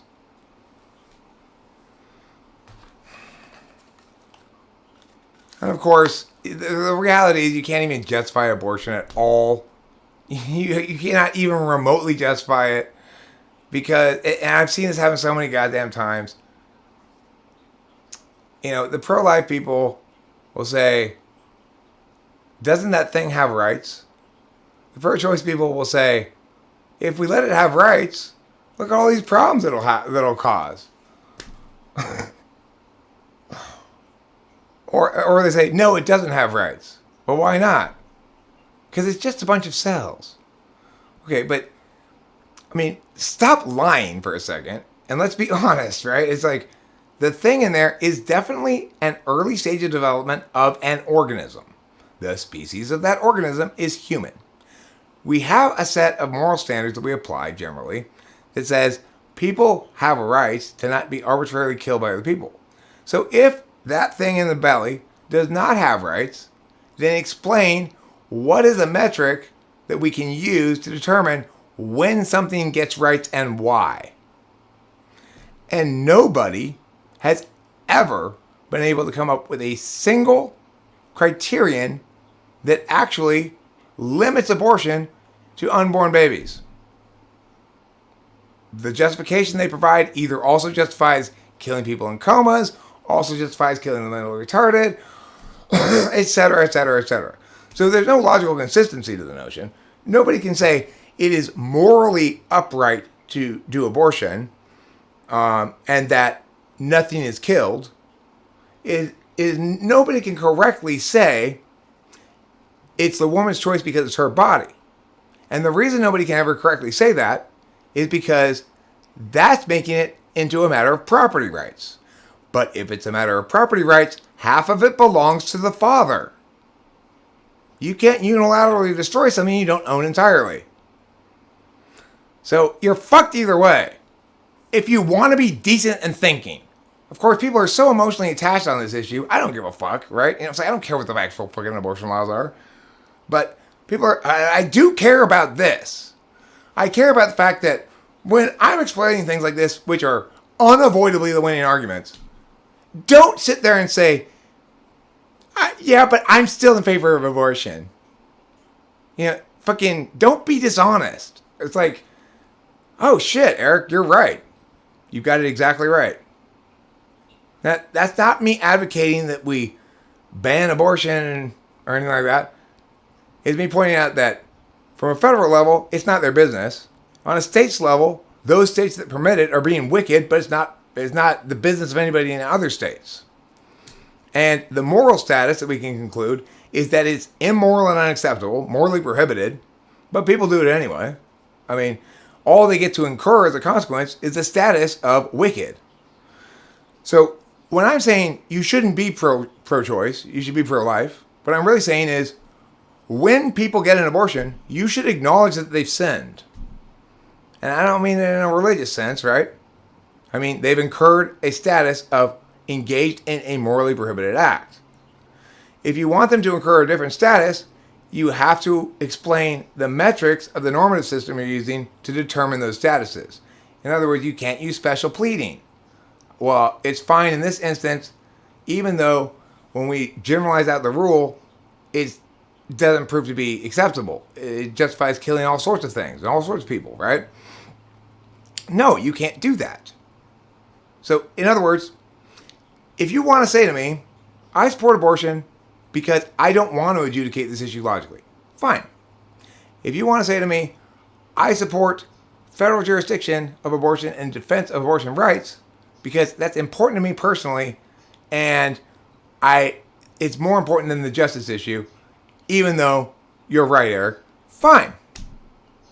But if you still want to try to tell me something like it's appropriate for the federal government to have jurisdiction over this, or that any normative calculation, no matter how whack the normative framework, can justify this in a way that's consistent, you are lying to yourself.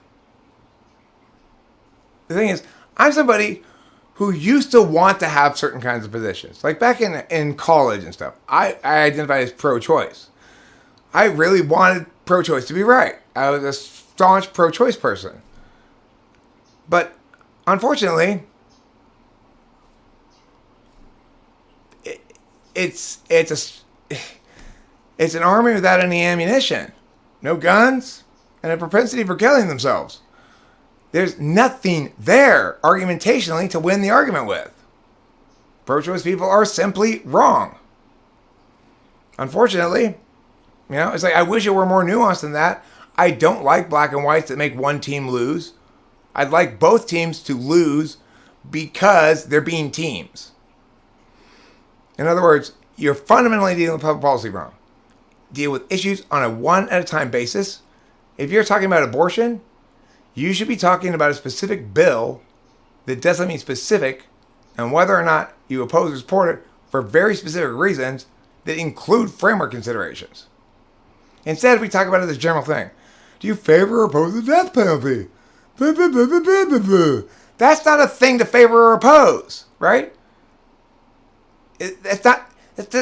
You can only affirm or negate statements. You don't affirm or negate general notions,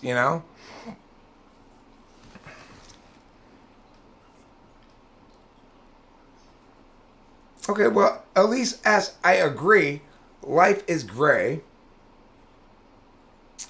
And the law is black and white. Which is why the law should only concern itself with providing remedies when there are rights violations. Unfortunately, this is exactly one of those circumstances. So,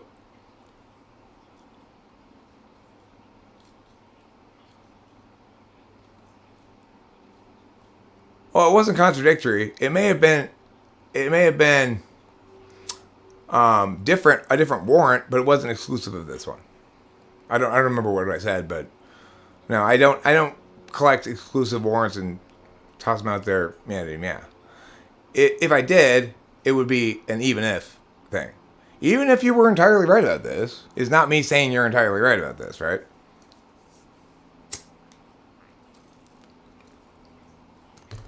So look, the most important thing here is I can absolutely respect you and your pro-choice opinions if you're not trying to claim that they're logical.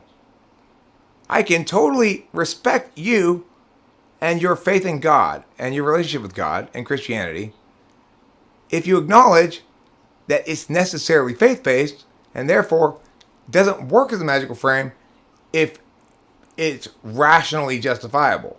So many Christians seem to think that faith isn't good enough, that they need to have objective proof of God or something.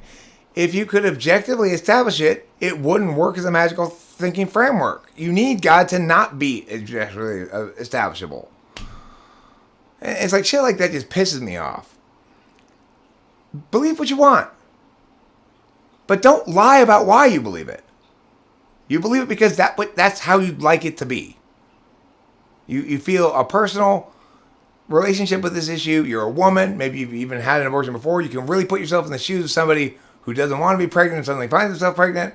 There's a lot of good reason to think that maybe there's net benefits to assorted parties, even if that one party is harmed a great deal that's not born yet. Blah, blah, blah. You could make the argument that it's not murder because nobody's met the individual person yet and thus hasn't been observed and they don't exist. There's a lot of different things you can say. But don't lie to yourself, right? Acknowledge that it doesn't withstand moral normative scrutiny, and that if you choose to degrade yourself with utilitarianism, that you're making an exception for yourself, right? And that you're choosing to treat this as a magical thinking issue rather than a rational issue.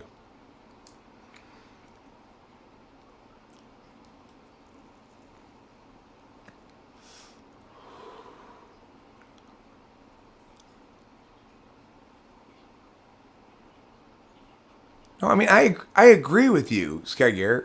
I did say that, and I haven't said anything contradictory to that. That is my position, that unborn children have rights, the same as other humans, because nobody can establish a reason why those rights shouldn't begin at conception, but rather at birth. In other words, if prior to 2 months, the thing in your belly was a fish, and then at 2 months, you had to eat 6 cherries, and that was a catalyst that caused the fish to turn into a human fetus, then it would make sense to say you can abort before 2 months, because it's not a human being yet. Instead, people give reasons like this. Well, it's not viable outside the mother. Lots of people aren't viable outside of supportive medical equipment. That doesn't mean that we have the right to kill them, or that they don't have the right not to be killed. People say things like, well, they're not capable of moral reasoning, and that's a key element of humanity. No newborn baby is either, so should we be able to kill them up to 3 years old? What are some of the other bullshit reasons I've heard? It's just a clump of cells. So are you. You know, it's like, when people grasp at straws with bullshit reasoning, that's the problem.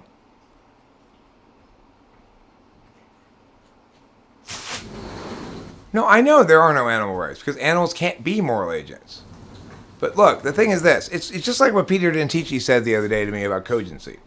I pointed out that cogent means sort of understandable, comprehensible, not just in this node, but across nodes. That's how I described it. Then he read this thing that said, a definition of it said universally understandable. And then tried to say, because I don't understand it, it must not be cogent. Universally understandable doesn't mean universally understood, right? So, in other words, the capacity to be a moral agent doesn't mean you're always necessarily a moral agent in every instance, in every second. So it is true that a newborn baby is very shitty in executing its duty as a moral agent. But it's nevertheless a moral agent with the capacity to do so. It's just in an early stage of development. The reason animals don't have rights is because no matter how much we lecture them, no matter how much we explain, no matter how much we get them to agree with us, they don't respect rights. They don't respect your property. If you've ever had a dog, but you get up on the table and your dog steals your steak or something, proof positive. Dogs don't respect property. But because they're not moral agents, they also don't get punished for that very much, right?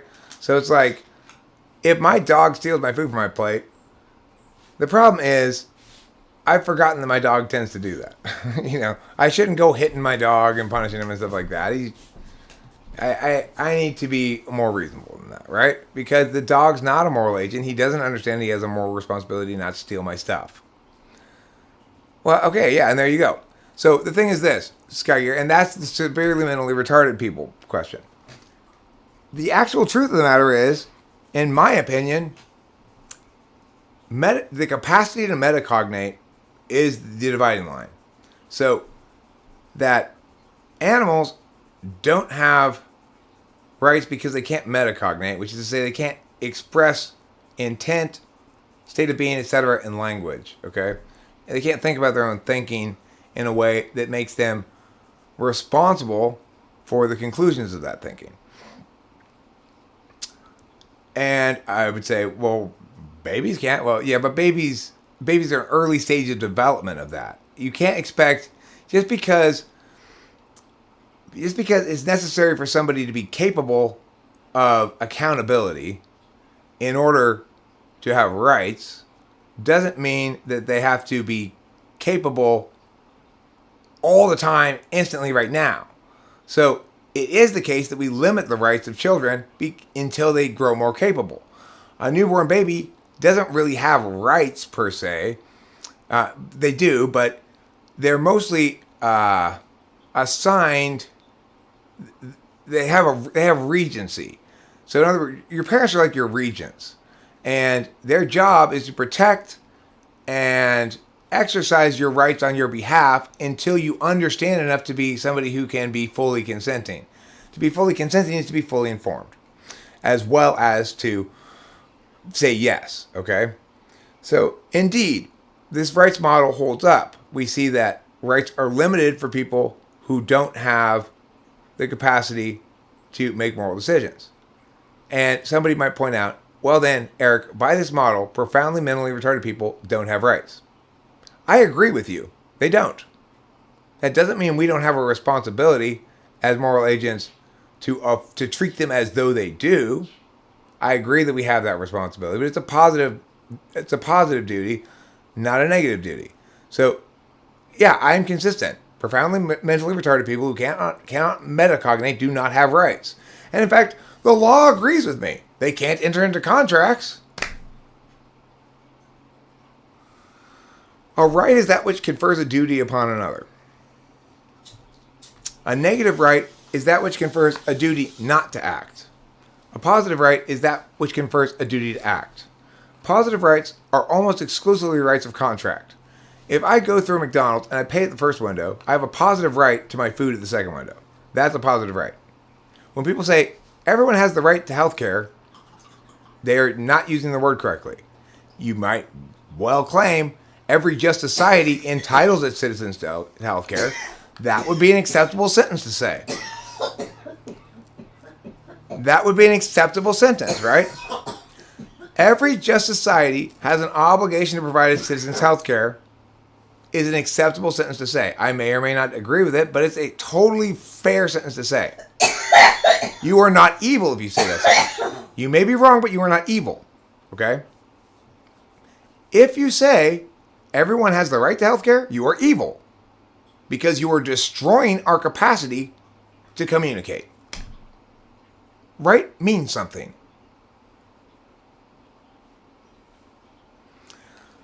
Parents have a positive moral duty to do something. It's not a universal positive moral duty because almost no positive moral duties are. It's what you call positive moral indication. In other words, we cannot justify saying parents are universally obligated to parent like this. We can say, as part of their regency, they have a societal obligation to protect and care for their children. And because of their role as regents, they are subject to more oversight by society than they would if they didn't have anybody they were regents for. So in other words, parents don't have a moral obligation to care for their kids under a negative rights framework. But they have a positive moral indication under almost everybody's magical thinking framework. And they have a societal obligation that is derived from the fact that they're regents. By choosing to become parents, they consent to becoming regents. And regency has responsibilities. Now, those aren't legal responsibilities necessarily, but that's why it's really important that we always make a distinction. When I'm saying something's morally prohibited, I am not saying you should be put in jail for it, punished, blah, blah, blah, blah. I'm saying that we should agree that if Mia does Mia, they have done something morally prohibited and incur the status of wrongdoer. Whether anything happens to them or not, that's irrelevant. It doesn't matter. It's beyond the point we're talking about. So the thing is, what matters is that we are honest in our language. If you want the government to give everybody health care, that's totally fine. If you want to advocate hard for it, great, good for you.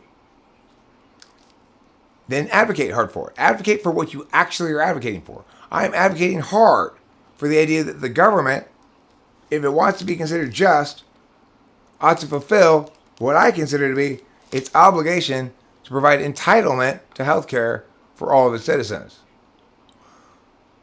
Now you're not lying, right? If you say everyone has the right to health care, you are lying. You are lying and being evil and destroying language.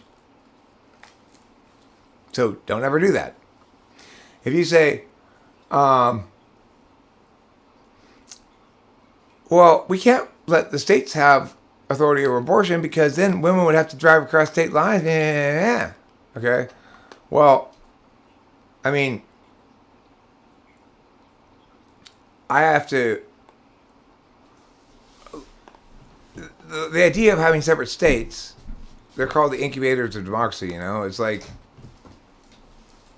the whole point of the Federation is this. If you don't like the laws in your state, you can move to a different state. You're still in the same country, but you're subject to different laws. That's the whole point of having a federation of states. It's a secondary level of protection for community values that don't universalize. Now, these things we're talking about, they do universalize. And pro-life people are correct, despite the fact that they generally seem to be stupider than pro-choice people. Which just goes to show you, intelligence doesn't make you right, you know? There's a lot of complete fucking morons who are right about things. Trump was right about COVID. So why was he so evil? Because it's not whether you're right or wrong that makes you evil or good. It's whether you use words right. So Trump had an obligation to be a leader at that point and say, here's why we should not be alarmist regarding these World Health Organization narratives. I mean, first of all, Italy's happening right now, and they're reporting 4% fatality numbers. Let's not forget that Italy was a pile of hay and oily rags, and a match started this fire. It may be a huge fire. That doesn't mean it was started with a flamethrower. So let's not act as though COVID is a flamethrower just because the fire there is very big. Okay? Number one. Number two. As a world here, I want us all to raise our voices in condemnation, because if somebody wants to claim they're an epidemiologist, scientist, a biologist, or whatever,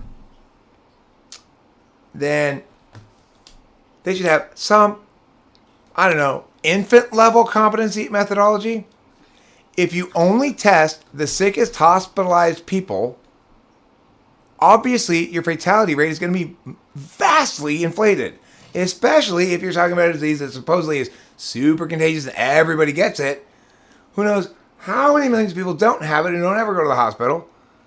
And you collect this teeny group of people who are so sick they go to the hospital, 4% of them die, and you say the fatality rate is 4%?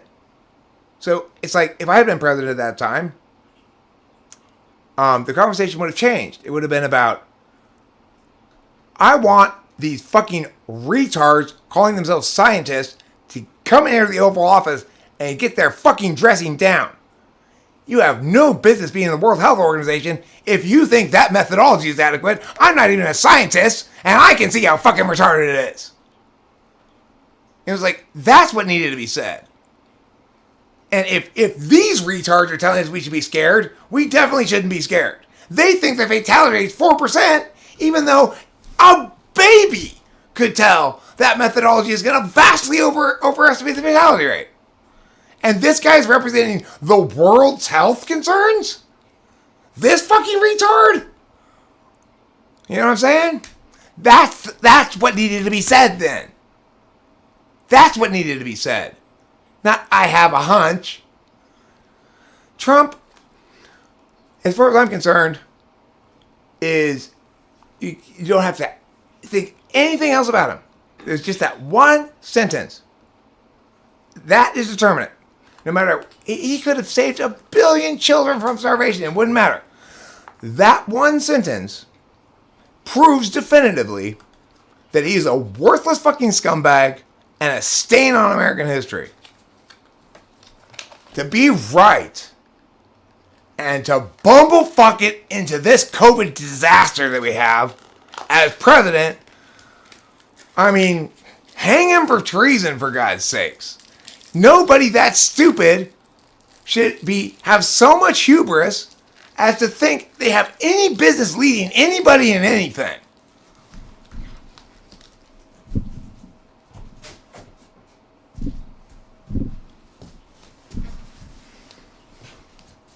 No, I'm sorry.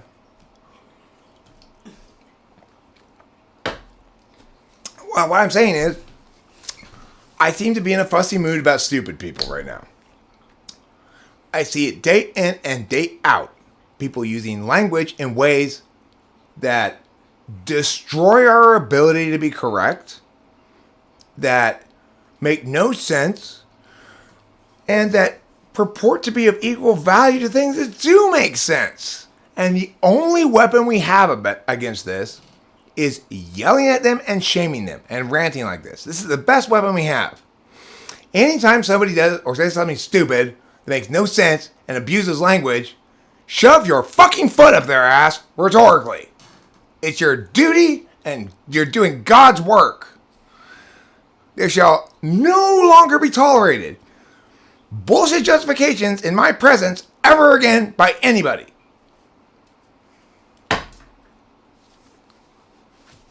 It's like there are always non-bullshit justifications. There's always a non-bullshit way to say, I want what I want and that's it. You know? It's like, don't try to tell me you're right. Admit you're wrong, but you want it anyway. Fine, I get that. That makes perfect sense. That's the problem that people always have. It's like, there's this huge lie, right? It's an enormous lie. You don't have to lie to me.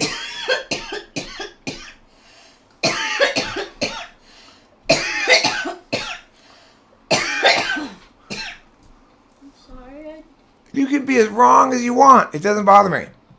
Just don't lie to me about it. Just don't pretend like you're righter than me. Just don't say that you're being logical when you're not. You know? Just don't pretend like fucking Yoshi, right? Science describes reality. God's real. Therefore, science describes God.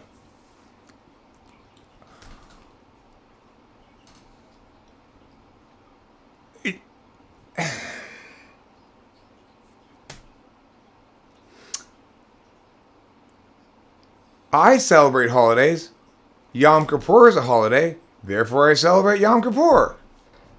No. You know, it's like quantifiers don't matter. Science may describe reality. It doesn't comprise all descriptions of all things.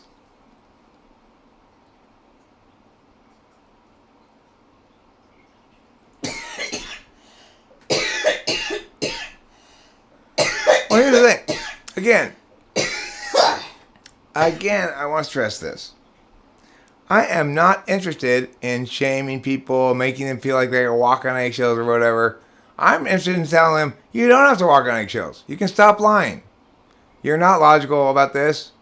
You don't want to justify it with logic. Just tell me that. Say, you're right, but I'm going to stick with my position.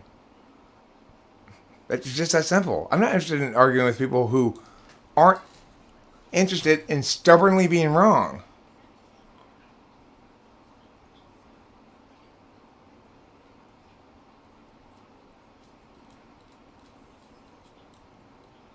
Who hates their parents?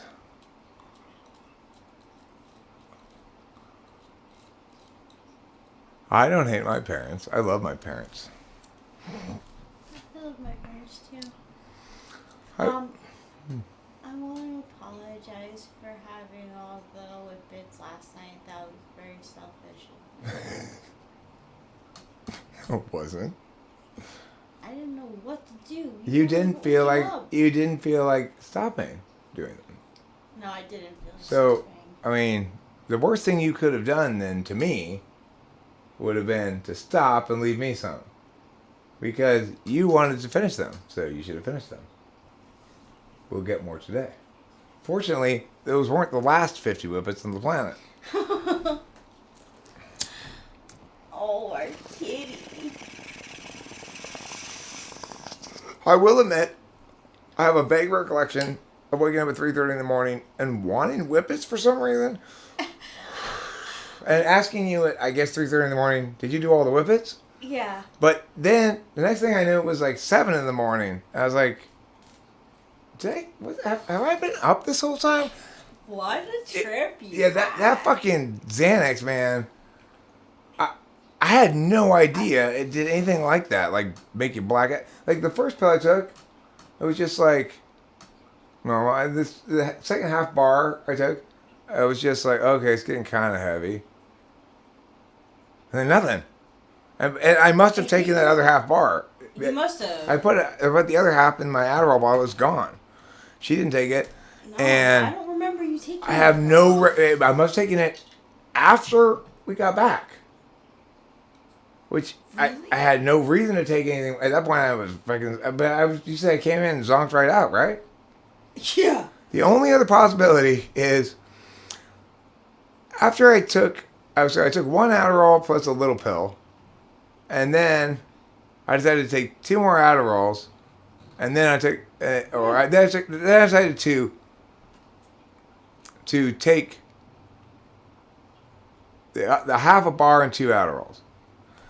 But I wonder if I took just the other half a bar and 1 Adderall. So in other words, when I reached in to get 2 Adderalls, I wonder if I accidentally took the other half a bar and 1 Adderall instead of 2 Adderalls. That's the only explanation I can come up with, other than some point last night after I was zonked out, I got up and took the other half a bar for fuck knows what reason. But I have no recollection of doing that. So I think most likely I probably, when I reached in to take 2 more Adderalls, I accidentally grabbed the other half a bar as one of them. So I ended up taking a bar plus the little pill. Which still isn't a shit ton of Xanax, right? It's like, I think the bars are 2 milligrams and the little pill is 1. But I haven't had an experience like that really ever where I wake up and go, where am I? What happened? Wasn't I just driving back from the whippet store a second ago? It was really strange. Wow, that is strange. And then, I texted Jeff's mom at 3:30 in the morning saying, I'm up. Because I guess I didn't know what time it was or something. And I saw her text from before saying, call me when you're up tomorrow or something. Yes. So I guess I texted her at 3:30 saying, I'm up. Okay, well, you followed through, Eric. Good job. You followed through on texting her when you got up. It is, however, 3:30 in the morning, so yeah, that left me a bit of a confused mess there for a little stretch. Weird ass shit. Yeah, and you were out. I was calling your name, and like I really actually You were worried? Yeah. But I was like, he's sounding like what he does when he sleeps. So I think he's just in a really dead sleep.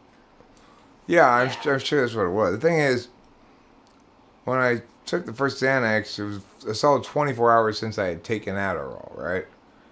And I was thinking, this is going to make me chill out and I just sort of have a relaxed afternoon.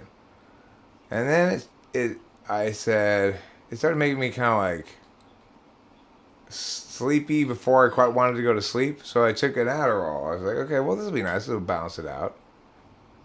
And then I didn't really feel the Xanax anymore. So I took a half a bar. And I said, okay, I'll take another half. I'll take another half bar. I'll take 2 more Adderalls. And so then it'll be nice and balanced out. But the Xanax, actually, by the time the last thing I can remember was there on Take April, I was feeling it. I was definitely feeling the Xanax kind of overwhelming the Adderall. And then here I am, 6 something in the morning or 7 or whatever. Have I been up for like 4 hours or 1 minute or what the fuck happened? Yeah, so no more of that stuff. Or it's if I'm going to do Xanax again, I think the little blue pills are fine. The other one are known as street bars. So they're Xanax with like one free radical in a different place or something, so that it's not a scheduled drug yet because they haven't accounted for it. It's one of those kind of things. Like, they like to do that. Sell drugs that aren't illegal yet because and see that another proof positive of why anti-drug laws are just. I mean, that's what happens when you don't do framework, right? When you don't respect the framework. Before the federal government passed prohibition, they had to, and did, pass a constitutional amendment that granted the federal government that authority. They then repealed that amendment, but retained some of the authority, and then extended it to drugs. What? It's called not respecting the frame. And when you don't respect the frame, short-sighted people will always be like, look, we've got to change the rules so that the Jets get an extra 7 points a game because they are losing every single game, every season. It's not fair. There's no parity, blah, blah, blah, blah, blah, blah, blah, blah. They're not thinking, right? It's like 3 years from now, that rule's still in place. Now the Jets have a badass team, and they're beating teams by a point or two thanks to their bonus 7 points that they no longer need or deserve. Well, feely types go, yeah, but I feel so bad for the Jets. It's so unfair to the Jets. Don't you think about how the Jets feel? Yeah, well, I mean, the point is we have to have system integrity. System integrity is more important than justice in the individual instance. System integrity guarantees that we don't institutionalize injustice.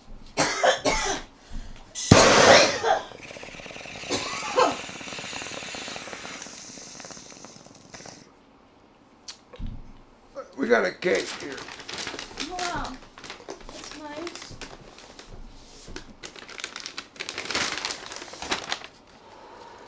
Ooh, la la.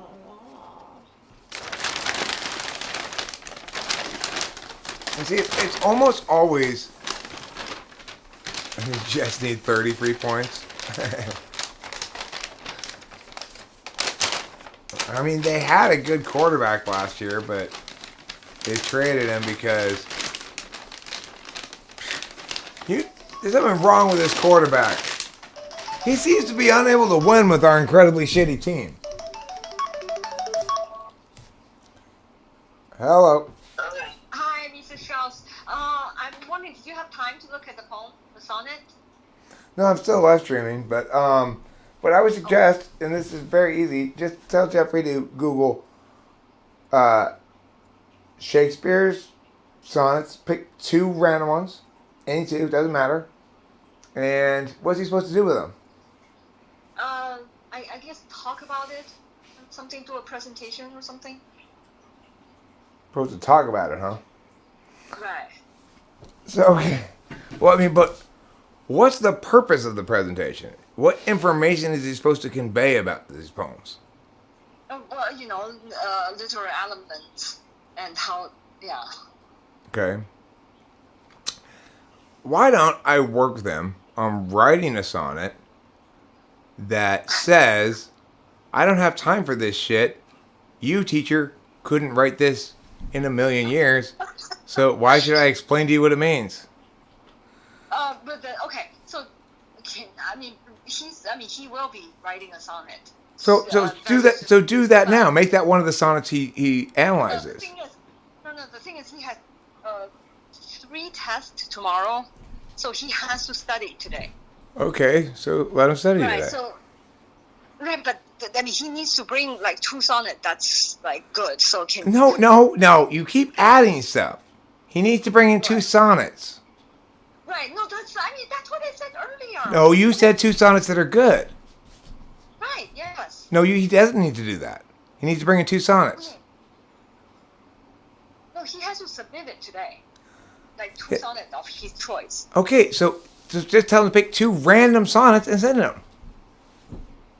It doesn't matter which sonnets you pick. This is what I was trying to convey earlier, right? If you're worried about the sonnets he's picking, you're thinking about this wrong. Okay.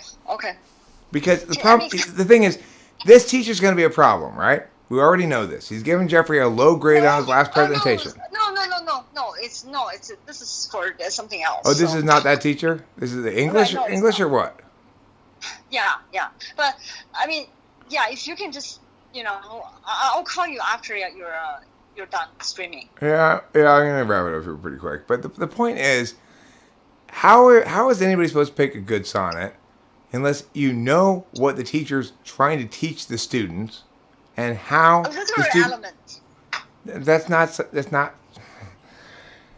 Okay. It's like saying he's trying to teach them fruit. That's not something you teach, right? It's something that exists.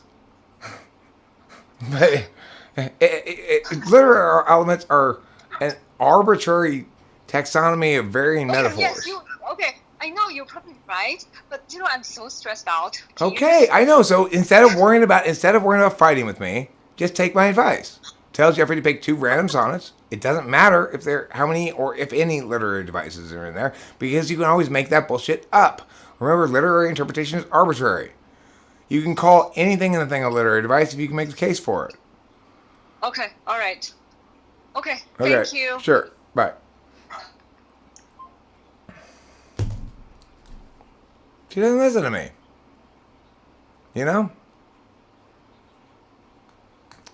It's like, of course you're going to continue finding yourself in circumstances where you're at risk of losing if you never try to win. If you're always trying not to lose.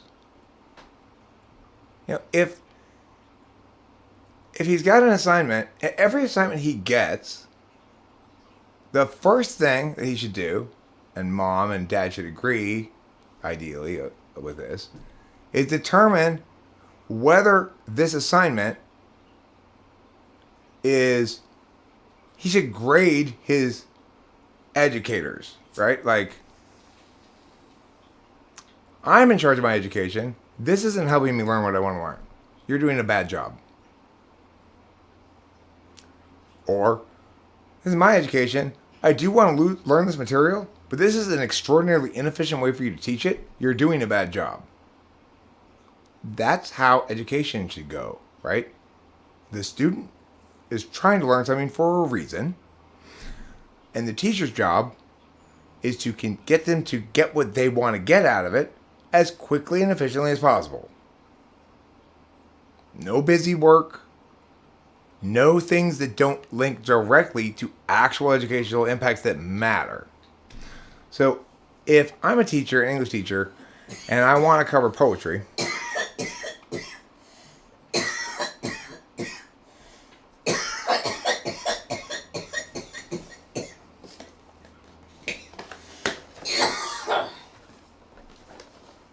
There are two ways I can do it. One, I can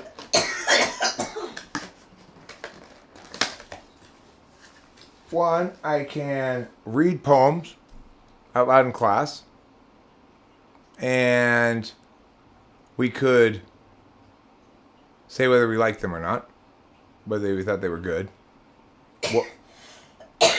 We could talk about what made some poems aesthetically more successful than others. But generally that's going to boil down to what comprises an aesthetic mistake here, whereas this has none, right? So that's a meaningful way to engage poetry. Or,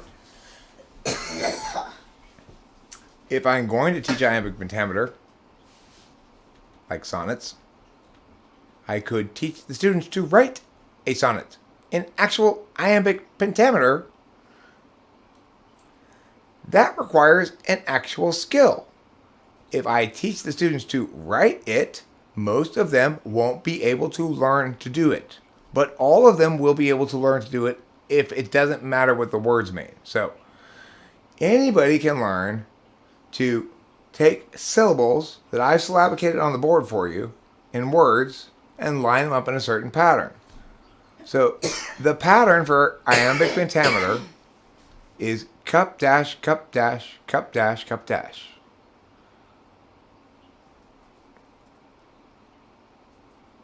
Cup dash. There's 5 dashes, 5 cups, okay? It's 10, pentameter. The pent is because there's 5 accented syllables. And it starts with an unaccented, and the unaccented and accented syllables alternate. So, if I can't get you to learn to write metered verse because you're not a communicative type, you're not an intuitive, you won't ever be able to do and have no interest in doing things like, if I could teach 1,000 men to write in metered verse, then every single one of them would fill up all their purse with gold and nuggets, gems and truths, though none of them concrete. They'll still be glad and thanking me as they then kiss my feet. Okay, that's 4 lines of iambic pentameter. A-B rhyme scheme. I may never be able to teach a person, no matter how hard we work at it or how hard we try, to be able to do that. I guarantee you, I would never, ever be able to get that from Chloe, or Chloe's dad, or Grace, or Janaxiel, no matter how much work I put into educating them. However, what I can get them to do is this. The syllable patterns go cup dash, cup dash, cup dash, cup dash, cup dash. Here's how you can assemble words to make sure they fit into that pattern. And then I put some words on the board that I've syllabicated out. Elephant, that's dash, cup dash. Among, that's cup dash, right? So, among. I need a cup after that now, because it was just a dash. So I can't use elephant, because it's got a dash first. Well, I could try a small word. Among those elephants that stood around. So, in other words, if I put a lot of different words on the board with varying degrees, with varying patterns of cups and dashes, anybody who's not totally brain damaged can move this word here and say, okay, cup, dash, cup. I need to find a word that goes cup, dash next. Okay, cup, dash. A round fits, that's what cup, dash. And it can make a line of 10 iambic pentameter in that way, right? So, at least then, even if they never learn to write poetry, even if they don't want to learn to write poetry, even if they retain nothing else from this poetry class, they will still walk away with a better sense of how rhythm and language works. So a lot of people, when I first introduce metered verse to them, cannot correctly accent and syllabicate words. They can syllabicate them, but they can't accent them, right? So if I tell you, how do you accent satisfaction? It's very easy, but it's people have never been asked these kind of questions before. So a lot of people go, once you run through this a while, then they get the idea. Satisfaction. It's dash cup, dash cup. It's not satisfaction or something else, right? If we're talking about the word Rachel, if I were to call her Rachel, that would be accented wrong, right? It would be cup dash. And so if sometimes you'll hear people in rap songs, and they'll reverse the accent pattern of that a word naturally has, so as to make it fit the meter of the thing. So like I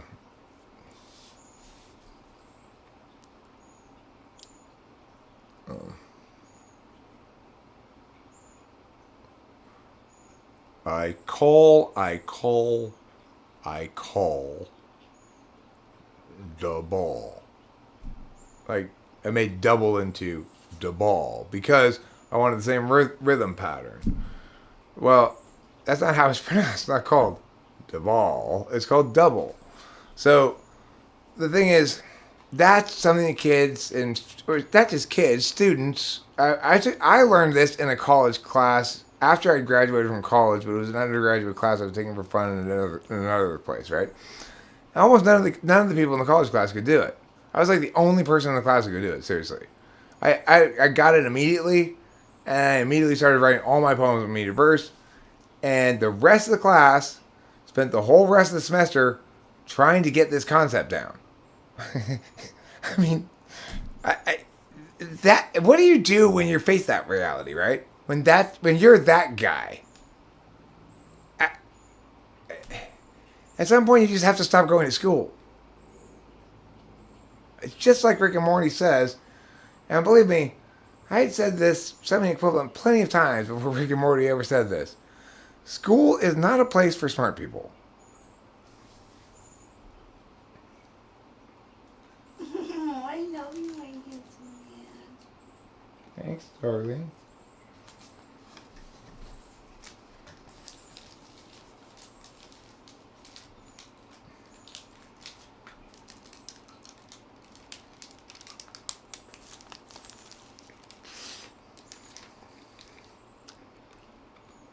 If you're not eating this cake, maybe you should go get yourself some cake.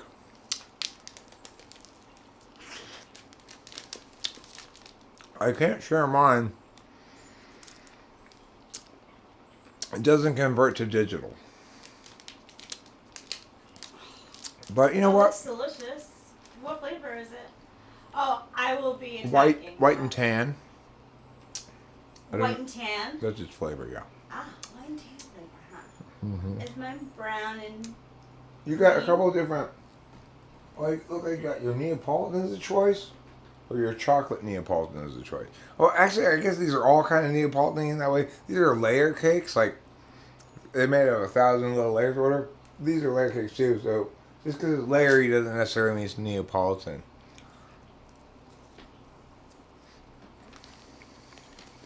So, I got a pitted nectarine and a bunch of non-pitted nectarines. I feel lucky.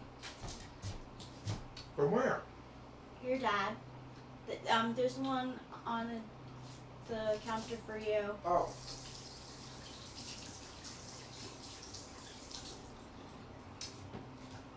Those are nectarines from the store. Yeah. I was thinking you were talking about the tree. No, I know. I wish it was from the tree. He also got us pistachios. Cool. But they're shelled, but they're barbecue. Oh, barbecue.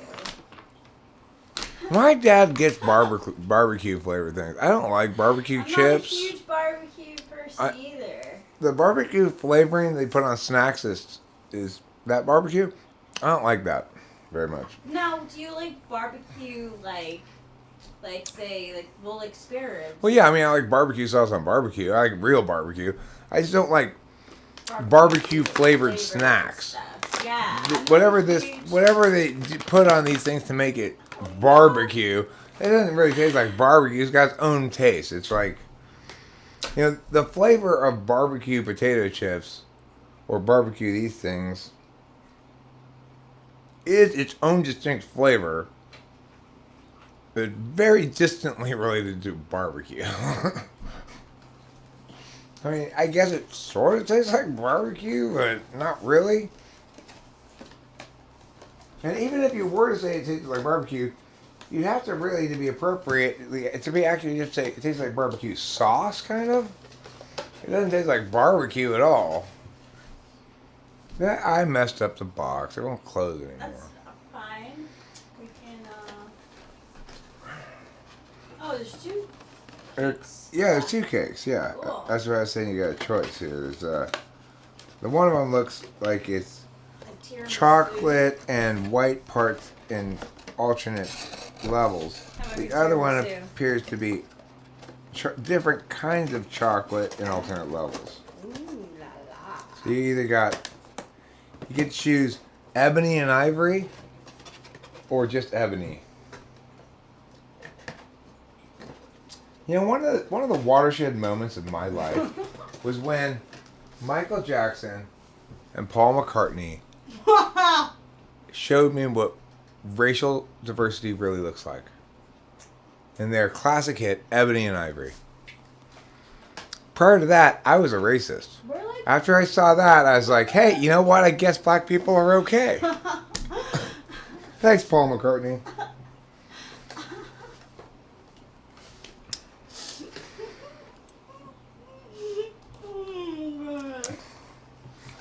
So I will tell you guys, what you just heard today, prior to me calming down and no longer ranting, was just pure fucking gold, okay? It's like, it's saucy and not very appealing to hear, I'm sure.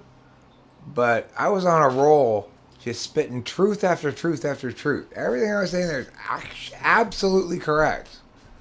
So, if you want to be correct about things, and if anybody ever wants to, it has a situation like this. Look, I'm going to talk to this guy, and he's a big advocate of Mia.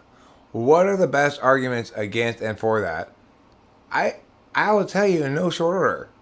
So it's like nobody ever takes advantage of that, right? Nobody ever operationalizes my knowledge for their own purposes. You could. Yeah, there's a lady who sent me an email saying she wants to hire me to teach her about cognitive functions because I said I'd do the student rate for that. I haven't replied to her yet, but it's not because of any reason other than happenstance of when the email arrived and what mood I was in at that moment as far as dealing with emails. But other than that, people ask me cognitive function questions around here on the streams and stuff, but it's so much less important ultimately than like how to justify things. How to justify things is such a big thing to learn. Like you can apply it to anything. Now cognitive functions is also a big thing to learn. You can apply it to just about anything. But it doesn't resolve nodes, so it's like, it may explain to you why you can't communicate with this person in terms of identity. Like, the reason I'm talking past this person is because we're using different functions or whatever, different values, blah, blah, blah. But the beautiful thing is, regardless of your function stack, regardless of whether you favor black and white thinking or non-black and white thinking, blah, blah, blah, blah, blah. The universe is a beautiful place because it is possible to be right. And that necessarily means it is necessary that there be wrong as well. That some people be wrong. So, for all of us here, we can determine for every one of our positions whether it's the strongest position or not, the strongest arguments. And we always need to remember, I don't have to agree with what's correct.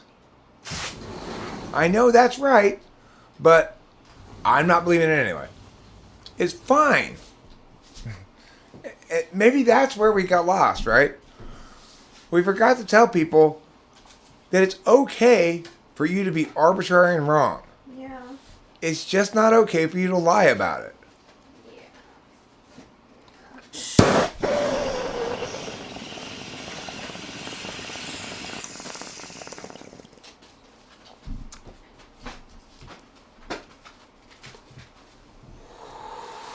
You were that lady? You were that lady who said something? What lady was it? I don't remember what I just said even, so. Were they saying some lady meow meow meow and you were that lady? What was I saying some lady meow meow meow about?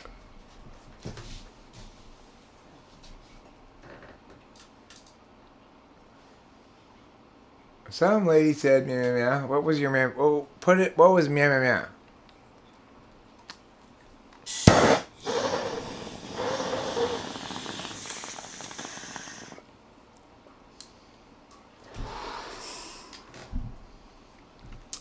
It's like, oh, that was you? Oh, yeah, I accept. We'll do it. We can set time. It seems to me do I have an appointment later with them or something? Is there anything else I got going on today? I don't think so, really. I would check. Oh, we were going to the Whippet store. Yeah, that's it. I can do it today if you want. I mean, I think she has a lot of questions about. In other words, she wants a typing session, but she doesn't want me to type her. She wants clarification on a lot of questions she has about typing. I'm more than happy to do that, and I won't charge you the same price as I do for typing session. I'll charge you less if that's what you want to do. And if that's what she wants to do, then that's fine. I'm happy to do that. We can do it later today. Okay, yeah. The reason I keep thinking I might have something else is because they were saying, like, are you going to be home later so we can drop if it was the cake? That I was thinking. It's already gone. It's already, they've already, oh, you already had a typing. Oh, you want extra education? Okay, cool. Great, fine. Yeah, sure. We can do that today if you want. And in fact, if you want to record it as a video, at least this first one, don't pay me for it. We'll see if it works as a video, you know? If it does, even if it doesn't, I'm willing to take that gamble on this one. I don't remember who you are or anything, really, but don't be offended. I don't remember what I said to you 5 seconds ago, so it's... And I want to stress something. I was exactly the same way before I started smoking weed. Back when I was a kid, I was the same way with this memory stuff. Oh, you got a short-term memory problem. Fuck off. I see Jeffrey with an ENTP exactly the same way as me with this shit. He's never smoked any weed, I guarantee you that. That kid has never smoked weed, probably has never drank, definitely never had sex. He's very sheltered, you know. He's only a sophomore. And he goes to Polytech private school, and you know, it's the newen days instead of the olden days, which means children don't go off with each other by themselves very much, you know. Whereas when I was a kid, children were always going off with each other by themselves. In fact, adults were mad if you weren't doing that. Why are you still here, kids? Go play. It's funny.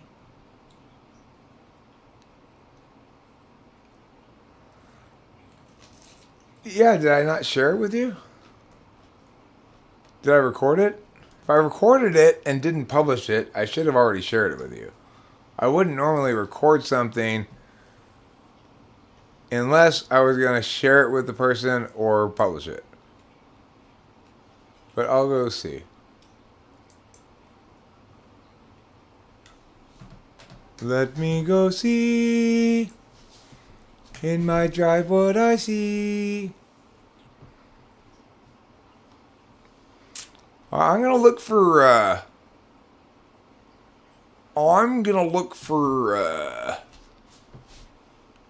.mkv, which is the extension on that. If you love MKVs, you're gonna love me looking for this MKV. Okay, so I have Jonathan. Are you okay? So I see Michelle. I see Michelle's husband. This one I don't see who it is. Let me look at it. It's only 4 minutes long, so that's not anything. Okay, in reviewing Agatha Christie's novel Death on the Nile, one must first recall that it's an example of a genre, namely the myth. Would you like my thoughts on Death on the Nile? Is that what you were looking for? Eric's video notes for Chloe about how to interpret Death on the Nile? Maybe that wasn't the right video. Okay. Are you this guy? Can you see the screen right now? Probably you guys can't see the screen. Action, yes. Is your name K-N-I-G-H-T? Okay, so you come to me with an unusual question. That you think you're either an ISFP or an ISTJ, but you don't know which one. Was that you? Let me show you on the screen so you can tell me which one you are. I never sent it?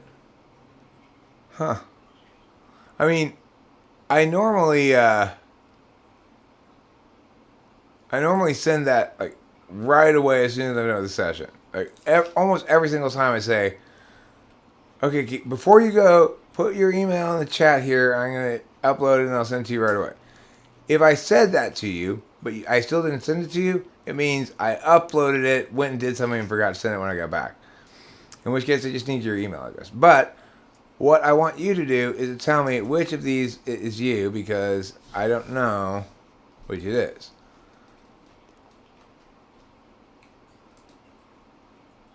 And I'll make this uncropped.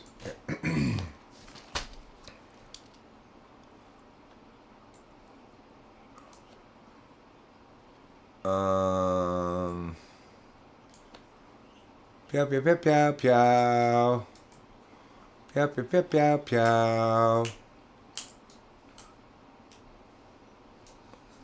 Alright, so let's see here.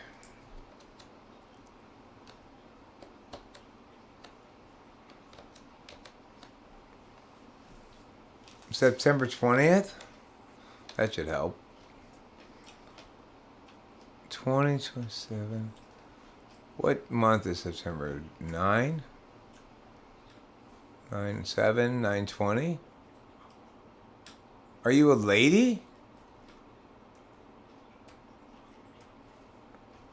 Are you a lady?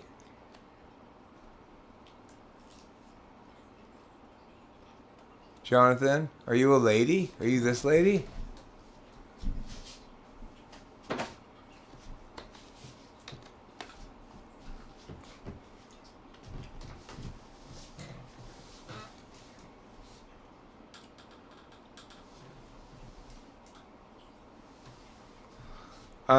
I'm available today at 3 p.m., which is 1 hour from now. I'm going to wrap this stream up pretty quick here. And then go to the web store, and then I'm available right after that. Or if you want to pick a different time, my schedule's pretty open. Why don't these go by date? It's like, why doesn't it organize them by date? Relevance? I don't want this organized by relevance. What in the world? Who would think I'd want this organized by relevance? No, I want it organized by date. Tell me if you see yourself. Is this you? No, that's Kyle, it appears to be. Is this you? How about this one? Maybe this is you. Or perhaps this one. You say 7/6, though. That's July. You say it was in September. Ooh, 9/9. That's close to 9/20. Oh, that's 1/9. Never mind.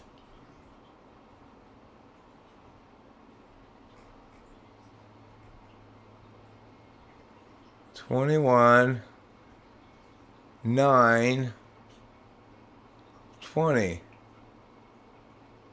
I only have one thing on. I have two things on 9/20. Maybe it's this one. What is this? I'll share everything privately at the end.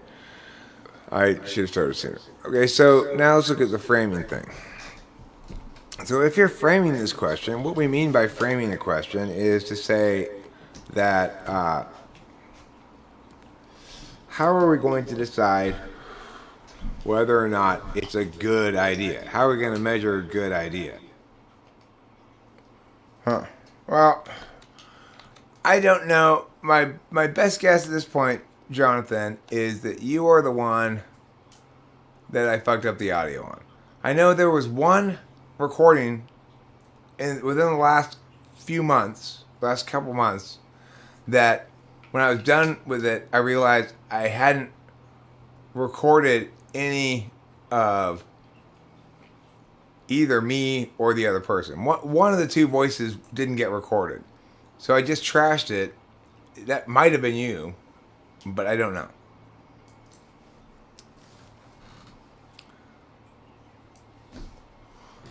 So, I mean, September 7th. September 7th. I thought it was September 20th, you said.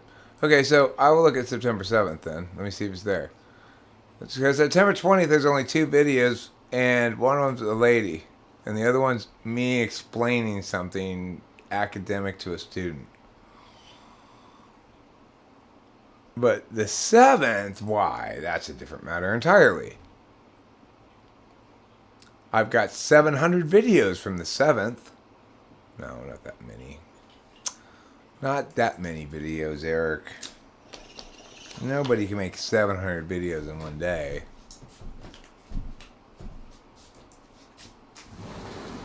No, that's not a challenge. Okay. Let's put it at this. Last modified. Alright. I've got your... Here's one from 9/7. That's Faye and Haley. 9/6. 9/10. I didn't see a 9/7. I'm afraid it must have been the one that I had audio problems with. Because otherwise it would be here. It's the only explanation I can come up with. As you can see, I'm not very good about cleaning out my Google Drive of shit that I've already shared. Which I'd like to be better about that. I want to share it. September 20th was when we had this conversation about your September 7th video. I'm not sure why I have 2 dates going on in the mix here. I don't need to know when I last talked to you about this, if that's what you're saying, because that won't do me any good. That won't help me to find it.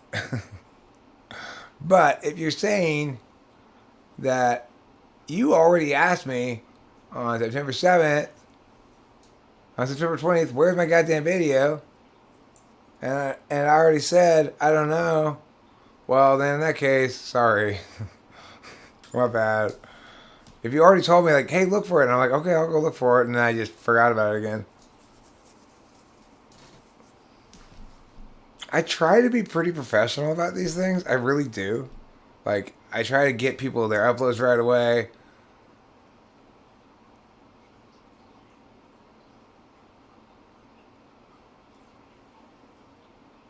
I still don't have a face in my head.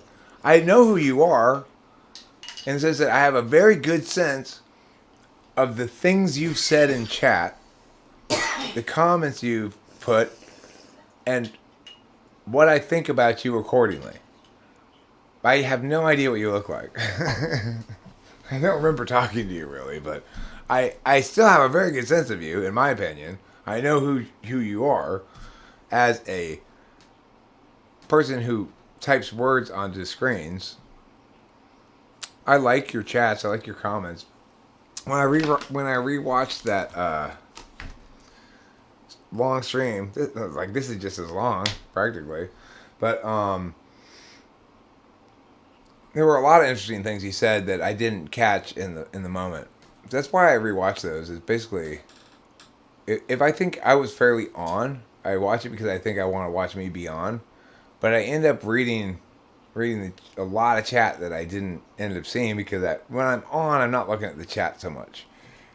Somebody's said, meh, meh, meh, meh, and I'm midway through an excessively long response to that with lots of and meow meow meow meow meow. So in those instances, I'm not looking at the chat very much because I don't want to get distracted by a new thing.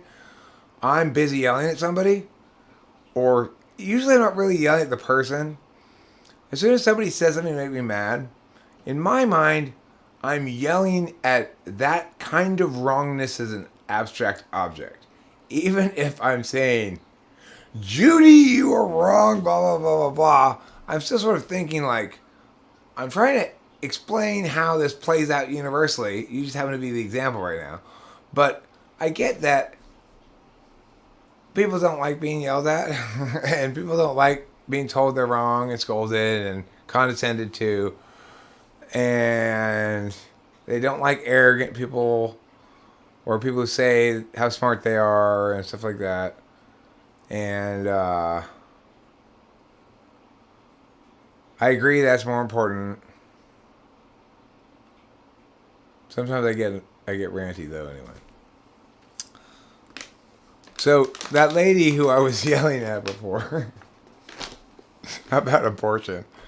Lady, hey. My bad. Okay? I don't care about abortion. You think whatever you want about it. I'm sorry I yelled at you. I don't like that. I don't feel sad sorry, but I am like sorry, like officially, you know? And I don't exactly regret it because I'm liking this part a lot, but if it weren't for this part, I would totally regret it. Why is the other thing not where it's supposed to be? There.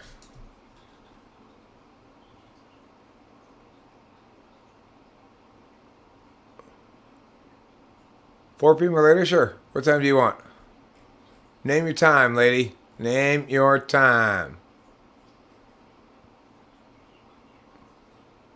Hey, Mark. Not host Mark, you're here. Hi, it's been a long time no see. Some lady's gonna get me to teach her about cognitive functions. After 4. Not before 4. She's got Vespers at 3:30. 5 p.m. Pacific. Good. Sold. Confirmed. Enjoy Vespers. How many of you guys regularly attend Vespers still? Anybody? Anyone? What are Vespers? Just Psylocke? Vespers was a afternoon or early evening prayer time. People went to church, especially if you were like a monk or something, or you were official part of the church. You had to go to, like, they had names for different kinds of praying periods. So, Sunday praying was Mass. And I don't know about morning praying or whatever, but afternoon, like weekday afternoon prayer time was Vespers. Vespers. Now I know. So, Rachel, I'd like you to join me in a brief prayer before we stop streaming. Okay. Dear God, please protect us on our way to the whippet store and ensure that we return with whippets so that we may do said whippets, watch cartoons, pull our bong rips, and relax until 5 p.m., at which point I will meet with Psylocke and teach about cognitive functions, answer her questions. Amen. Amen. It's a great prayer. It really was. Dear Lord, while we're here, I don't normally ask for things when I pray. Normally I try to pray for forgiveness and or express gratitude, but as long as I'm asking for drugs, dear Lord, please make it such that mushrooms come into my hands as soon as possible. I greatly appreciate it. If, you don't feel obligated, I'll write Santa too in case God doesn't want to deliver. But I'm not saying you owe me one, but you do remember that one time, God, when you were drunk on the communion wine and I covered for you? Maybe hook me up with some mushrooms. You like to replace amen with gay men?